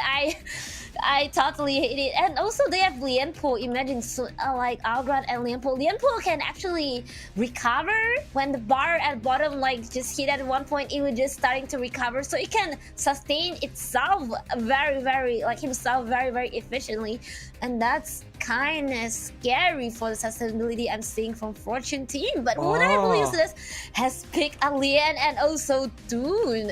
I think because Fortune right now is very tanky, because their Lianpo Algran is actually considered tanky for me, and they're like, we need someone who's tanky, and there you go. Mid. Who is gonna be... they have the Yi Xing mid, they have the Roam, they just need some farm lane. They need a damage. They need a solid damage that can go on par with the Marco Polo. Are these banned out? Are they gonna go for the Diranji? Are they gonna Erin go for... is so scary. Okay. God, But- Luara. Luara, yeah, this is global by the way. So Luara is a possibility. They can like go blind their opponents, but okay, they're setting up the distance this time. Shoyue is very much efficient. So let me think of the draft. Wait a minute. This is hard. If you're gonna if you're gonna be if you're gonna ask me if who should I choose between the two, it's hard. But I'm gonna go for Who Die Who Useless. Oh, mainly because Marco Polo combination.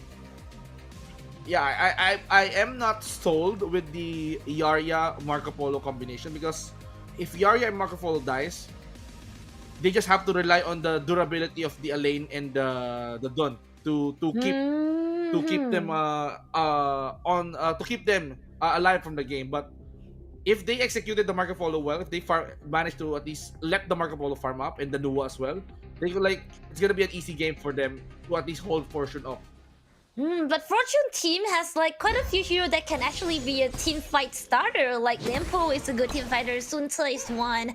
Algran can just go right in after, or could just start it with one people. It's kind of crazy of how they can start a team fight, and maybe Shoyu can just stand behind and just keep giving this damage. I was thinking that it could be scary for the combination of their team. And right now, Alien is really fighting with Lianpo, but Lianpo usually doesn't really feel it in the beginning because it's so tanky and can recover. And they're taking the River Sprite at the beginning. Would Alien steal it? It's scary though. There's two people right there. Oh, that's a really early gank, you know? They're maximizing the damage, the magic damage coming in from the Yi Xing. I mean, for Alain, he's pretty much exposed. It's still the early game. He needs items, but the winning condition here for Fortune is that if they laid out their cards right, so it's the board plus the Tremor Smash coming in from the Lian Po. If they manage to at least get the set right, let Ning charge his his sniper rifle to maximize the damage, and they have XTC to tank up with the ult, which is the Conductor of Souls. So if they executed that fight, they have the advantage. But for Who Die Who Useless, it's all about buying time, just like game number 1. And you can see actually on the top lane too, the Sunta and Yixing, they're actually targeting on Alien a lot. Yixing is badly in the mid lane, and Marco Polo and Yara is actually giving stress at the bottom, but in the mid lane though, Alban again is helping to clear the lane. I feel like Fortune is always letting the jungle to take care of the mid lane, but the mid lane is always going to help one of the lane to give to take away the first tower. I think that's the strategy. I've seen that for 3 rounds now. Yeah, it's all about the rotation. So mid laners needs to focus on the wave clears at mid, and then they can like rotate on the lanes or the side lanes. So if Yixing is not going back towards the mid lane, I think it's time for XTC to at least help in pushing back that minion wave. So in the absence of the Yixing, it's the Ogran, because he managed to at least clear the camp. And then once that he clears the lane again, he can like go back towards the camp and then get some Crimson Azure Golem just like that. It's an easy task for him. But for a lane, he needs to at least be, to participate in the mid lane in order for him to get some experience, because he got heavily harassed on the top lane, as you mentioned. And also we're seeing just now the one being harassed is Algren, and but Liempo come right in and nothing really happened because too many people to fight on. And also just now you can see Marco Polo combination is actually being targeted by Shouyue, with Shouyue and one snipe actually took Yarya down from the head. And now in the mid lane, is there a fight that's gonna happen? No, it's still pretty peaceful. And Dune has to go and help to clear the minion for now, because Mako went to the mid lane to fight for a little. And Liempo's giving me vision, and Yixing has trying to poke, but Dune is really, really tanky. Yeah, it's a solid tanky guy, the Dun. That's why he's very, very reliable on jungle. Yes, we've seen him on 1v1s, but on 5v5, he's that guy that can soak up a lot of damage. And that's why he's walking scot-free. So, they're just scouting the Tyrants. They're just waiting for a couple of seconds in order for them to secure that buff. As you can see, Fortune is letting those heroes stay on that brush in order for them to scout Who Die Who Useless if they wanted to at least control the Tyrant. And now you can see creation being landed. So the battle is gonna revolve on which box is better. Is it the board or the newest box? And actually they're like kind of like testing out of the Tyrant is still not being attacked. They're probably like, what if I attack, the other team will take it. But the fight started between Liempo with Yarya and Marco Polo, but Liempo ran away for now. Yeah, the Tyrant is still not being attacked. No one. But Dune is so tempted. They started to. That would give Fortune time to actually like steal it. And Dune got it. They started with a smite, and they're gonna be following it up with the board. And now we can see the set sail connecting. The Marco Polo gets 2. He gets the Liempo, and now Yixing somehow punished the Dun. That's your double. Alain somehow got some opening. He tries to deal a lot of damage with his skills that he got, but look at the charge coming from the Shouyue. That charge somehow is efficient in order to take down his opponents, but the Noah spots him. And that's why he got caught hiding in that brush. So that first Tyrant take was so messed up. 4-3 score, and they're not even done. They wanted to get more, and the Ogron gets the Yarya in the process. But what's next? 4-4 score. You know, like just now when there's a team fight and then Marco Polo actually didn't hesitate and actually go straight to the tower on the lane down there, but being he just wanted at the golem so much, and that lost Yarya life. But luckily it's just Yarya's Marco Polo still managed to run away. But right now we can see Team Fortune is locking in on the top lane of Who Die Who Useless. This is what they're doing in the early game. I mean, with the Chano, they're trying to at least push early, and The devastation coming in from the Nuwa's ultimate is gonna try to hurt them. Fortune right now was forced to go back. And now we can see the charge coming in for the set sail. Is he going to hit or is anyone? But no, Noah is gonna secure that kill. A lane in there, trying to go back. Noah is now down for the count, but Sun Tse, nice follow-up though. He goes in hard even though with low life. He's not even scared to go to charge in towards the enemy's base, and this will give an opening to Fortune to somehow knock on their turn. But they're not going to be doing that because Dunn is just guarding the top lane. For now, the top lane is still being guarded, and while in the mid lane, Algren has been trying to clear the mid lane, so like really protecting the mid lane really well. Well, at the same time, I feel like 6 minutes in, they're still pretty equal, even though there's like, I think they're more being cautious at this point. There's like almost quite a few, almost a team fight going on, but it's not. But right now, oh, Marco Polo is being very aggressive, but oh, back off already. And Sun Tse, where would Sun Tse go? Maybe to the top lane. If he connected towards the Dun, it's gonna be over. But no, he decided to stop at mid lane, focus the minion wave, to redirect them towards the turret. But with the presence of mind that Who Die Who Useless has, they let Marco Polo and Noah push that minion wave back. They don't want early pushes coming in from the side of Fortune. They it's gonna be Who Die Who Useless trying to take things slow as we speak.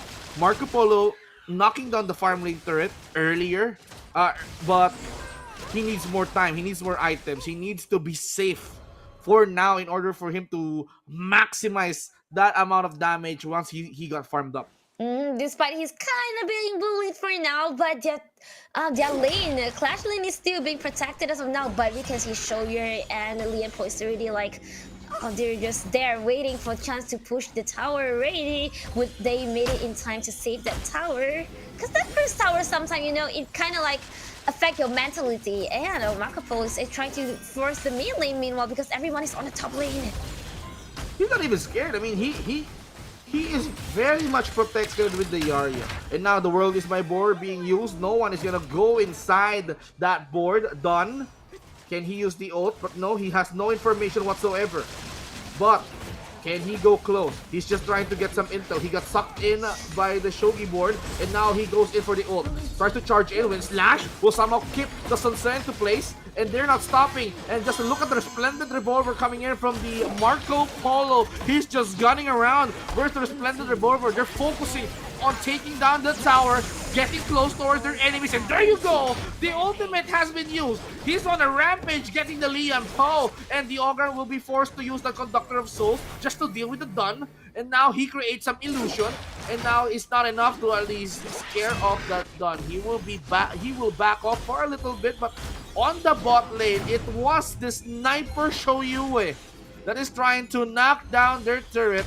He's being pushed away by Who Die Who Useless. Yeah, Shoya was trying to be sneaky. I was like, I'm too late to join the group fight, the team fight. I'm just gonna try to take down the tower. But because Newer gets to teleport, oh, and she managed to save it, and now they're targeting. Oh, they're targeting, yes, they're targeting the Marco Polo, but the Sun Tse, he was all alone.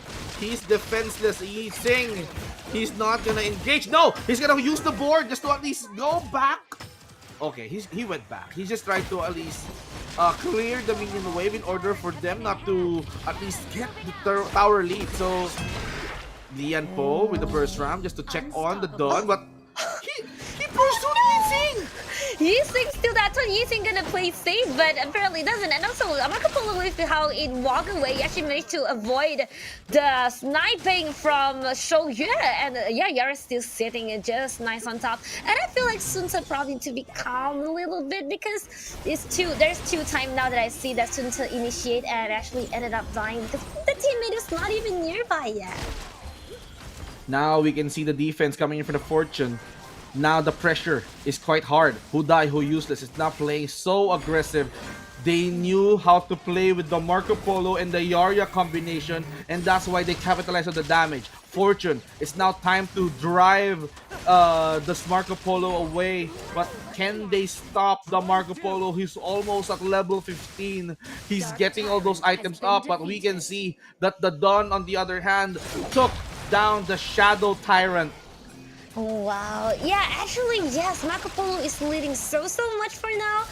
Mainly, I think because of the team fight in the mid lane earlier, it actually those hate count actually makes him really wealthy. Well, I can see also Alien was trying to push on the top lane earlier while there's fight at the bottom, but it still didn't manage to take. And Alien, yeah, Alien was trying to be sneaky, but right now everyone is gathering in the middle for who is useless. And oh, and Fortune team is kind of scared only because Sunso is far, but Sunso can always travel really fast.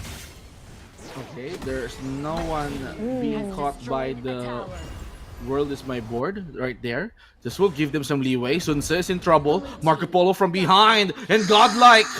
He did not anticipate that one coming. He was even focused on the Nuwa, but he did not realize that the Marco Polo was aiming him from behind. Yeah, at this point, Sunse might have hated Marco Polo for so much because he has wins multiple times, and now they're fighting Shoyu and also Lianpo, who are actually trying to steal their lane, and yeah, the tower is actually down, but more team fights coming on.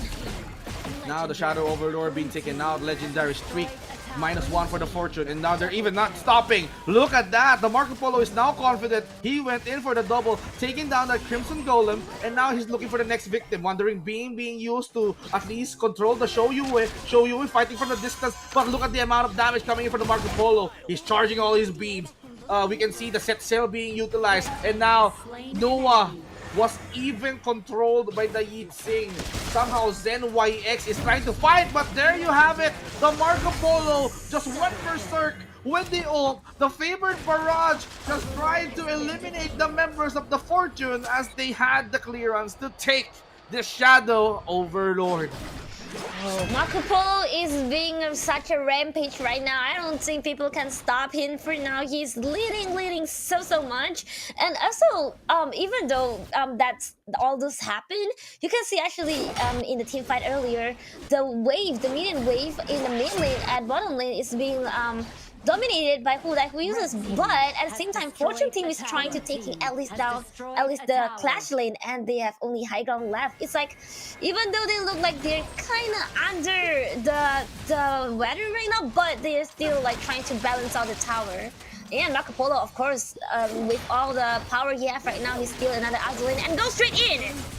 Oh, the favorite barrage! What a great initiation for the Marco Polo. He dealt enough damage, but there's no one to fall. But no, they're gonna try to defend hard. Yeezing is the first casualty of 4. Sunse, on the other hand, takes down the lane. Shoyui is working on their base, just eliminating the members of Who Die Who Useless. And now the defenses are really tight. They're not even welcoming the members. And there you have it. The Marco Polo did evaporate the Ogran with the Conductor of Souls. Now, Don and the Marco Polo working hand on hand just to at least melt XTZ. And Fortune somehow will have a breath of fresh air because Ning is working so hard to defend their base from intruders. Like Marco Polo actually just didn't die, and that would be really bad. Actually, they were trying to take down the high ground in Fortune, but luckily it's still standing there despite the tower.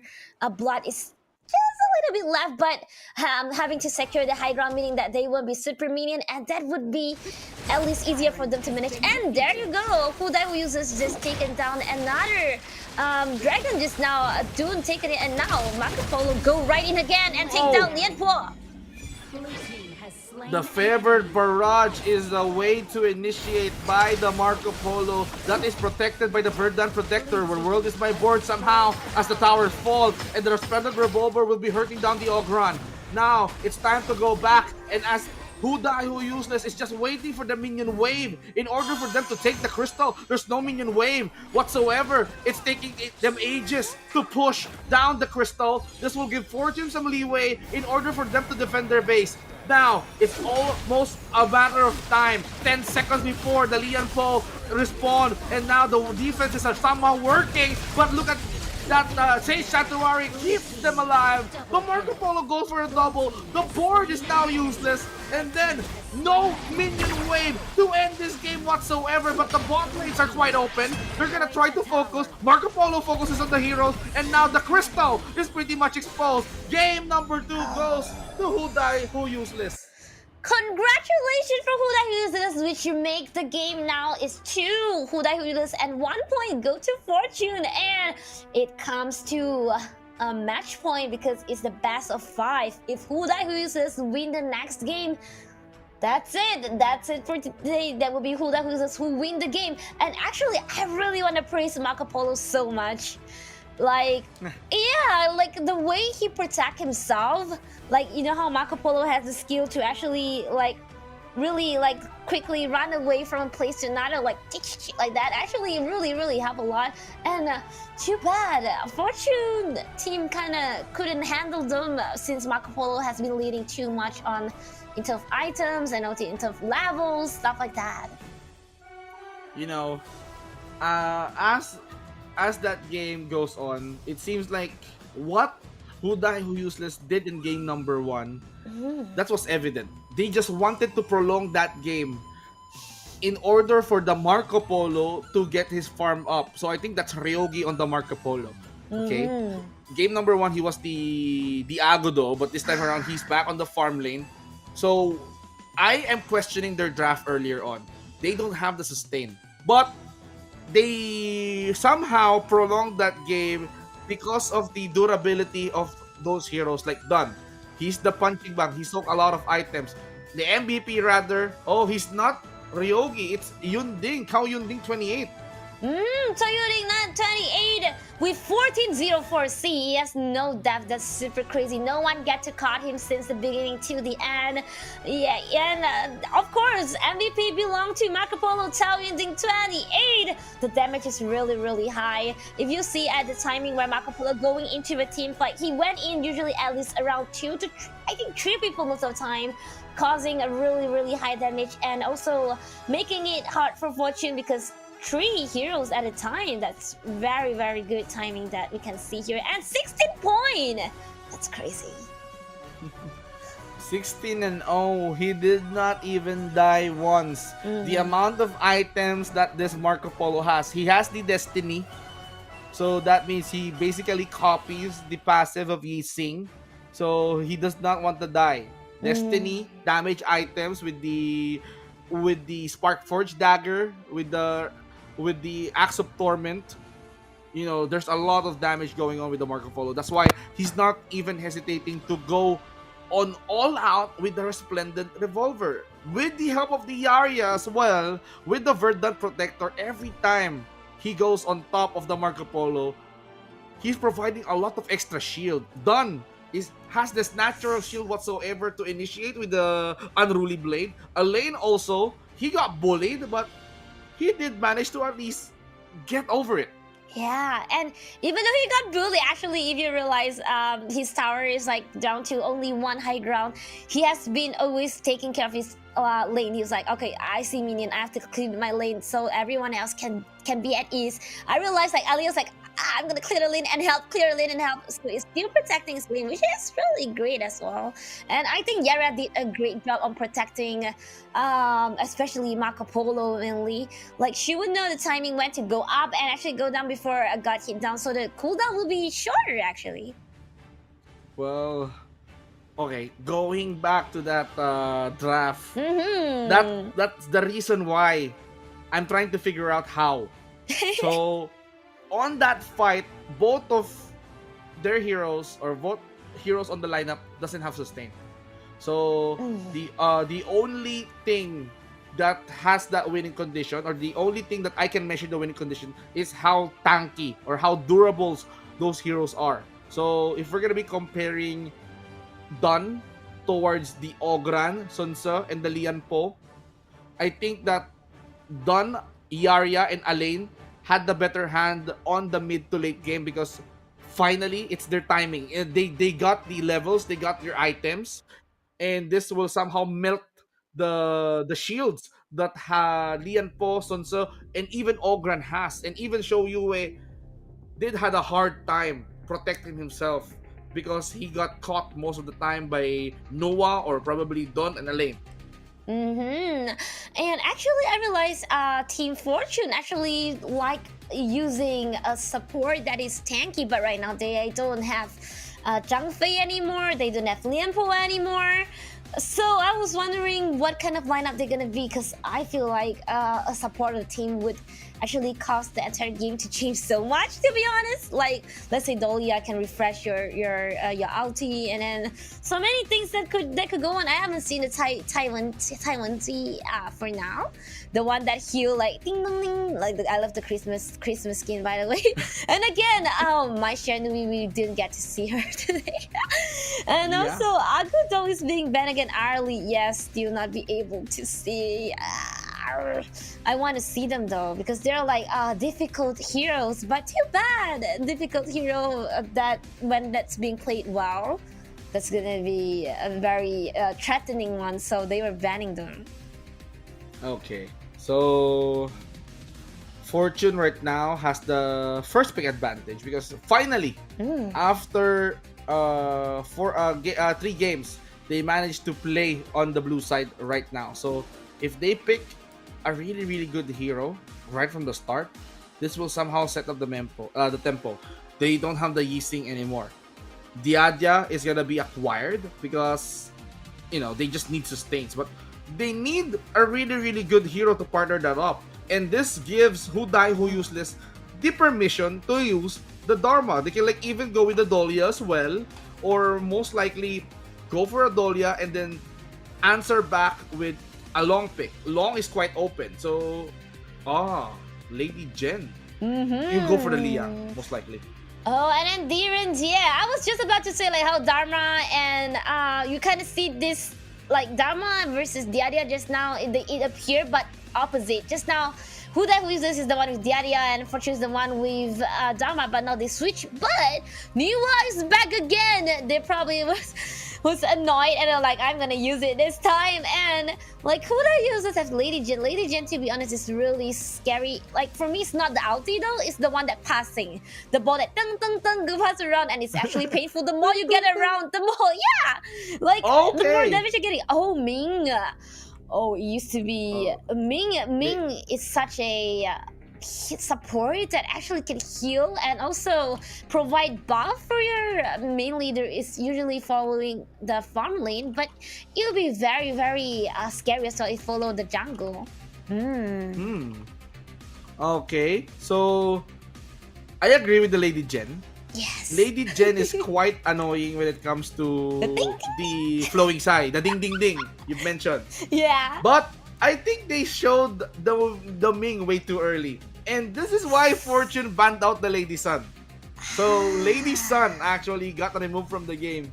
The only option that they have right now is to partner that up with the Long. Not unless it got banned out again by the Fortune. So Ming is one of those reliable support hero that you can get because of the link that can provide a lot of buff towards your marksman. So you can see this is a typical Ming Lady Sun scenario usually. It can go well with the Hou-Yi. Pei. Yeah, they are forgetting the Pei. Pei is really good at wave clears. Long got banned, so that's gonna be a problem. Who's gonna be the marksman? I'm seeing that the Ming's only choice, or Who Die Who Useless only choice, is to play the Hou-Yi. Garo can be disgusting too. I've Garo. met. Oh, Erin. Oh, what? Okay. That's interesting. Okay. And they have actually Liu Bang and Neta. You can see how Fortune was trying to have Clash Lane and Neta and Liu Bang. Hold on, that's Neta gonna be the farm? No, I mean gonna be the jungle. I mean the jungle. so they're gonna have so many support that can suddenly fly to you and give extra shield or whatever. And also Niwa, so it's like 3 teleporting heroes that might suddenly come straight to your face. That's kind of scary. Okay. So, on this draft, Fortune, they're relying on the support or the sustain. They just need to let the Duranji scale. But what's good about their draft is that they got the Dosa. So when Dosa used the ultimate, the Skyfall, they can like track his opponents up. He can like charge in, but it has a certain amount of range. Oh, look at that. A good melodic win right off the start. But I'm liking the draft of Who Die Who Useless more. So if they win this, it's gonna be them as the champion. But if Fortune pull this off, we're gonna be going on a decider. You're right. And also, Diadia is still in the mid lane. Well, I don't know if Direnjie can actually sustain the stress because Erin plus Ming is very, very scary, and it's alone though. Like, oof. But then for now, they didn't really start a fight with Direnjie as of now, and nothing much was really going on. They were like just minding their own business for now because I think they just want to farm for now. It's a little bit hard to say because the support on Fortune is crazy. While I think the attack on who uses is also very, very high as of now. And yeah, the support as Diadia has come to Direnjie, the Ning and Aluka is now combined. Actually, Diadia with Direnjie could actually fight with Erin and Ming, and oh, they're actually invading the jungle right now. Yeah, they do. They do want to at least steal some resources there, but of course they got caught, and now the life is quite low for the Diadia. Aluka will be trying to back off a little bit, but it seems like XTZ did somehow secure the Crimson buff, so that's a really that's a good win. That's a good win early for the side of Fortune. So the only strength point that I can see right now on the Fortune side, in order for them to force a game number 5, is that they have to rely on the damage that Ning can do as the marksman, because Ning has that cleanse, that Imperial Order, just to at least the legal immunity that can wipe out every crowd controls that he can get into because of the Lady Jen. But for Erin, he's one of those heroes that can move really, really freely, and with the support coming in from the Ming, with the carefree and the mastery glide, you know, it's really, really hard to amplify that kind of damage, or to prevent that amplification of the damage provided by the Ming. Yeah, and just about that, Ming is now being chased by Direnjie and Niwa, but it managed to escape away with just a little bit of blood. Actually, Niwa came really, really fast, but she actually was like looking at the minimap a lot. Like whenever he realized Direnjie and Diadia is on danger, it just teleport right away. I think this is Fortune way of playing this round with a lot of support, and also probably most sustainably with Diadia healing, and maybe that would work, and we shall see. And for now, Liu Bang and Dharma, they were kind of equal just to get that river spirit in. Faye has come. They probably want to hit on him, and oh, the Truth Manta will do connect those Shin R, and it's too late for him to take the healing due, as Who Useless will be taking that first blood. You can see that this Dharma and Pei combo will be landing a lot of punches left and right. You know, I love this combination because having a Pei, he's really fast on the jungle. And one thing's for sure, this guy is really, really much in demand. If you wanted to invade the enemy jungle, Pei is the way to go. And with the counter attack coming, with the counter pick coming in from Fortune, the only thing that they could do is to deal a lot of damage per second and some anti-heals thanks to the Nuzha, just to give some space to Ning to farm up. Yes, like you say, actually, yes, Faye with its movement speed, it can actually go across the map so fast. So it kind of like probably could do something like before Fortune team could like notice them being like and help them to support them, and it could like just end it. Fortune's, I don't know, maybe Direnjie, we're gonna see how it's gonna turn out, but we can see right now who uses. They like to stand on that bush so much, oh my god. And then yes, they were like, I'm seeing what you're doing there, I see everything, and right now I don't see Erin and Ming is doing much, but they are definitely going to either the mid lane or actually near, yeah, there you go, the Tyrant. That's why they're being patient in the brushes, you know. That's the thing about information. So this game, as we all know it, you don't have ward. So the only thing that can help you spot your enemies crossing down the jungle or the river is for you to stand on the brush. And that's why they're being patient. If they see someone, they could like call in, and then if there's no one, then like, okay, let's get the Tyrant buff. But okay, we can see the Nuwa tries to at least use the Ruin. Pei will be getting the Nuzha. And now it's, oh, Nuzha did somehow burn down his opponent, but that's a double kill for the Pei. Just in time, he managed to toughen up with the shield.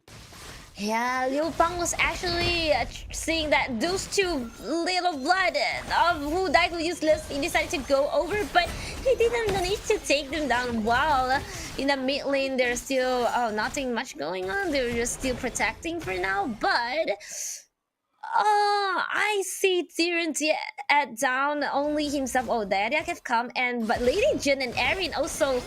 Ming is actually around. It could if if Lady Jun could like throw something and get stressed, they might just aggressively attack the tower. I feel like they might do that because they've been camping around there. Alright, going back to the point that I've mentioned earlier, regarding some information, you know, that's why the support or some of the heroes are heavily standing towards the brush. Wait a minute!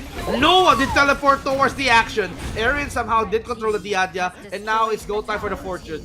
Now, without the Erin, Fortune will be confident enough just to at least knock down the turret. And you know how Noah teleported there? It's because of the emergent skill that she has. So it's really good when checking out the brushes, some areas that you don't have a vision with, but it's really good to start off a fight because it provides some crowd controls.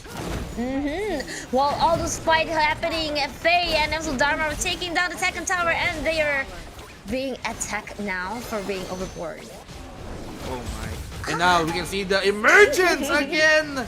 Just out of nowhere, Noah will be trying to at least get your bodies, and now Pei is very much unstoppable. Noah is gonna try to at least shut them off with the Ruin skill. This will somehow force Who Die Who Useless to back off just a little bit. It's way too over, man. And now with the Ming trying to link you with the Pei. Okay. Yes. Pei is definitely stealing the Crimson Golem because when you're dominating, that's when you dominate the jungle. And for now, it will be a little stressful for Fortune because I feel like whenever your tower left down to one high ground, that's when you need your mental stability to actually keeping the wave in control and stuff like that. Wow, they were actually aiming on Overlord this time. Overlord will be the key to victory. If Who Die Who Useless secure this, this can be the game-winning moment. But still, for Fortune, they're trying to defend their base. And now for the Direnji, even with the cleanse, it's not enough to keep him alive. And even with the Liu Bang tries to at least go there into the action, it's not enough to scare and fend off the members of Who Die Who Useless, especially the Pei, while Dharma is pushing down the turret down. This will force Fortune to somehow back off and defend their lanes. They now have the map control. Who Die Who Useless will be conquering the entire map anytime soon. And there goes another tower down in the second level. And you know how Zen YX just with its Nima couldn't really fight Dama. It's like just using the skill trying to clear the minion. While in the mid lane, they were still trying to protect, but they were being very aggressive. Everyone is just right here. Everyone is here right now. Yes, the Dharma here did manage to start off with the punch incantation ruin being used by the Fortune just to at least defend their turret. The turret is now in deep trouble because of how Dharma is going way too deep. He's now packing a punch with a Truth Manta, but he got burned by the Nuzha. And now the Skyfall will be charging towards this Erin, but Erin cannot stop shooting a lot of magical arrows, and now it's a matter of the moment to somehow end this game. But the diversion, the emergence coming in for the Noah will force Who Die Who Useless to go back a little bit. Yeah, you can see how Who Die Who Useless decided to think like we would just go all in to take down one of their high grounds so we get the very huge advantage of Super Minion. But Niwa managed to secure it. As now we can see Niwa is doing pretty good job on securing all the tower as of now. But every time when we feel like, oh, it's almost done, Niwa will become the savior. So it feels like Who Die Who Useless is kind of limited slightly by Niwa because they can't really go near to Niwa as of now.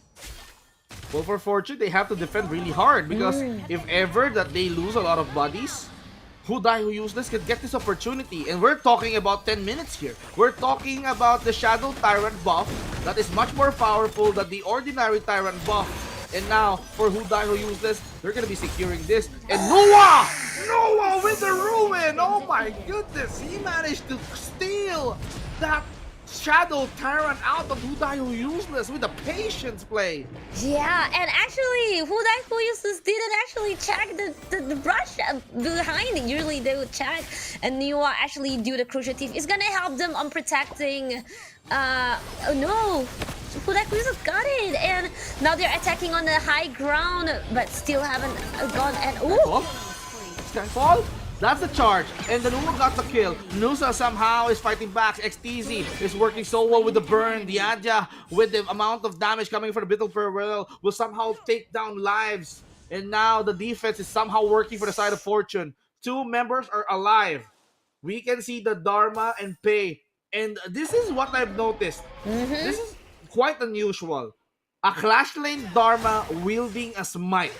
He does not need flash. He just needs might in order for them to take control over bigger objectives. And that's why Dharma isn't afraid to at least go in. You know, he's just assisting Pei into stealing, maximizing the capability of them securing the buff. That's the power of smite.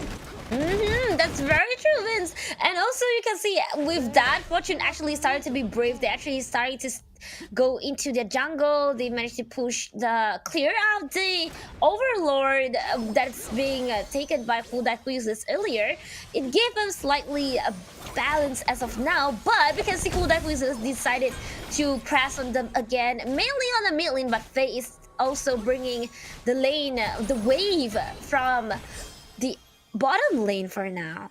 And there is the minion that's coming in, which means this might be the game. The pressure is on. Who Useless. Pei did manage to eliminate XTZ, and they took down the turret as well. High ground turret no more for the bot lane. Pei will be taking care of the mid as well. They're maximizing the space. Somehow Who Useless, it's enough for them to take the life of STZ, take down 2 high ground towers, and then steal some resources. Noah, on the other hand, will be using the emergence just to check some information, but he's not gonna engage. He just needs to be patient. But no, the Liu Bang here, Shin are receiving way too much damage. They focused on the D-Runji as well, but Noah is working wonders on the back line by taking down the Erin. No more marksman on the side of Who Useless. yeah, but Faye's still trying to take N. Wow, that's good. Skyfall? Oh. He melted the armor, the shield coming in from the Pei, and all that's left for Who Useless is to back it off. So they cannot afford to lose any more bodies. Somehow, from I think 6k, they somehow depleted the economy lead by Who Useless by 2k. So it's just 4k gold lead for the side of Who Useless. So it seems like they are finding their groove. They're finding their itemization, and they're working on the defense thanks to the Noah's burst capabilities. Noah is doing really great. It's still that it just didn't just steal the dragon. The ulti is always at the correct timing, teleportation as the correct timing, and now they're starting a fight right in the jungle. They're going in hard. Lady Jen is the first casualty, but they leap in towards Ning. No more marksman for the side of Fortune. Now they're fighting it all out. They're going ham. And now a lot of packs action left and right. Erin goes hard. And now he's going to try to at least survive with the Ming. Try to provide some heals for him as they're taking down this overlord, and they're looking for other members on the side of Fortune. Aluka is going separate ways. He's gonna try to recall to safety. Dharma will he catch him? But no, Aluka will be trying to distance himself. He's gonna try to buy some time. But no, Who Useless will be using this opportunity to somehow go towards the base. But it's Noah who's defending. Who Useless. They're gonna be defending this way too hard, and they won it. They are the champions. Who Useless. Congratulations, they are your season 5 champs. Congratulations again! Yes, and oof,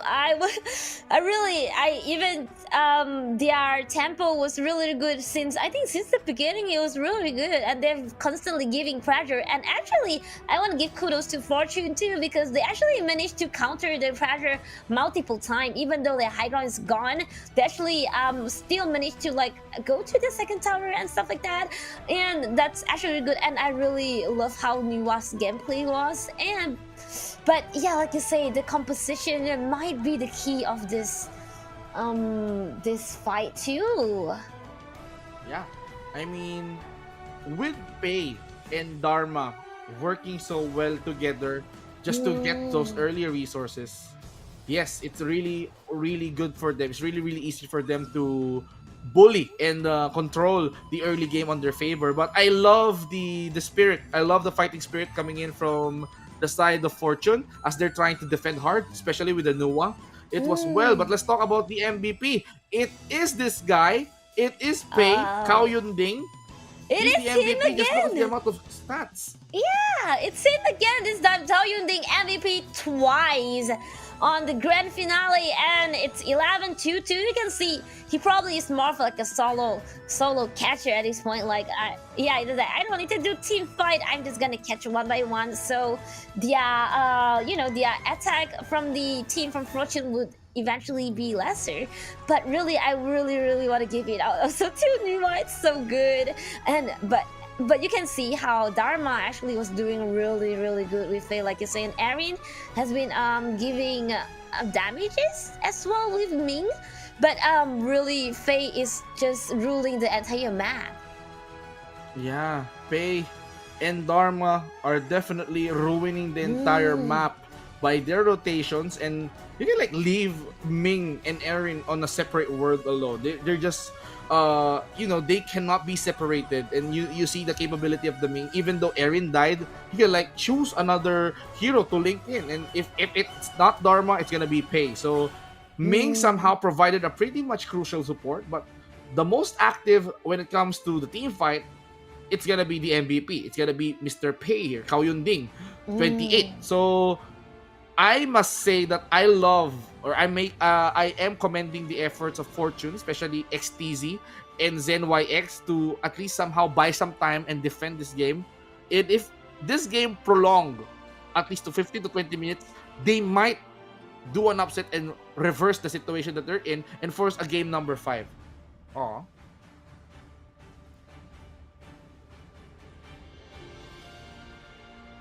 And here we are. The brackets, ladies and gentlemen.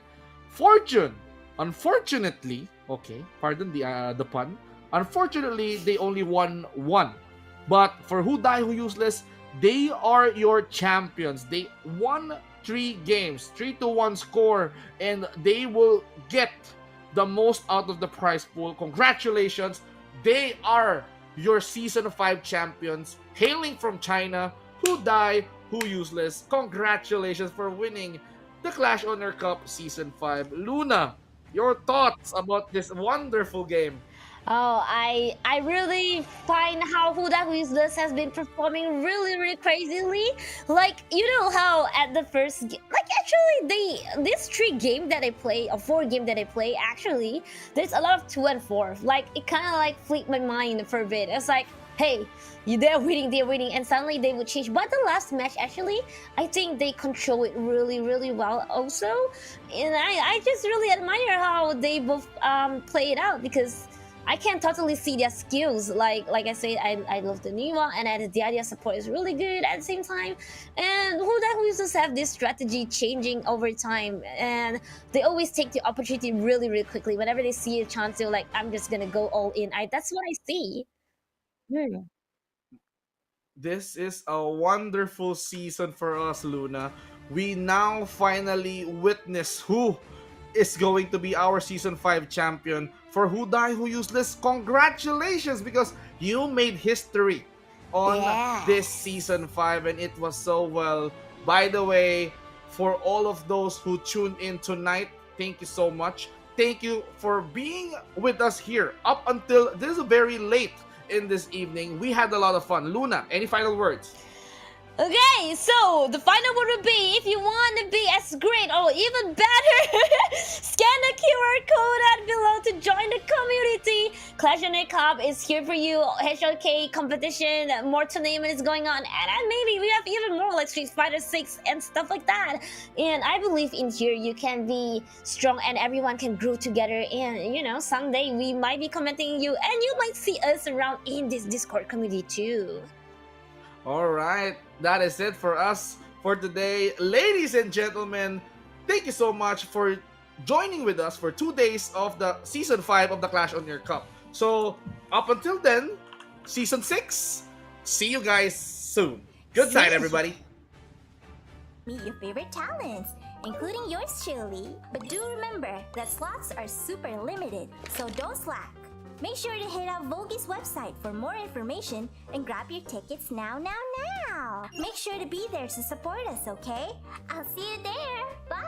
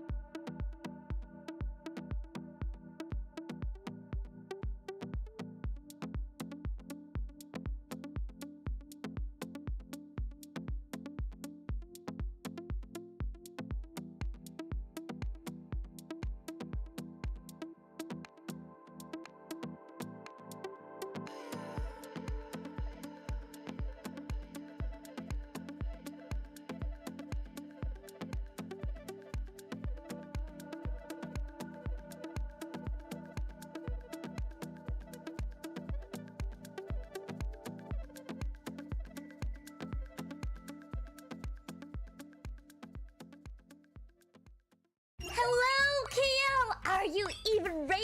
Cause Vogi Mini Tour 2025 is landing on 31st May from 4 p.m. to 6 p.m. Luna and the Vogi girlies will be there, probably yelling or singing or both. So there are two types of tickets. Standard if you're chill, and gold if you're feeling like, hey, I wanna see my Oshi so close. I wanna be on stage and interact. So, oh, one more thing. If you actually wanna meet me and talk to me one-to-one, you can grab a slot at a special interaction booth too. But it's super limited, so act fast. Anyway, mark your calendar and bring a loud as well. Because this time around, we have light stick too. Yes, so I better see you there, okay? Okay, that's all. I'm gonna go practice and make you proud. See you in KL.